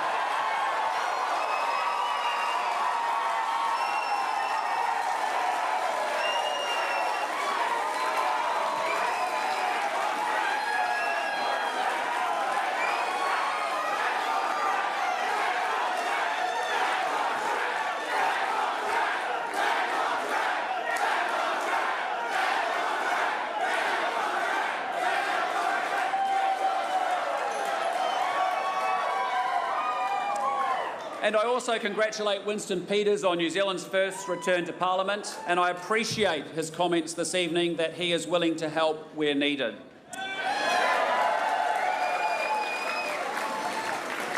And as a result of voters' choices, and with special votes still to come, it looks like National will on Monday be welcoming many, many new MPs into our caucus.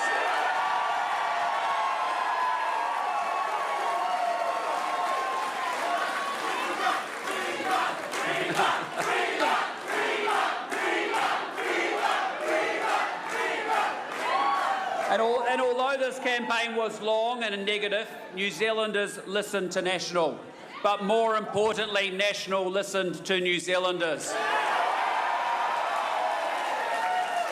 And we listened to the people needing interest rates to come down so they can pay their mortgages. And we listened to the people that need tax relief to help pay for the grocery bills. And we listened to the retailers who want to know that the justice system is putting offenders' interests first. And we also listen to the patients waiting 11 hours at the emergency department who know that the front line needs support. And tonight you have given us the mandate to take New Zealand forward. And in all our conversations with you, we heard a description of New Zealand that can be so much better than it is. And we know it, and you voted for it, and together we will make this an even better country.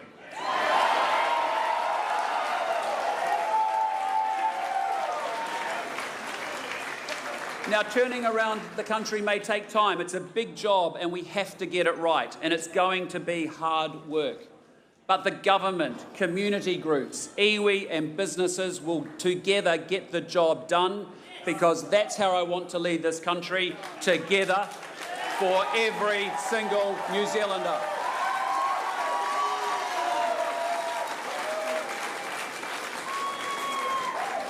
And one night about midway through the election campaign, I was on a late flight home to Auckland, and I was sitting looking out that plane window, and I looked out at the dark land below.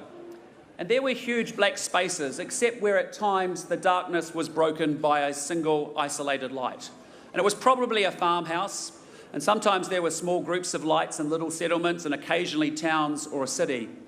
And I looked out and I thought about the responsibility of leading this country on behalf of every New Zealander, wherever they are, whoever they are, and whatever their life circumstances. And regardless of ethnicity, and whether our families arrived generations ago or are new migrants, we all share an interest in living in a safe, stable country that celebrates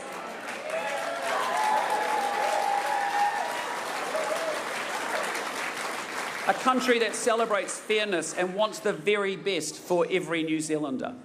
And we also share an interest in having a strong economy that is providing opportunities, because the promise of New Zealand is quite simply that if you work hard in the best country on planet Earth, you should be able to get ahead.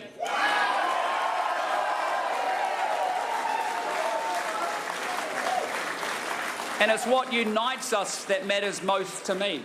And that will always be the ethos of a government that I lead. Now, before I finish, I do want to express my tremendous gratitude to so many people who have made tonight's outcome possible. And first, of course, are you, the voters. To all of you who voted for National, thank you. We won't let you down. And to all of those who didn't vote for National, we won't let you down either.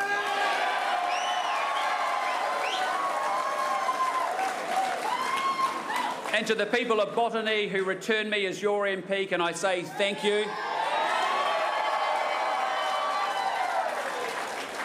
Because it is my great privilege to represent you in Parliament, and the place that I spent so much of my childhood.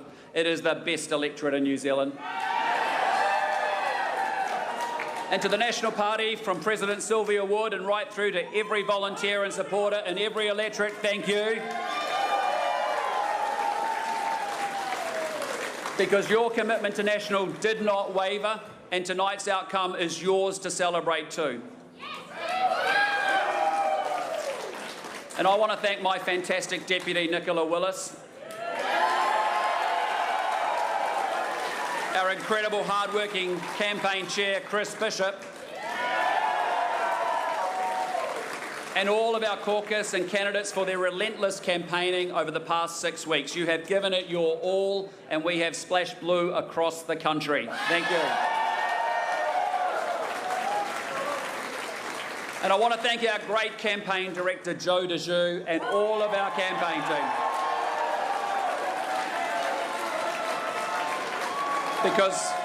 Because they have left no stone unturned, no press release unwritten, no social media meme unposted, and no tick untopped in the effort to reach as many Kiwis as possible with National's message. And I also want to thank my amazing, amazing Chief of Staff, Cameron Burrows, and National's incredible team. Because you have had weeks without weekends and nights without sleep, but tonight it's all been worth it. And before I thank my own family, I want to thank the children, the spouses and the partners of every MP, of every candidate, and of every member of our campaign team and our staff. Because all of you have sacrificed a great deal to support us, and that support is greatly acknowledged and greatly appreciated. And there have been many late nights and long absences, and I genuinely hope that tonight's victory is some repayment for your sacrifices. So thank you. And finally, to Amanda and William and Olivia. Amanda, I have to say, while being Prime Minister, elected Prime Minister is a great honour.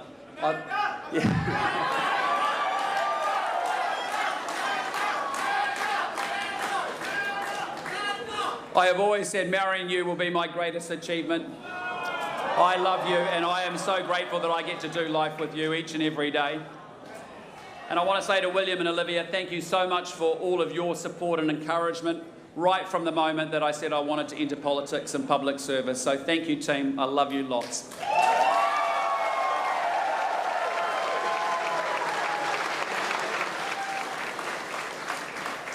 And tomorrow morning, New Zealanders are going to wake up to not only a new day, but the promise of a new government and a new direction.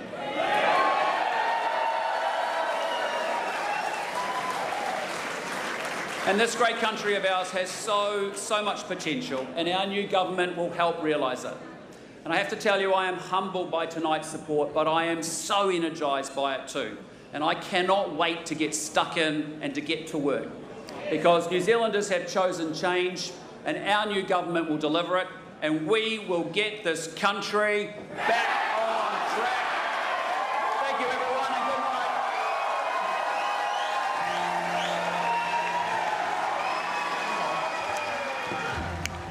night. There he goes, the next Prime Minister of New Zealand, Christopher Luxon, leader of the National Party, with his victory speech. What do we make of that, team? I've got very important news, just in case anyone couldn't quite get the chance. Oh, yes. Well, we were struggling a little bit here, weren't we? Okay, so we've got back on track. Oh, that is what it was. Yes. And I believe there was also a chant of Amanda there, which is kind of... Well, that was former chant leader Paula Bennett, who chants are very, very important too. She just sits on the bus, remember? I suffered through it. If I was there, I'd be chanting now. Yeah. I thought the speech, though, that line, Kiwis have reached for hope and voted for change, will go down as one of the greatest lines in this modern politics. He absolutely owned it with that sentiment that In this campaign, Christopher Luxon has felt like the other side has been dishing up fare, and they have. And actually both sides did.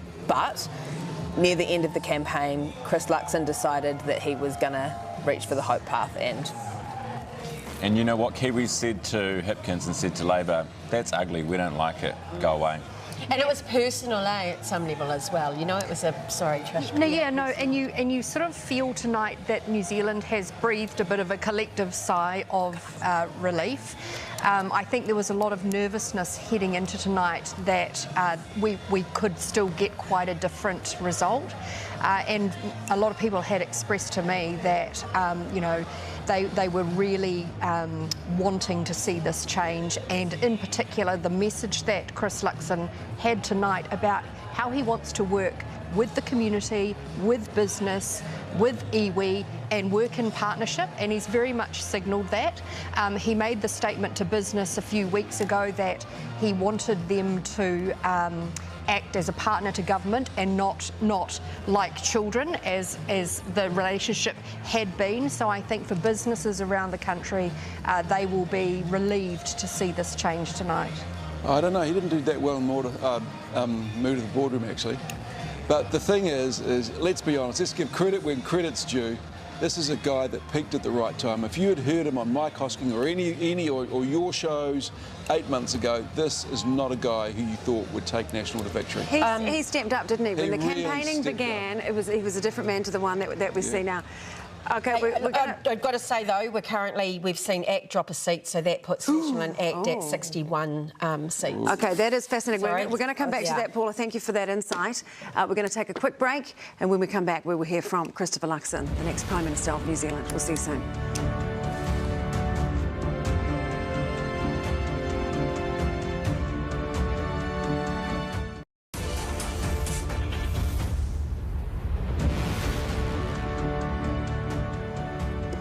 Welcome back to Newshub's election special for 2023. What you're looking at is my biscuit, and what you can see on my biscuit is a government being formed, this between the National Party and the ACT Party. But just in the last little while, we've seen their numbers start to drop a little bit. You can see Nationals on 39.3%. That will give them 50 seats in the House. ACT 9.1, that gives them 11. 61 seats is what you need to win. But one thing we should point out here, very quickly, Paula, is that there are a whole bunch of parties, minor parties, like TOP, which are sitting on 2%, for example. Those votes will be reallocated to the parties that we know of that will be in Parliament, that have passed the threshold. Those votes will be reallocated, which means it should give these seats a lift. So 2.1 for TOP, New Zealand Loyal 1.1, Zeal 0.6. So you've got at least 4% there that then gets distributed proportionately, which means that National will end up, I would think, with an extra MP because they get 40% of that, if not two. Really, so if you're over 4%, you're getting close to 2% more, or at least 1.8. Plus Port Waikato getting interesting. starts to come into play. Absolutely. So you're actually starting to talk about a fairly healthy margin. Hey, look, I bet they felt better at 62 than 61, but I would just say that that won't end up being the end number. Don't delete Winston Peters' number just yet. What you're hearing here is a bit of the panic the National Party kind of into. That was classic National Party panic, because what's actually going on is as that vote creeps back, Winston Peters creeps more into the picture and National Party people start getting nervous and just talking. Don't worry, we're going to get some votes from here and here and here and here and all this sort of thing. Rich coming from you. He's coming. Who's talking? Obviously after 11. Good on you, Patty. Plug it back in. All right, we need to go to. Are we going to the new Prime Minister just yet, or not quite? We're standing by for Christopher Luxon. He's just having some audio issues at the moment. Maybe it's Winston calling. Let's have a quick chat about, because he's a very inexperienced parliamentarian. What's his team going to be like? All right, I've just heard that we do have Christopher Luxon to go to right now. So we're going to go to the incoming Prime Minister, Christopher Luxon. Congratulations, Christopher. How are you feeling? Oh, look, great day for our team. We've worked so incredibly hard over the last 2 years, and I'm just so proud of all our volunteers and our supporters and our campaign officials and campaign team and candidates and MPs and party officials. This is a great team sport, politics, and I said at the very beginning when I became the leader, we go up and down as a team, and we've done that incredibly well. But I'm excited for the days ahead. You put an olive branch out to Winston tonight. Why did you do that? Well, look, I just appreciated his remarks this evening, and I just wanted to acknowledge that, New Zealanders voted for change across this country. And so while on tonight's numbers it looks like we can do it with National Enact, I also wanted to acknowledge Winston Peters' remarks about, being prepared to help if needed, and I appreciated that. What's your strategy here for negotiating and timeframes? Are you going to, given that it is sort of close, are you going to wait till November 25th to that by-election before you start maybe needing to talk to Winston? How long is this thing going to go on?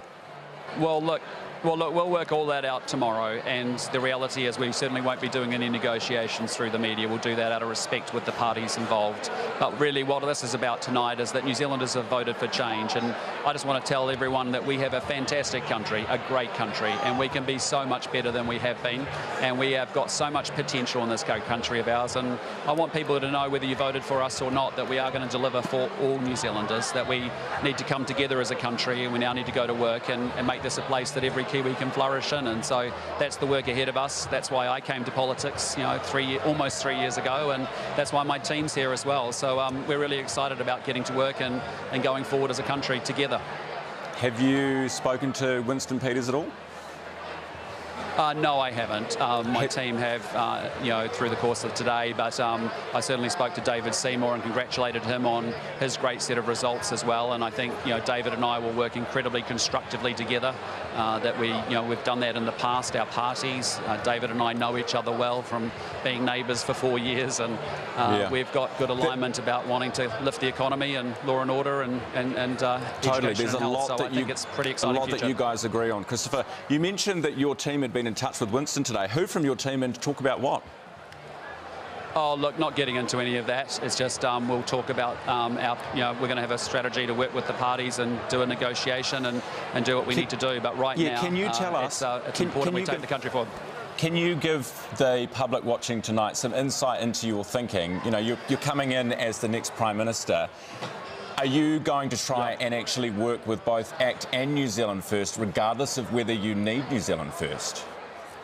Well, look, again, what I'd say to you tonight, New Zealand has voted for change. On the numbers that we've got tonight, National Enact can do it in a simple two-party coalition arrangement in government. And, that's been our preference, and that's the way we'll go going forward. But I just did want to acknowledge Winston Peters and thank him for his remarks and offer of help as well, if needed. But, look, really what this is about is setting up a country as we go forward in some pretty tough times to make sure that we deal with the problems that we've got, we maximise the opportunities ahead of us, and we start to realise the great potential in this great country of ours. A lot of talk about the tax cuts before the election. Are you committing tonight to implementing those tax cuts in full as outlined on your party's website? Otherwise, you'll resign? Absolutely. We said we'd deliver tax relief for low and middle income New Zealanders. It's important they get a break as they navigate the cost of living. But, really this has been about change. We've had a great set of support across the country over the last few months, and I want New Zealanders to know we're going to go to work and deliver for them. They want results, and they need results to improve their daily lives. Mr. Luxon, Jenna Lynch here. Congratulations for starters. I just want to pick up on what Ryan asked you before and get a clearer answer on that. Will you call Winston Peters even if you don't need him? Well, look, tonight we've got the results that say that we can do it with National Enact, and that's our leading, that's our assumption going forward. I'm just acknowledging that, Winston Peters and New Zealand First are back in Parliament. They are also, people have voted for change across the country, and I appreciated his offer of help if needed tonight as well, and that's all I was acknowledging. But we go forward. David Seymour and I will get to work very quickly in trying to work through all the terms of our arrangements, and we'll do that in a very constructive, mature and professional way. How quickly did you realise that the night was going your way? When did you bank it? Well, I have to say, we felt really good going into the campaign. I appreciate there were lots of pundits and lots of commentators and people with their own views about what we were doing right or wrong, or and lots of commentary. I haven't listened to that right from when I became the leader, frankly, because if you go back and read a lot of it's wrong. And we could feel when we're out and about in the communities, and I've done a lot of that for the last year, that people felt we were going in the wrong direction. They want change, and that's what we came to deliver, and that's what we're going to do. We've got a mandate for change. We've got a very good plan. We should have great hope that this country's got some great days ahead of it, and now we're going to go to work and get that done. Christopher, can you give us a bit of an insight into that phone call that was made from Chris Hipkins to you earlier this evening? What did he have to say? Yeah, look, I really appreciated the call, and I just wanted to thank Chris for his service to the country and for being a Prime Minister. And, you know, that's not an easy job, and I appreciate we have very different ways of doing that job and different approaches to taking the country forward, but I wanted to acknowledge and thank him for his public service and to wish him and his family well for the future. Hey Chris, just one last one from me, and then we've got a fun one from Paula Bennett coming your way. Stay tuned for that. But there was a lot of talk, a lot of negativity about you on this campaign. The Labour Party, that you copped a lot of flack in the press. Do you feel like you were hard done by on this campaign? Look, it didn't really matter what people said about me because, you know, it was a negative campaign, sadly. And my point for the last year has been just to get out of bed every morning and focus on the mission and purpose as to why I came to politics, what we're here to do as a team. I'm proud of the team that we've rebuilt with the National Party in such a short period of time. I'm proud of the way we held the government to account last year, and I'm proud of the policies that we put together. So, frankly, I don't really care too much about what people in the media say about me. I just need to get on and do my job and lead, and that's what I'm here to do, is to give leadership to the country and to our team and to take our great country forward, and that's what I've been focused on. Hi, it's Paula. I'm so excited, and especially for you, but also for all of those volunteers, so many of whom I know. Now, you've talked a lot about change. I want to make sure that it will still be all right for me to call you Lux. You can call me anything, you know. Paula's awesome, so yeah, you know, I love you lots. So no, really proud of you too, and yeah, really proud of you. Hey, go well. Thanks so much. Thank you, team. Have a great night. Take care. That is your new Prime Minister, Christopher Luxon. Lux has had a bit of good luck, hasn't he? Lux has had a good luck. Hey, we're going to head now. We've got Isabel Ewing, our reporter. She's going to speak to David Seymour, who's going to be having some long conversations, I believe, with Christopher Luxon very soon. Yes, hey Sam, I do have David just here, probably getting a few messages coming through tonight. How are you feeling, David? Oh, look, fantastic. I mean, we've had a record number of people vote for ACT and ask us to deliver real change. Now we're humbled by the need to repay that trust, and that's what we'll be working hard to do over the next 3 years. And how early in the night did you see things were coming your way? Look, obviously all night there's been ups and downs, and as different parts of the country and different votes are counted, and that's actually going to continue for another 2 weeks, because remember, if you're a Democrat you think every vote counts, and people who cast special votes, their votes count too, and they won't be counted for another couple of weeks. What were some of the downs of the evening? Oh, there's bits where we were lower, but then there were bits where we were higher, so, you know. There's been a lot of talk about Winston Peters being Kingmaker. It doesn't look like that will be the case. How much of a relief is that for you? Well, look, I mean, first of all, it may still happen. Like I say, not every vote is being counted. But I think it's also, you know, something I've been really clear about throughout the campaign is that New Zealand has some really big problems. It's going to take a tight, focused group to fix them. And Winston Peters' track record is that he's generally made it harder for governments to solve problems. So, you know, we'll overcome that if needed. But I, you know, obviously hope that we can do that preferred option of an ACT national government. So how likely is it, do you think, that potentially you will have to work with Winston Peters? Oh, look, I can't anticipate what the voters will say in those last few votes to come in, but there's still votes to be processed, and we respect that, and we'll see how they come through. And what is your message to everybody out there who's come through and voted for ACT and brought this result tonight? Thank you for trusting us with lending us your vote for 3 years. Our job is now to work double time with our new caucus of MPs to make sure that we repay that trust. And we understand a lot of people voted for us because they're facing really big challenges, and we've got to prove we can help them overcome this. One final question. Why didn't you arrive on a boat this evening? Well, the weather forecast was bad, so I thought we might... It looked all right to me. It looked... No, the forecast was bad. The day was beautiful, so that's a real bummer. But, you know, blame the weather forecasters. David Seymour, thank you so much, guys. Back to you. All good. Okay, Isabel Ewing there chatting to David Seymour. All right, team, what are we thinking? I would just like to point out you did get a commitment from Christopher Luxon there that the tax cuts are definitely going ahead. He actually said absolutely. Yeah, or tax I will cuts are resign. happening. Yeah. Yes, that's right. Hey, just David Seymour. He should. He promised, right? He did promise beforehand, so you can't just turn around.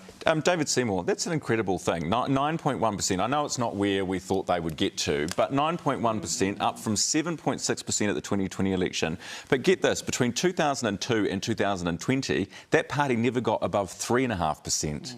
So it was just little old David Seymour. And do you in remember Parliament with his caucus of great one. line on that? He said, "I've managed to take ACT out of the ICU and put it in recovery."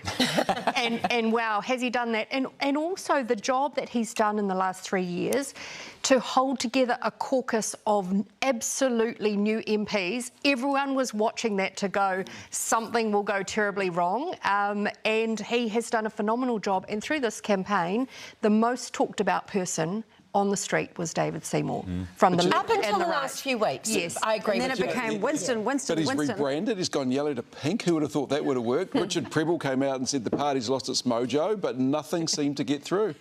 He's done very well. Credit where credit's due. Look, you've got to bring... The wheels are falling off over here with you, Jenna. Sorry, I've got to bring Josie there back. She's just got that highbrow cerebral that I don't really have. So if I just get a chance, I wanted to do a major shout-out to my mate, James Meager, who has won in Rangitata, because he has won that by over 9,500 votes, which is taken from Labour, which is just absolutely stunning. And young Māori lawyer coming in, he's worked for me for years, so I'm completely biased, but he ran a bloody good campaign. And so, with all respect, I'd just love to give him a shout out. And to my Angie, who's in Te Ata too, she's in for a rough ride though, because I think anything under 400 votes for a blue needs to think about special votes and what that actually means. So, and Brock, baby. What a powerhouse. One last thing. I mean, Hipkins mentioned it. There's a whole lot of people who put a whole lot of time, effort and energy into this who are now no longer MPs. And their staff lose their jobs. Staff lose their jobs. Yeah, it's rough. Their staff lose their jobs. Stuart Nash, Paula Bennett, Trish Sherson, thank you so much for being on our panel tonight. We're going to have to say goodbye to you now and bring our other panellists back in, but do stick around. We're going to go to a break and Laser Kiwi is going to be back afterwards. You guys have been absolutely incredible. We've really enjoyed your analysis and all of your comments. Thank you so much. Thank you, guys. Thank you. Bring back Linda. Where is Linda?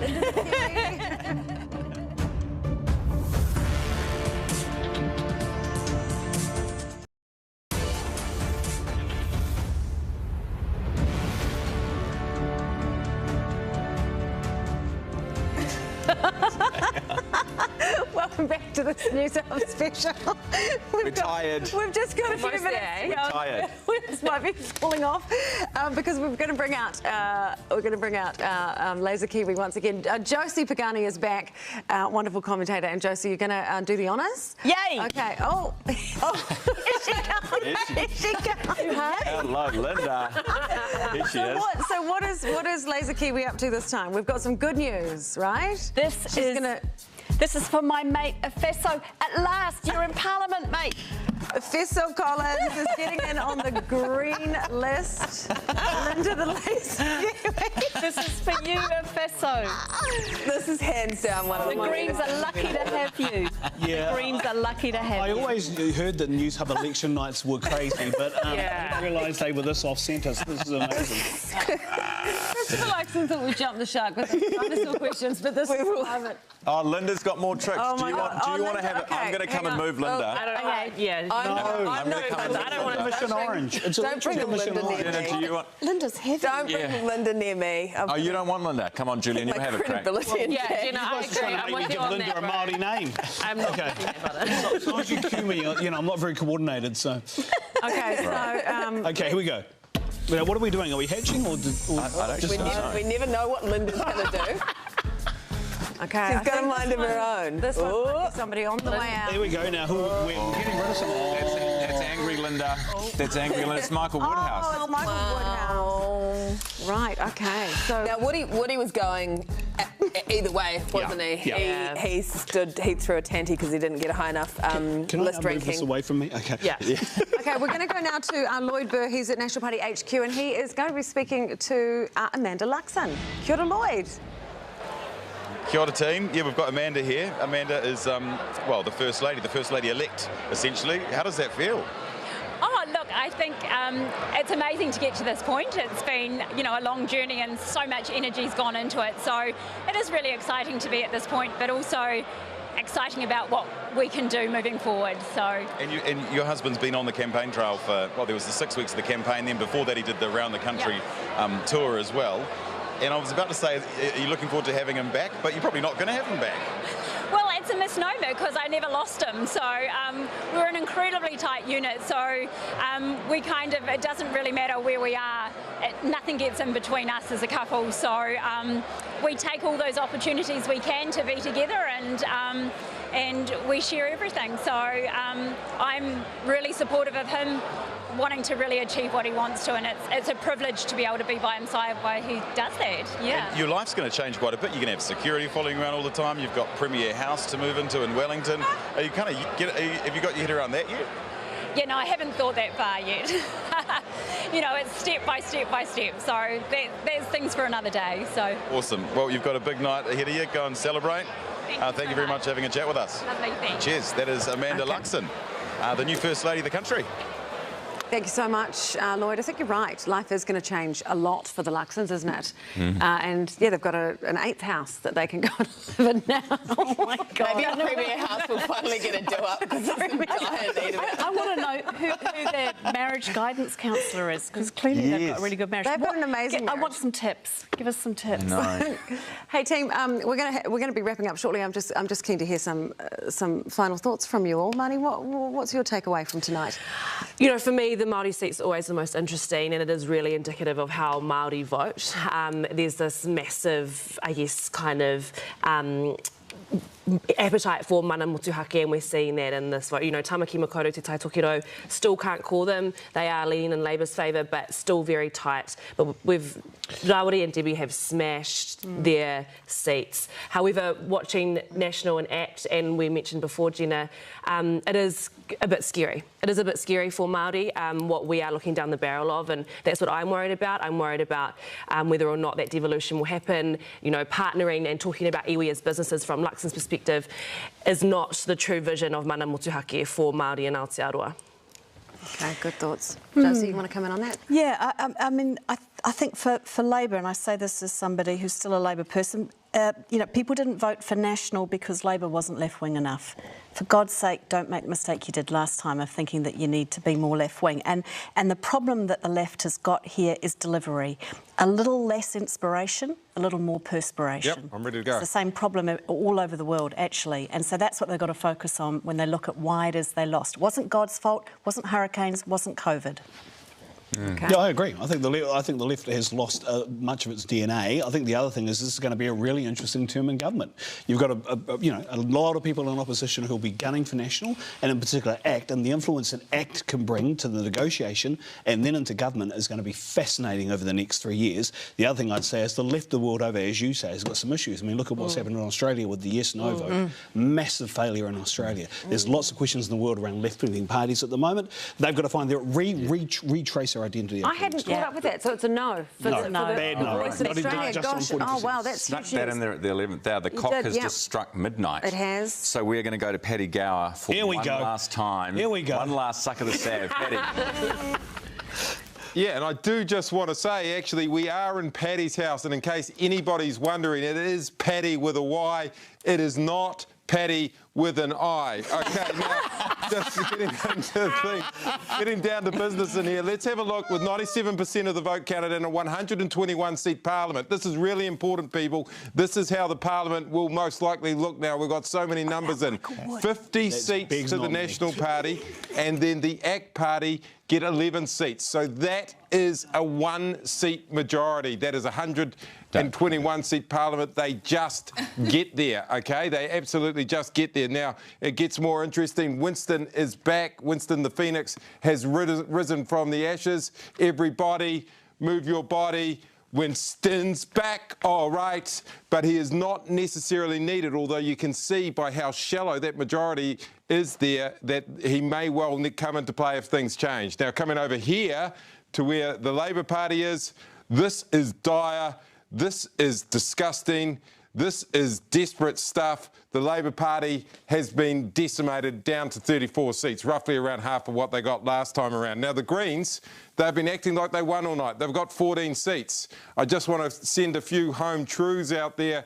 This is the opposition side of the parliament where you have zero power and you've got 14 seats. But once again, the Greens are nowhere near power in tonight's parliament.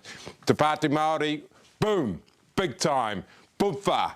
They have erupted. There has been a generational shift and a generational change out there in Māori politics, and that will be represented by 4 people coming into the parliament, doubling their intake. But it's all about what's happened over on the right-hand side, and at the moment, with 97% of the vote counted, they have a one-seat majority, and Winston Peters is sitting there on the subs bench with his tracksuit on, ready to be called out onto the park. The question is whether there will be any injuries in those special votes where they need him in the big test match that's called the next 3 years in the New Zealand Parliament. Thank you so much, Paddy. He's just reminded me about the All Blacks playing tomorrow morning same. at 8 a.m, which is not that far away, team. I was just thinking that. Oh, that's right, the rugby. Yeah, the rugby quarter-final. Just keep going all the way to 8 o'clock. No. We're on here at 9:30 tomorrow morning. We're on here at 9:30. I'll just keep going. We will not be doing that. That's a good point for those wanting to tune in tomorrow. What time? We're on, the Hui's on at 9:30 and then Newshub Nation at 10 o'clock. Oh, fantastic. Okay, that's so we'll a be good back. Reminder. I'll be back at 6 a.m. on Monday morning, okay? Okay. I promise. Let's wrap up, Jenna. Thoughts, comments, feedback? Gosh, it's been a big campaign for you, big night. It has been a big campaign. I think there is still quite a lot of interesting stuff to play out here, and I think what we are going to have to wait for those specials to see the real shape of the parliament. At the moment, ACT is sitting in an incredible position to negotiate because National cannot get there with New Zealand first, so they can basically demand whatever they want or threaten that confidence no supply silly behaviour that David Seymour was talking about. But those specials have tended to favour the left, so Christopher Luxon might yet be looking at a Deputy Prime Minister named Winston Raymond. Well, I hear what Money says, and I reckon Luxon should pick up the phone to New Zealand First anyway, because you want Winston Peters and you want Shane Jones, you want more Māori faces in that government. You also want some experience, because Christopher Luxon and the team around him, he hasn't got anyone in there that actually has been near a ministerial position. Stanford, Willis, Bishop. Yeah, saying Winston First and Shane Jones, New Zealand First, Winston Peters and Shane Jones, sorry, it's a long night, saying them and bringing some confidence to Māori doesn't gel at the moment, particularly the campaign that they've had. So that's the first thing. The second thing I would say is, did Paddy try and do the Backstreet Boys Winston's back tune? I missed the tune but got the words. Anyway, I thought he did well with his VR room because he's only just figured out how to play Pac-Man. So well done, Paddy. And then the last thing I would say is that I'm with Jenna, particularly in Māori seats, Tautokala and Tamaki Makaurau, they're going to special votes. There's about 4 other seats that are going to special votes. So they could still turn. Now, most of those are in Labour at the moment, so they could go. Yeah, and those electorate votes are crucial because they will determine which party MPs will get in for Labour on the dwindling list that they have. We're going to finish with Linda. Are you getting Laser Kiwi out so I can jump in the hole? Because I'm done. It's been a long night. No, we're finished. We're finished. Paddy hasn't had a go with Linda. Paddy, me. Go stand over there. Stand over there, Paddy. Get over there. There. Back a bit. Back a bit. There we go. Yeah. Where's that? Go. And you have to melt down. Hang on, wait for it. You have to start. Go melt.